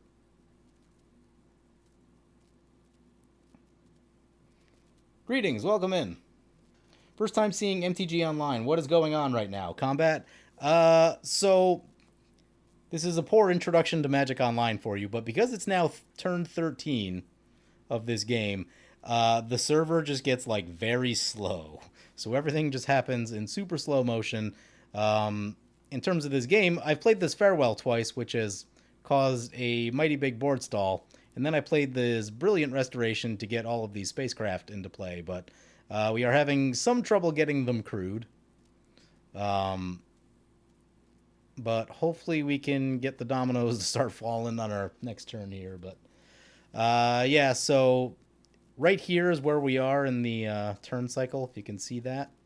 We're on the draw step currently. Opponent trying to do all this in their draw step, which is a choice. What happens with the rest of the cards? They go to the bottom? Rest on the bottom, okay. Opponent digging with Svella. Luckily, we exiled like a lot of their good stuff. Nyx Bloom Ancient, for sure. Warstorm Surge, I am not thrilled about. That could still get us killed. Particularly, we don't really have blocking, so like one big creature is sort of an issue for us.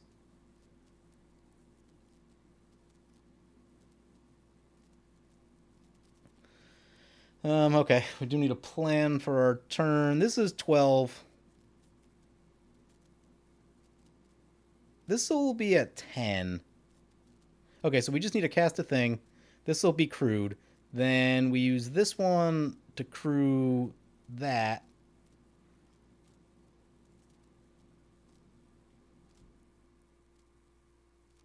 And that'll draw us more cards.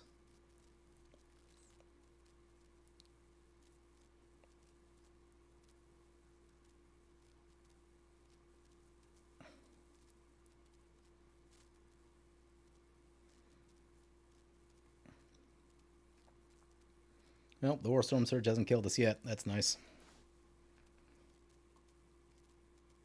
Yeah, playing Farewell twice is, if you want to play Magic like it's 2012, two Farewells is a great way to get there. Just long stalemate, and then into like everyone being low on resources. I think that's probably one of the issues now is that like everyone has like so many resources in Commander. It's like it's so easy to draw and just can keep all these value engines and stuff, and then like no one ever runs out. So like even if a board wipe goes off, they just they rebuild quickly and keep doing the thing.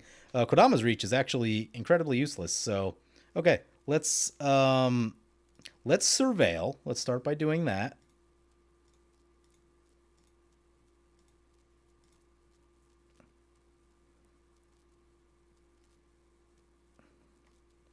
And that'll make this spacecraft active, which I like.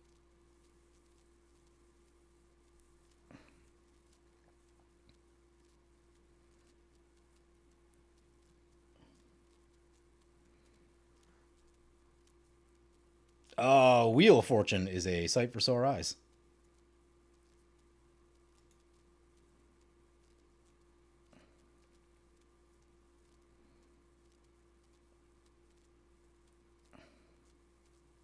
What Wheel of Fortune does not do is put more spacecraft in the graveyard.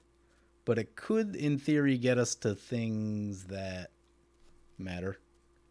Though we want to be careful with that, because, like, our opponents are kind of low on resources, and with this much mana this late in the game, we really need to have a good game plan in place. I guess we'll get the Surveil so we could know the top two if we don't bury them. A land and cap a Cannoneer. Um,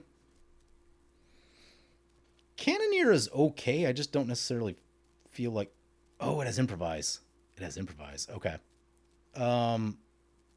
Okay. So put the land into our graveyard. Keep this on top. This actually helps us crew more stuff.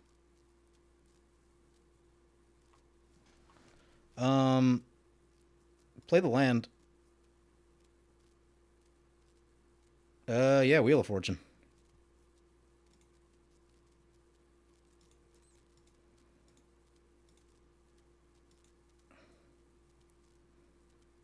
I mean, we might die to this Wheel of Fortune, but at least we'll get to, like, we should be able to have a very active turn and, like, use a bunch of spaceships and all that. So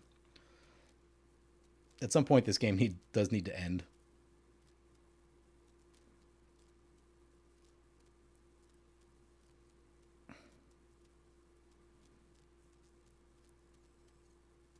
Okay. Opponent's going to empty that other hand.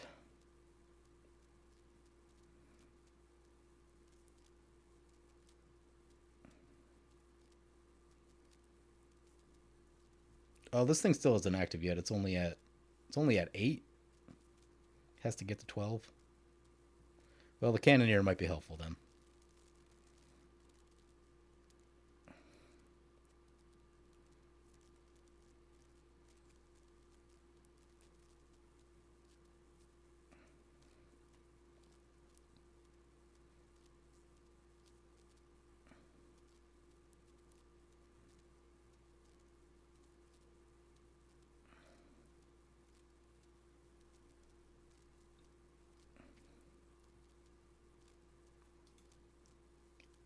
Opponent gets that trigger. Yep. There's the Cannoneer. There's more ships. What's this one do? You can combat on your turn. Put a +1/+1 counter on a creature or 2 charge counters on up to 1 other artifact. So we can get a couple charges with that. What's this one do? Mill 3 cards. Yeah.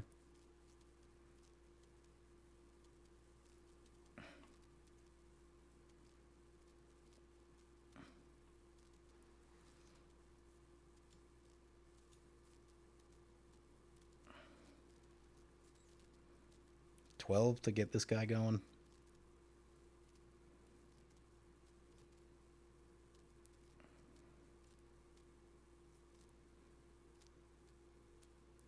You can get 2 charge counters from that. Let's see.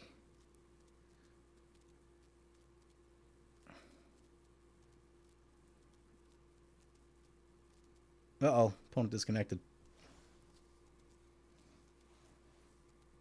Yeah, opponent scooped. Okay. Well, this should hopefully at least speed things up a teeny bit.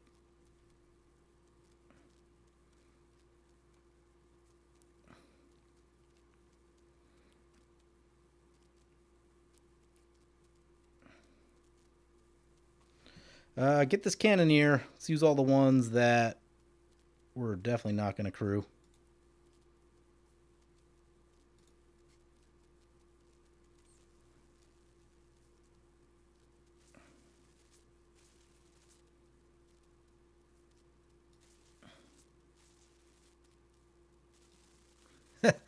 Paying 1 blue mana for this Cannoneer.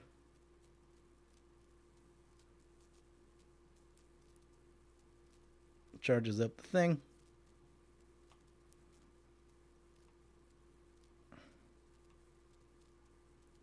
Then return a creature. Oh, hey, we want to play this one for sure. Crap. Well, I guess the order... Yeah.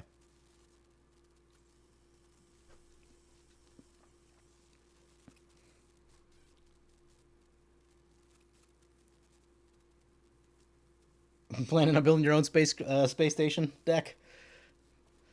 Yeah, this is one way to do it. I'm not saying it's a great way, but it is a way. Put a +1/+1 counter on this creature. It can't be blocked. Yep.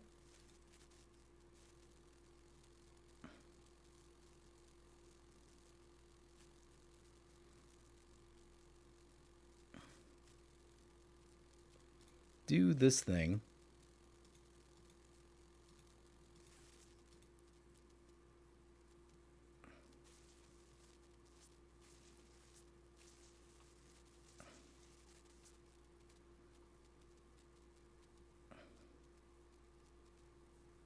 This one's only 8. We might actually be able to get that.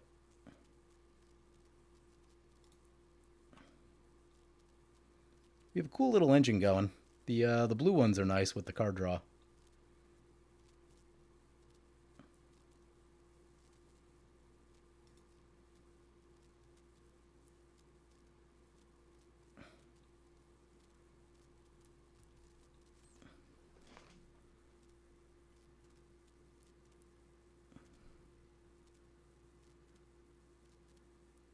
Get back Glaze Fiend.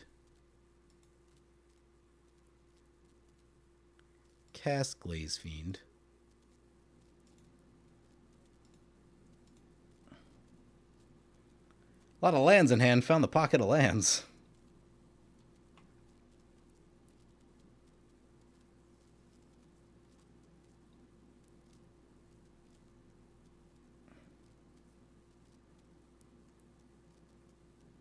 There's Search for Escanta. It's kind of late to the party.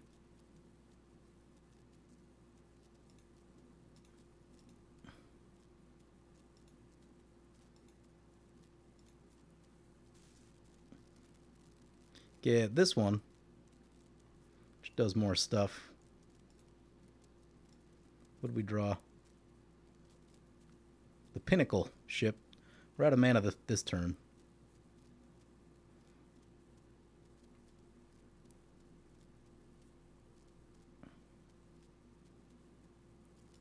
Glaze Fiend, Cannoneer.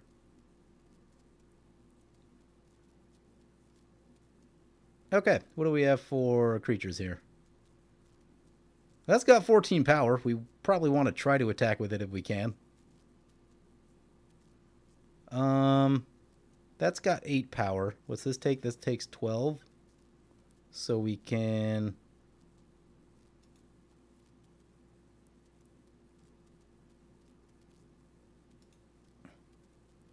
get 10 from here.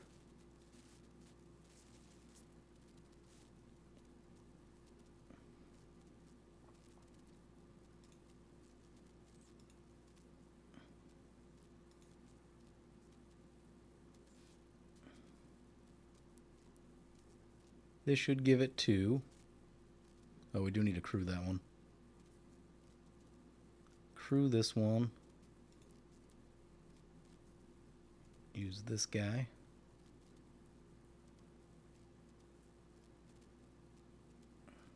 How big is this thing? It's got 14 power. We could crew the Dawnsire, which would be fun.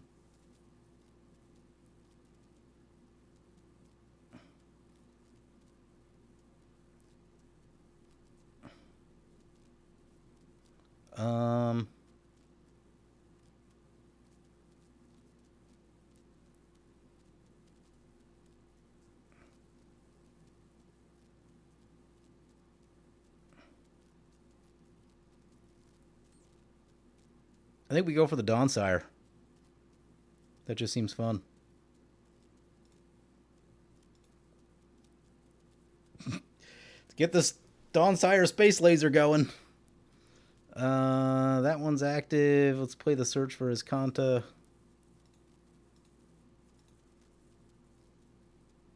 I forget what the backside of this even does. Really have it in there for this veil. Look at the top 4. Reveal a non-creature, non-land. Okay.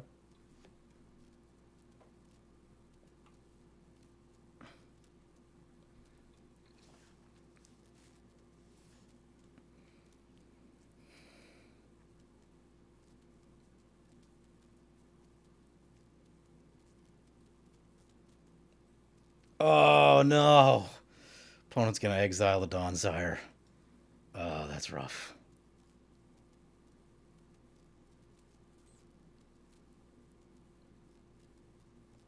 All right, we still got that one.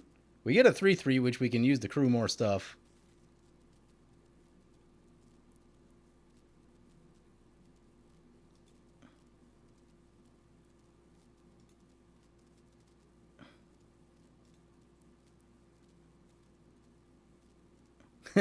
Yeah, I suppose that might be a problem in Commander. Removal on the spaceships is kind of a lot goes into them.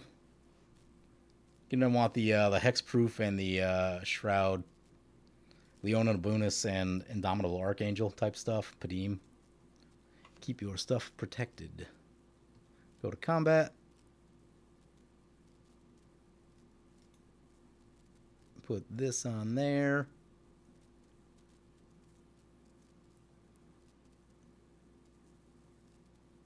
Charge counter. It's now a creature.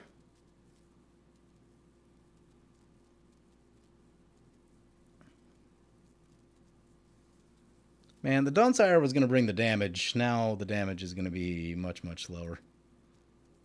Let's drop this Planeswalker.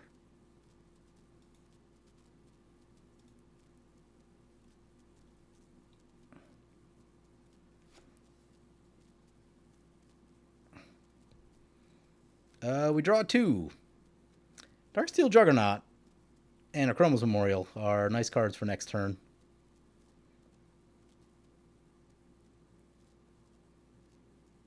Yeah, opponent's going to draw a card.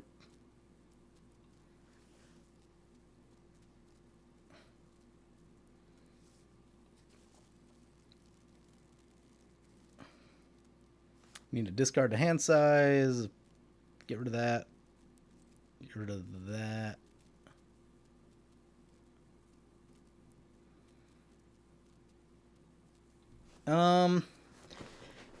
Next turn we should, like with the Darksteel, yeah, Darksteel Juggernaut is a lot of damage. We don't have many meaningful ones left to crew.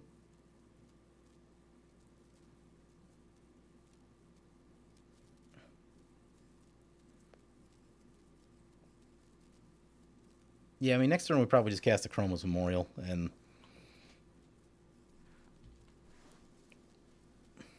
do all that. God, the Simic deck has so much mana. That is, what, 18, I think? I mean, they can cast every single card in their hand.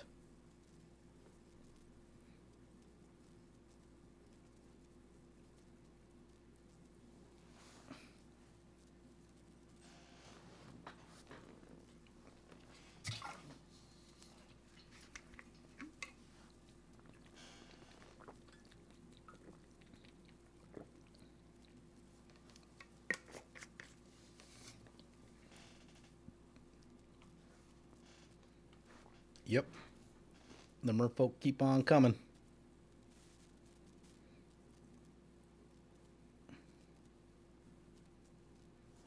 What's this one do? Ooh, this returns target creature or enchantment. Yeah. Okay. So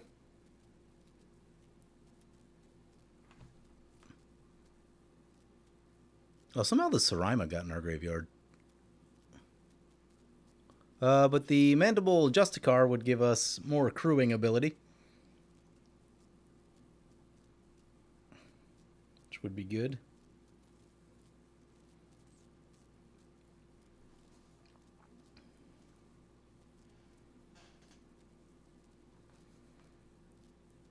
Where's this guy? So that one's 6. We're probably going to have to choose here. I mean, Darksteel Juggernaut, a Chroma's Memorial seems like a better way to end this game. Puts a counter on the merfolks. Yep. That's a lot of Simic Ascendancies. Feel like I should be scared of that. Feel like I should be scared. Yep, that's 8. Oh yeah, that's scary. That's an upkeep thing, right? Beginning of your upkeep, okay. We have a little time. We have a little time.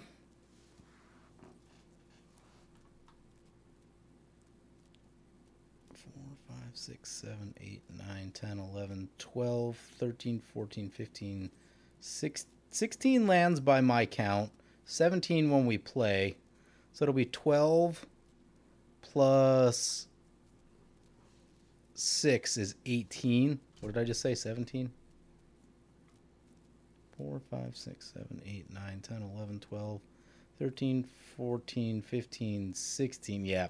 So we're one short of going this thing, doing all 3 of these things.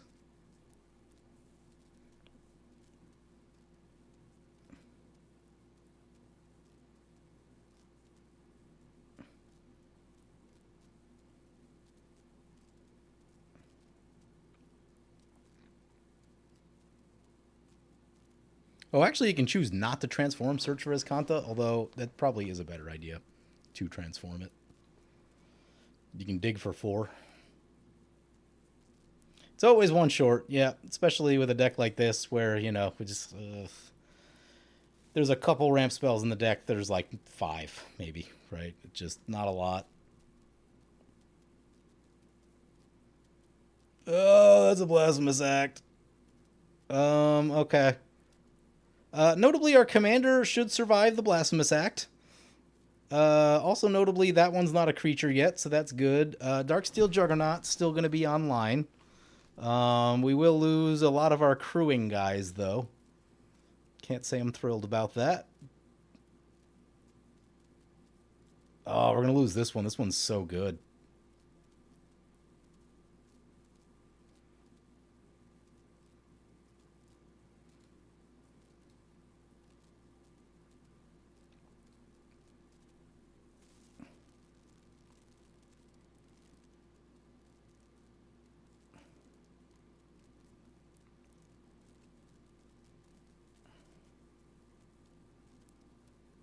What are we left with? We're left with the Guideline Station and this one. Why'd all the... Oh, they're right here. They're just tapped. Okay, never mind. I got confused.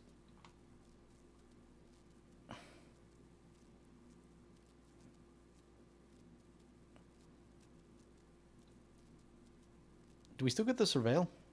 Yes, we still get to Surveil one. Thing is back. Yep.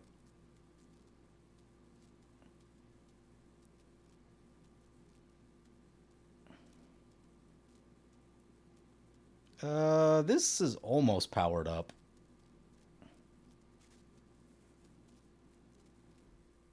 It'd be one short if we hit it with itself.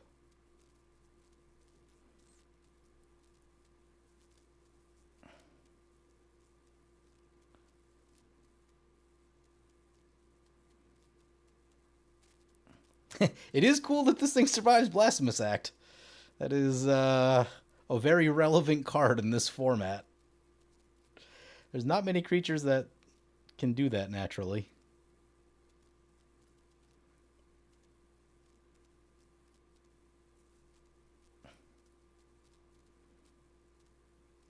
Back to our turn. Search for Escanta.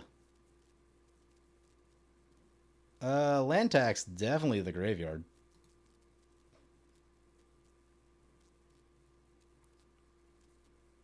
Yep, transform it.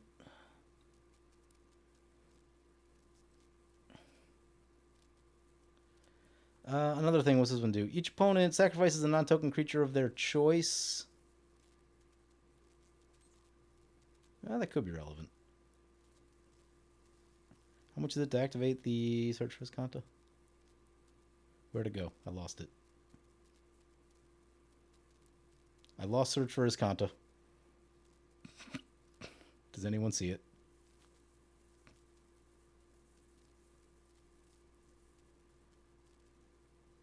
Maybe it'll turn up later. Play this land. Oh, there it is. I found it. Oh, was it 3 to do that? 4, technically.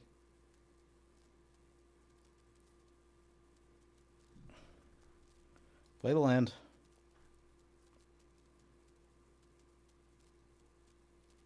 Yeah, I mean, I think we just slam a Chroma's Memorial.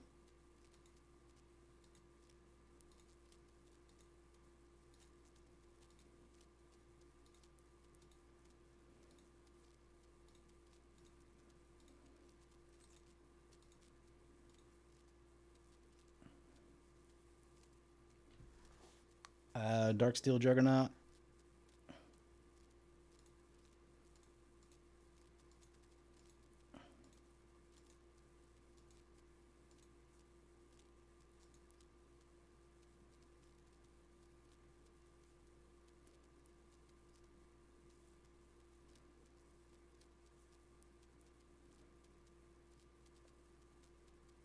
One, two, three, four, 5.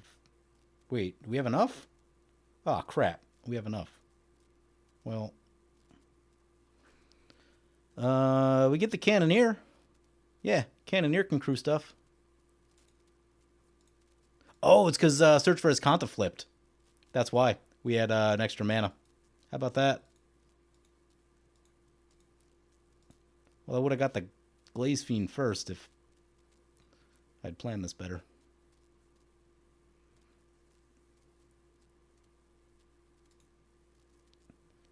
Cannoneer is probably the best. Yeah, Cannoneer is the best bet.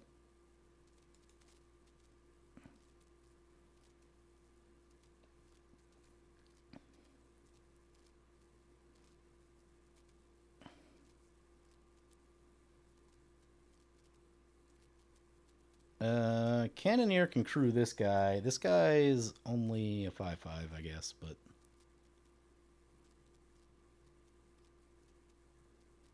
I guess they're both 5/5, so it doesn't really matter. Play this land. Oh no, we can only cycle.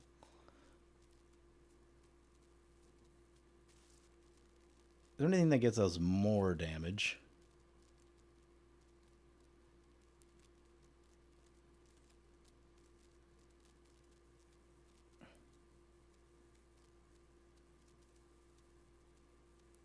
Nope.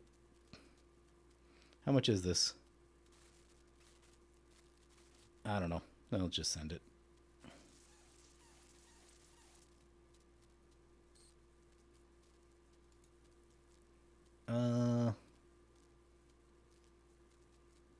Oh, it can't target itself. That's disappointing.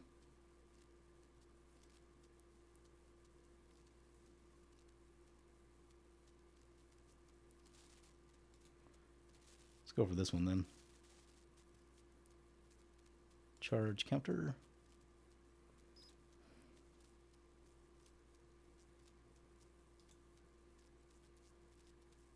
Send these over here. I don't know that this is going to be enough.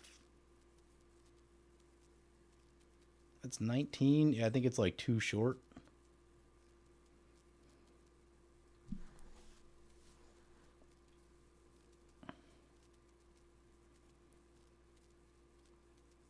There's a scrap mastery. I don't think we need that at the moment.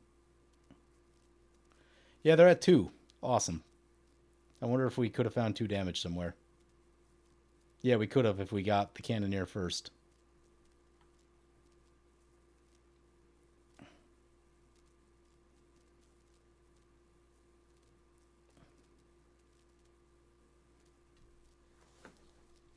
Oh, crap. I forgot to crew all the other things. I was going to crew all the other things.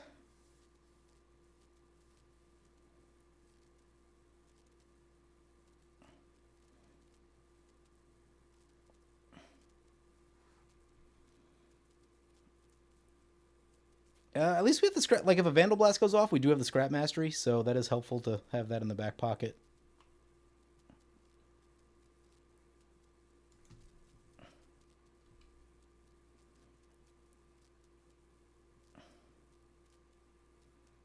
I guess we have our biggest blockers up, which is probably important, but yeah, I definitely would have rather crewed a few more things.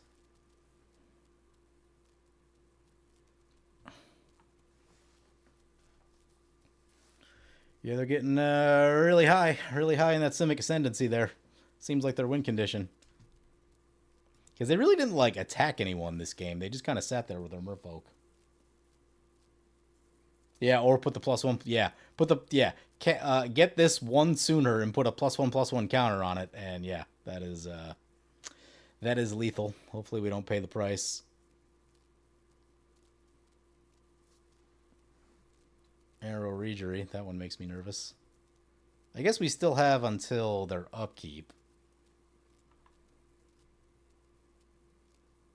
Maybe we get lucky. This opponent will just take them out, so we don't have to deal with it, and then we can. I mean, they probably won't, just because like resources and stuff. Because then we just kind of blast them in the air. But our space station has a chroma abilities. It's fun.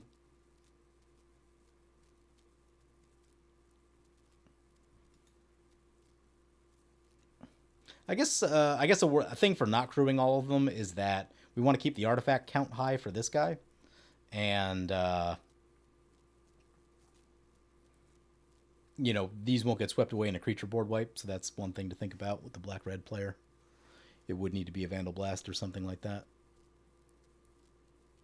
Opponent's probably gonna have like a lot of value here. They got some stuff set up, which makes me nervous. Start thinking about our next turn. We got this guy that can blast something.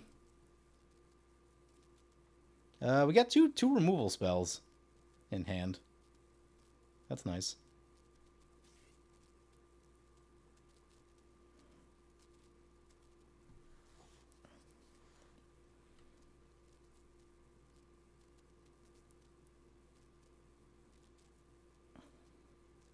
All of our mill cards were toward the bottom. Space-Time Anomaly and the other one. Oh, what did we lose?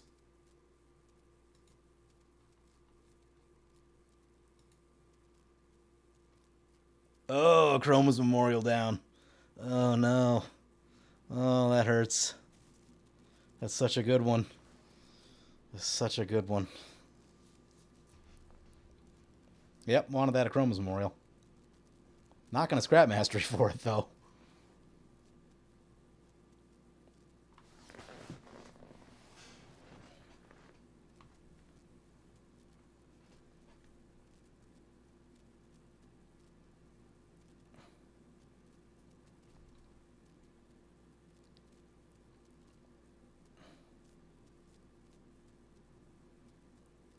Ooh, Grenzo.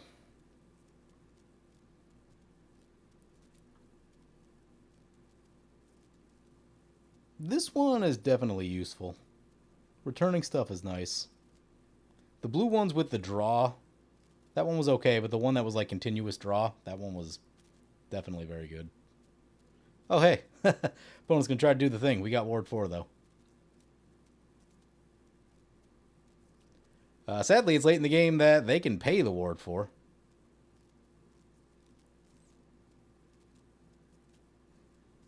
Cannoneer goes down again. All right, let's do a little check of our graveyard just to see if Scrap Mastery is worth it. I don't think that it is, but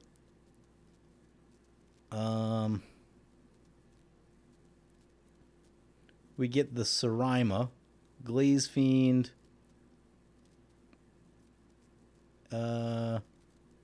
Research Craft, Greenhouse. There's a couple okay ones in there, but it's not better than our current board.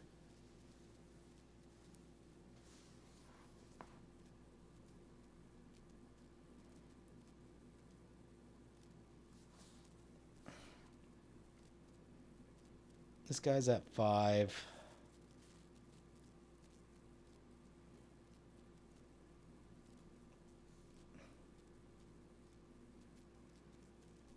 If we ripped, like, I think Wake the Past is still in the deck. That's not a Wake the Past. We should probably take a look with the Search for Escanta. Where to go? Lost it again. There it is. Take a peek.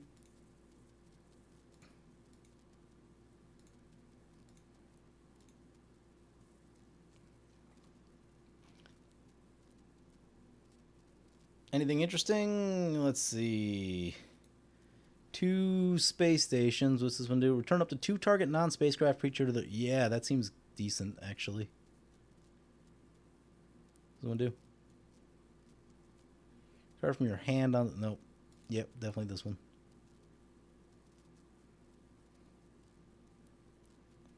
Any order... That Glass Dusk Hulk would actually be okay in this moment. That being the case, I think I'm going to try this Bloodstained Mire. We do need to crack it. We probably don't need to crack it.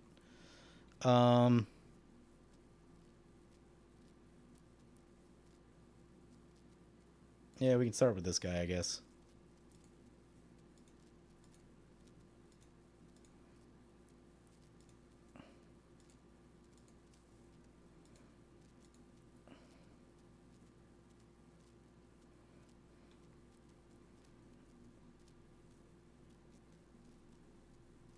All right, opponent's got to do some sacrificing.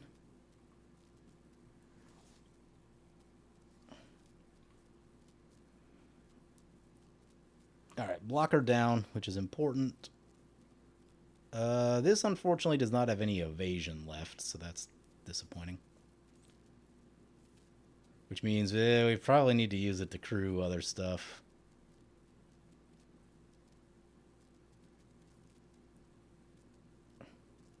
What's the next biggest one? It's 5-6, 4-3, and the 2-2, 3-2, 4-4, 6-5, 4-3.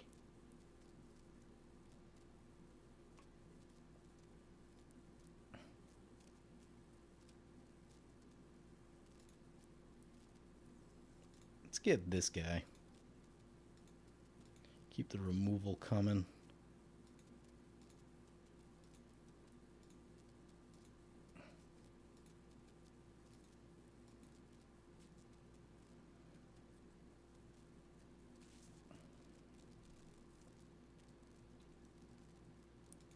Yeah, let's shoot the commander.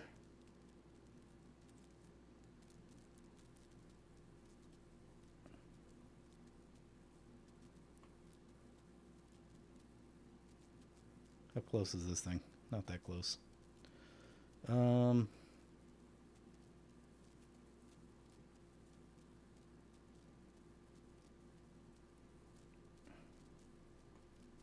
think we just attack like that.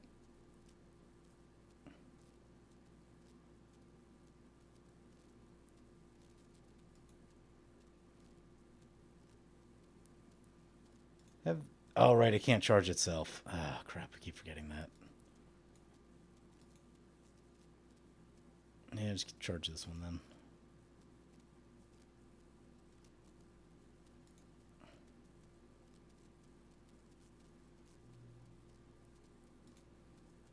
You there. This one here.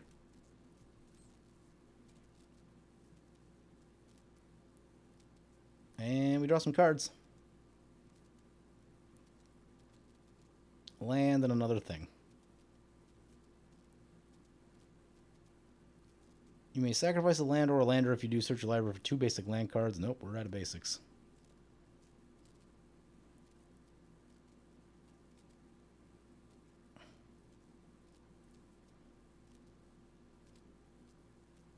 Opponent goes down. First elimination. Very far into this game. Or they scoop, rather. Well, that's fine.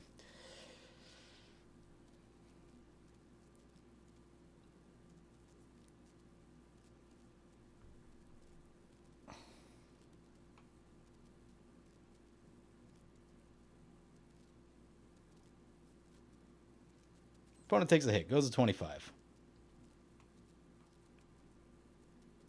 We will Gaia Reach Sanitarium because they only have 1 card in hand. That's the best time to do that. Yeah, the blocking. The blocking in this deck is difficult. What did we draw? Blasphemous Act is helpful. Get rid of the Triome, I guess. Yeah, neither of our creatures care about Blasphemous Act, so that's actually pretty helpful. So if opponent, like, does somehow cough out a bunch of stuff right here, we can just nuke it, and then...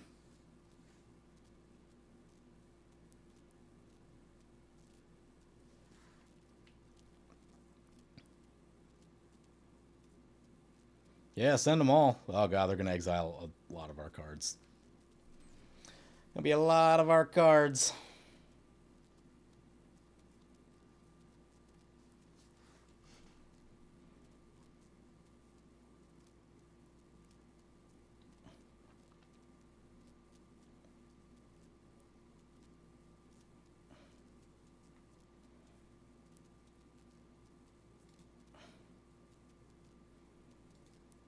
I mean, at this point, we've seen most of the deck. There's 19 cards in our library, and that's about to be 16. I was very worried that this game was going to get away from us early on and that we weren't going to get to do the thing.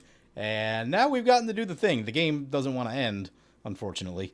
But we have gotten to do the thing. It is very difficult to crew multiple spacecraft.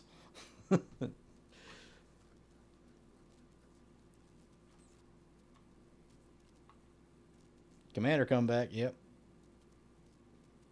So, I mean, if we Blasphemous Act, they probably just scoop.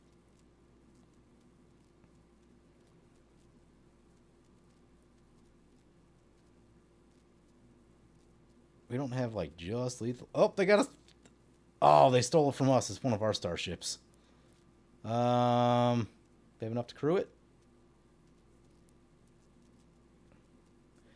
Another non-token artifact you control enters. Create a 2/2. Oh, yeah, that's also in there because that one's incredible for crewing the ships.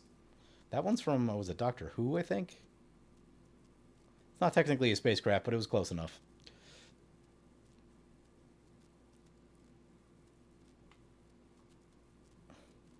Soul Ring. Yeah, let's take a peek with Search for Escanta.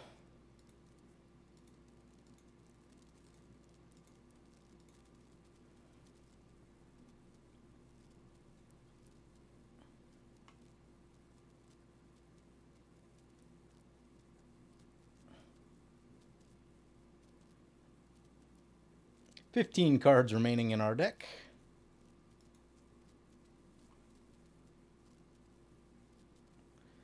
Mystic Retrieval and Increasing Ambition. Would have liked to have seen those sooner. Let's get the Mystic Retrieval. I'm sure we can have some fun with that. Any order for these? I mean, I'm pretty sure we got to get the Brilliant Rest. Yeah, I mean, I'm gonna ham it. It's 3, 1, 2, 3, 4, 5, 6, 7. Yeah, yeah, perfect. Get the Brilliant Restoration.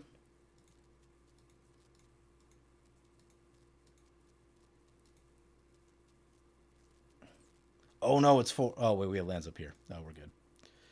We're good. Didn't see these lands. So yeah, you're supposed to hit this when you mill, and then you flash it back to get one of these. And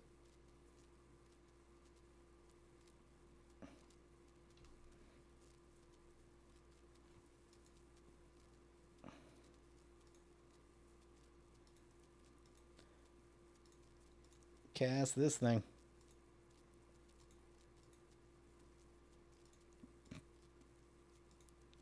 Turn 17. When's the last time you saw a game go to turn 17?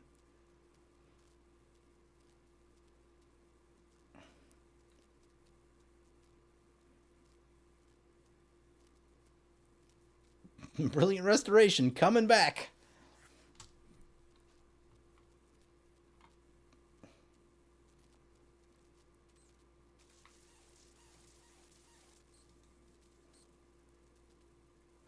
Oh my god, that's so many triggers.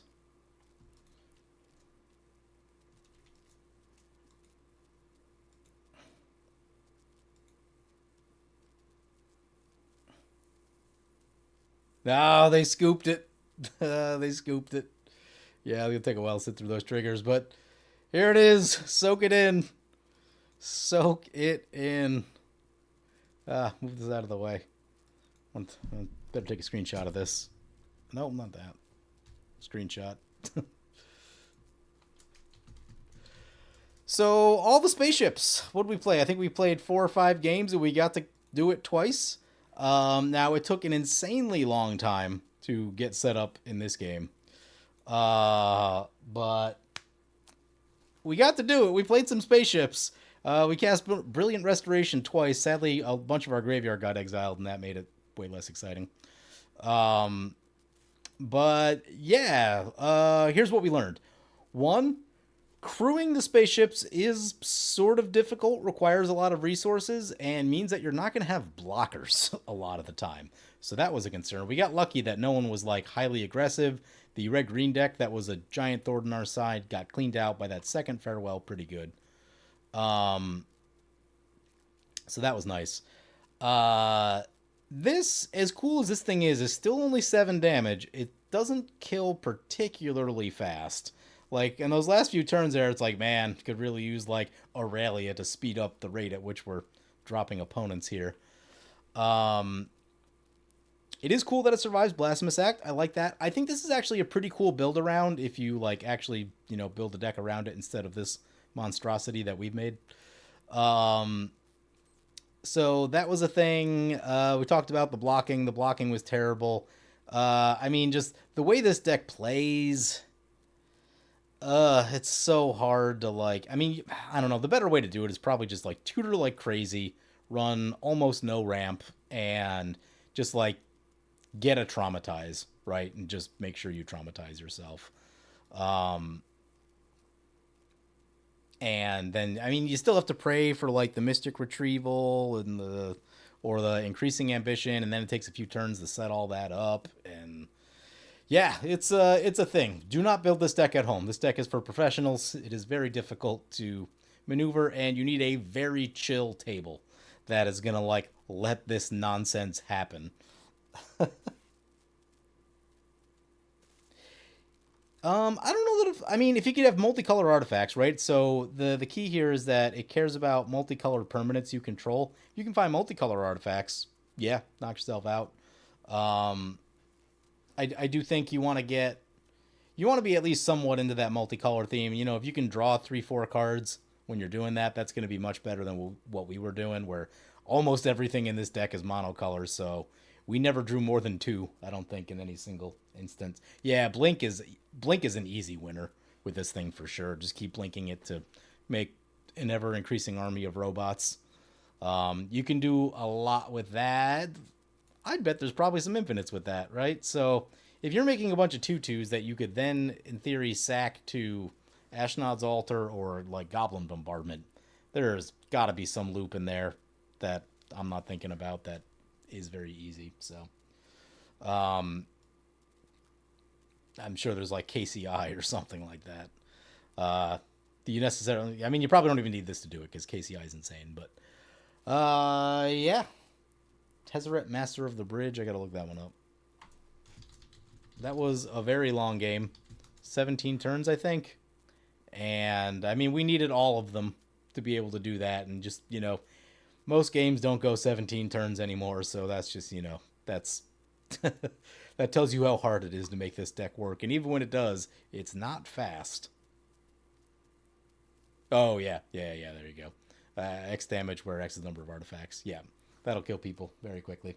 Anyway, I've been streaming for a very long time. That game was entirely too long, so it is very late. I'm going to sign off. Thank you guys for watching, and I'll see you guys next time.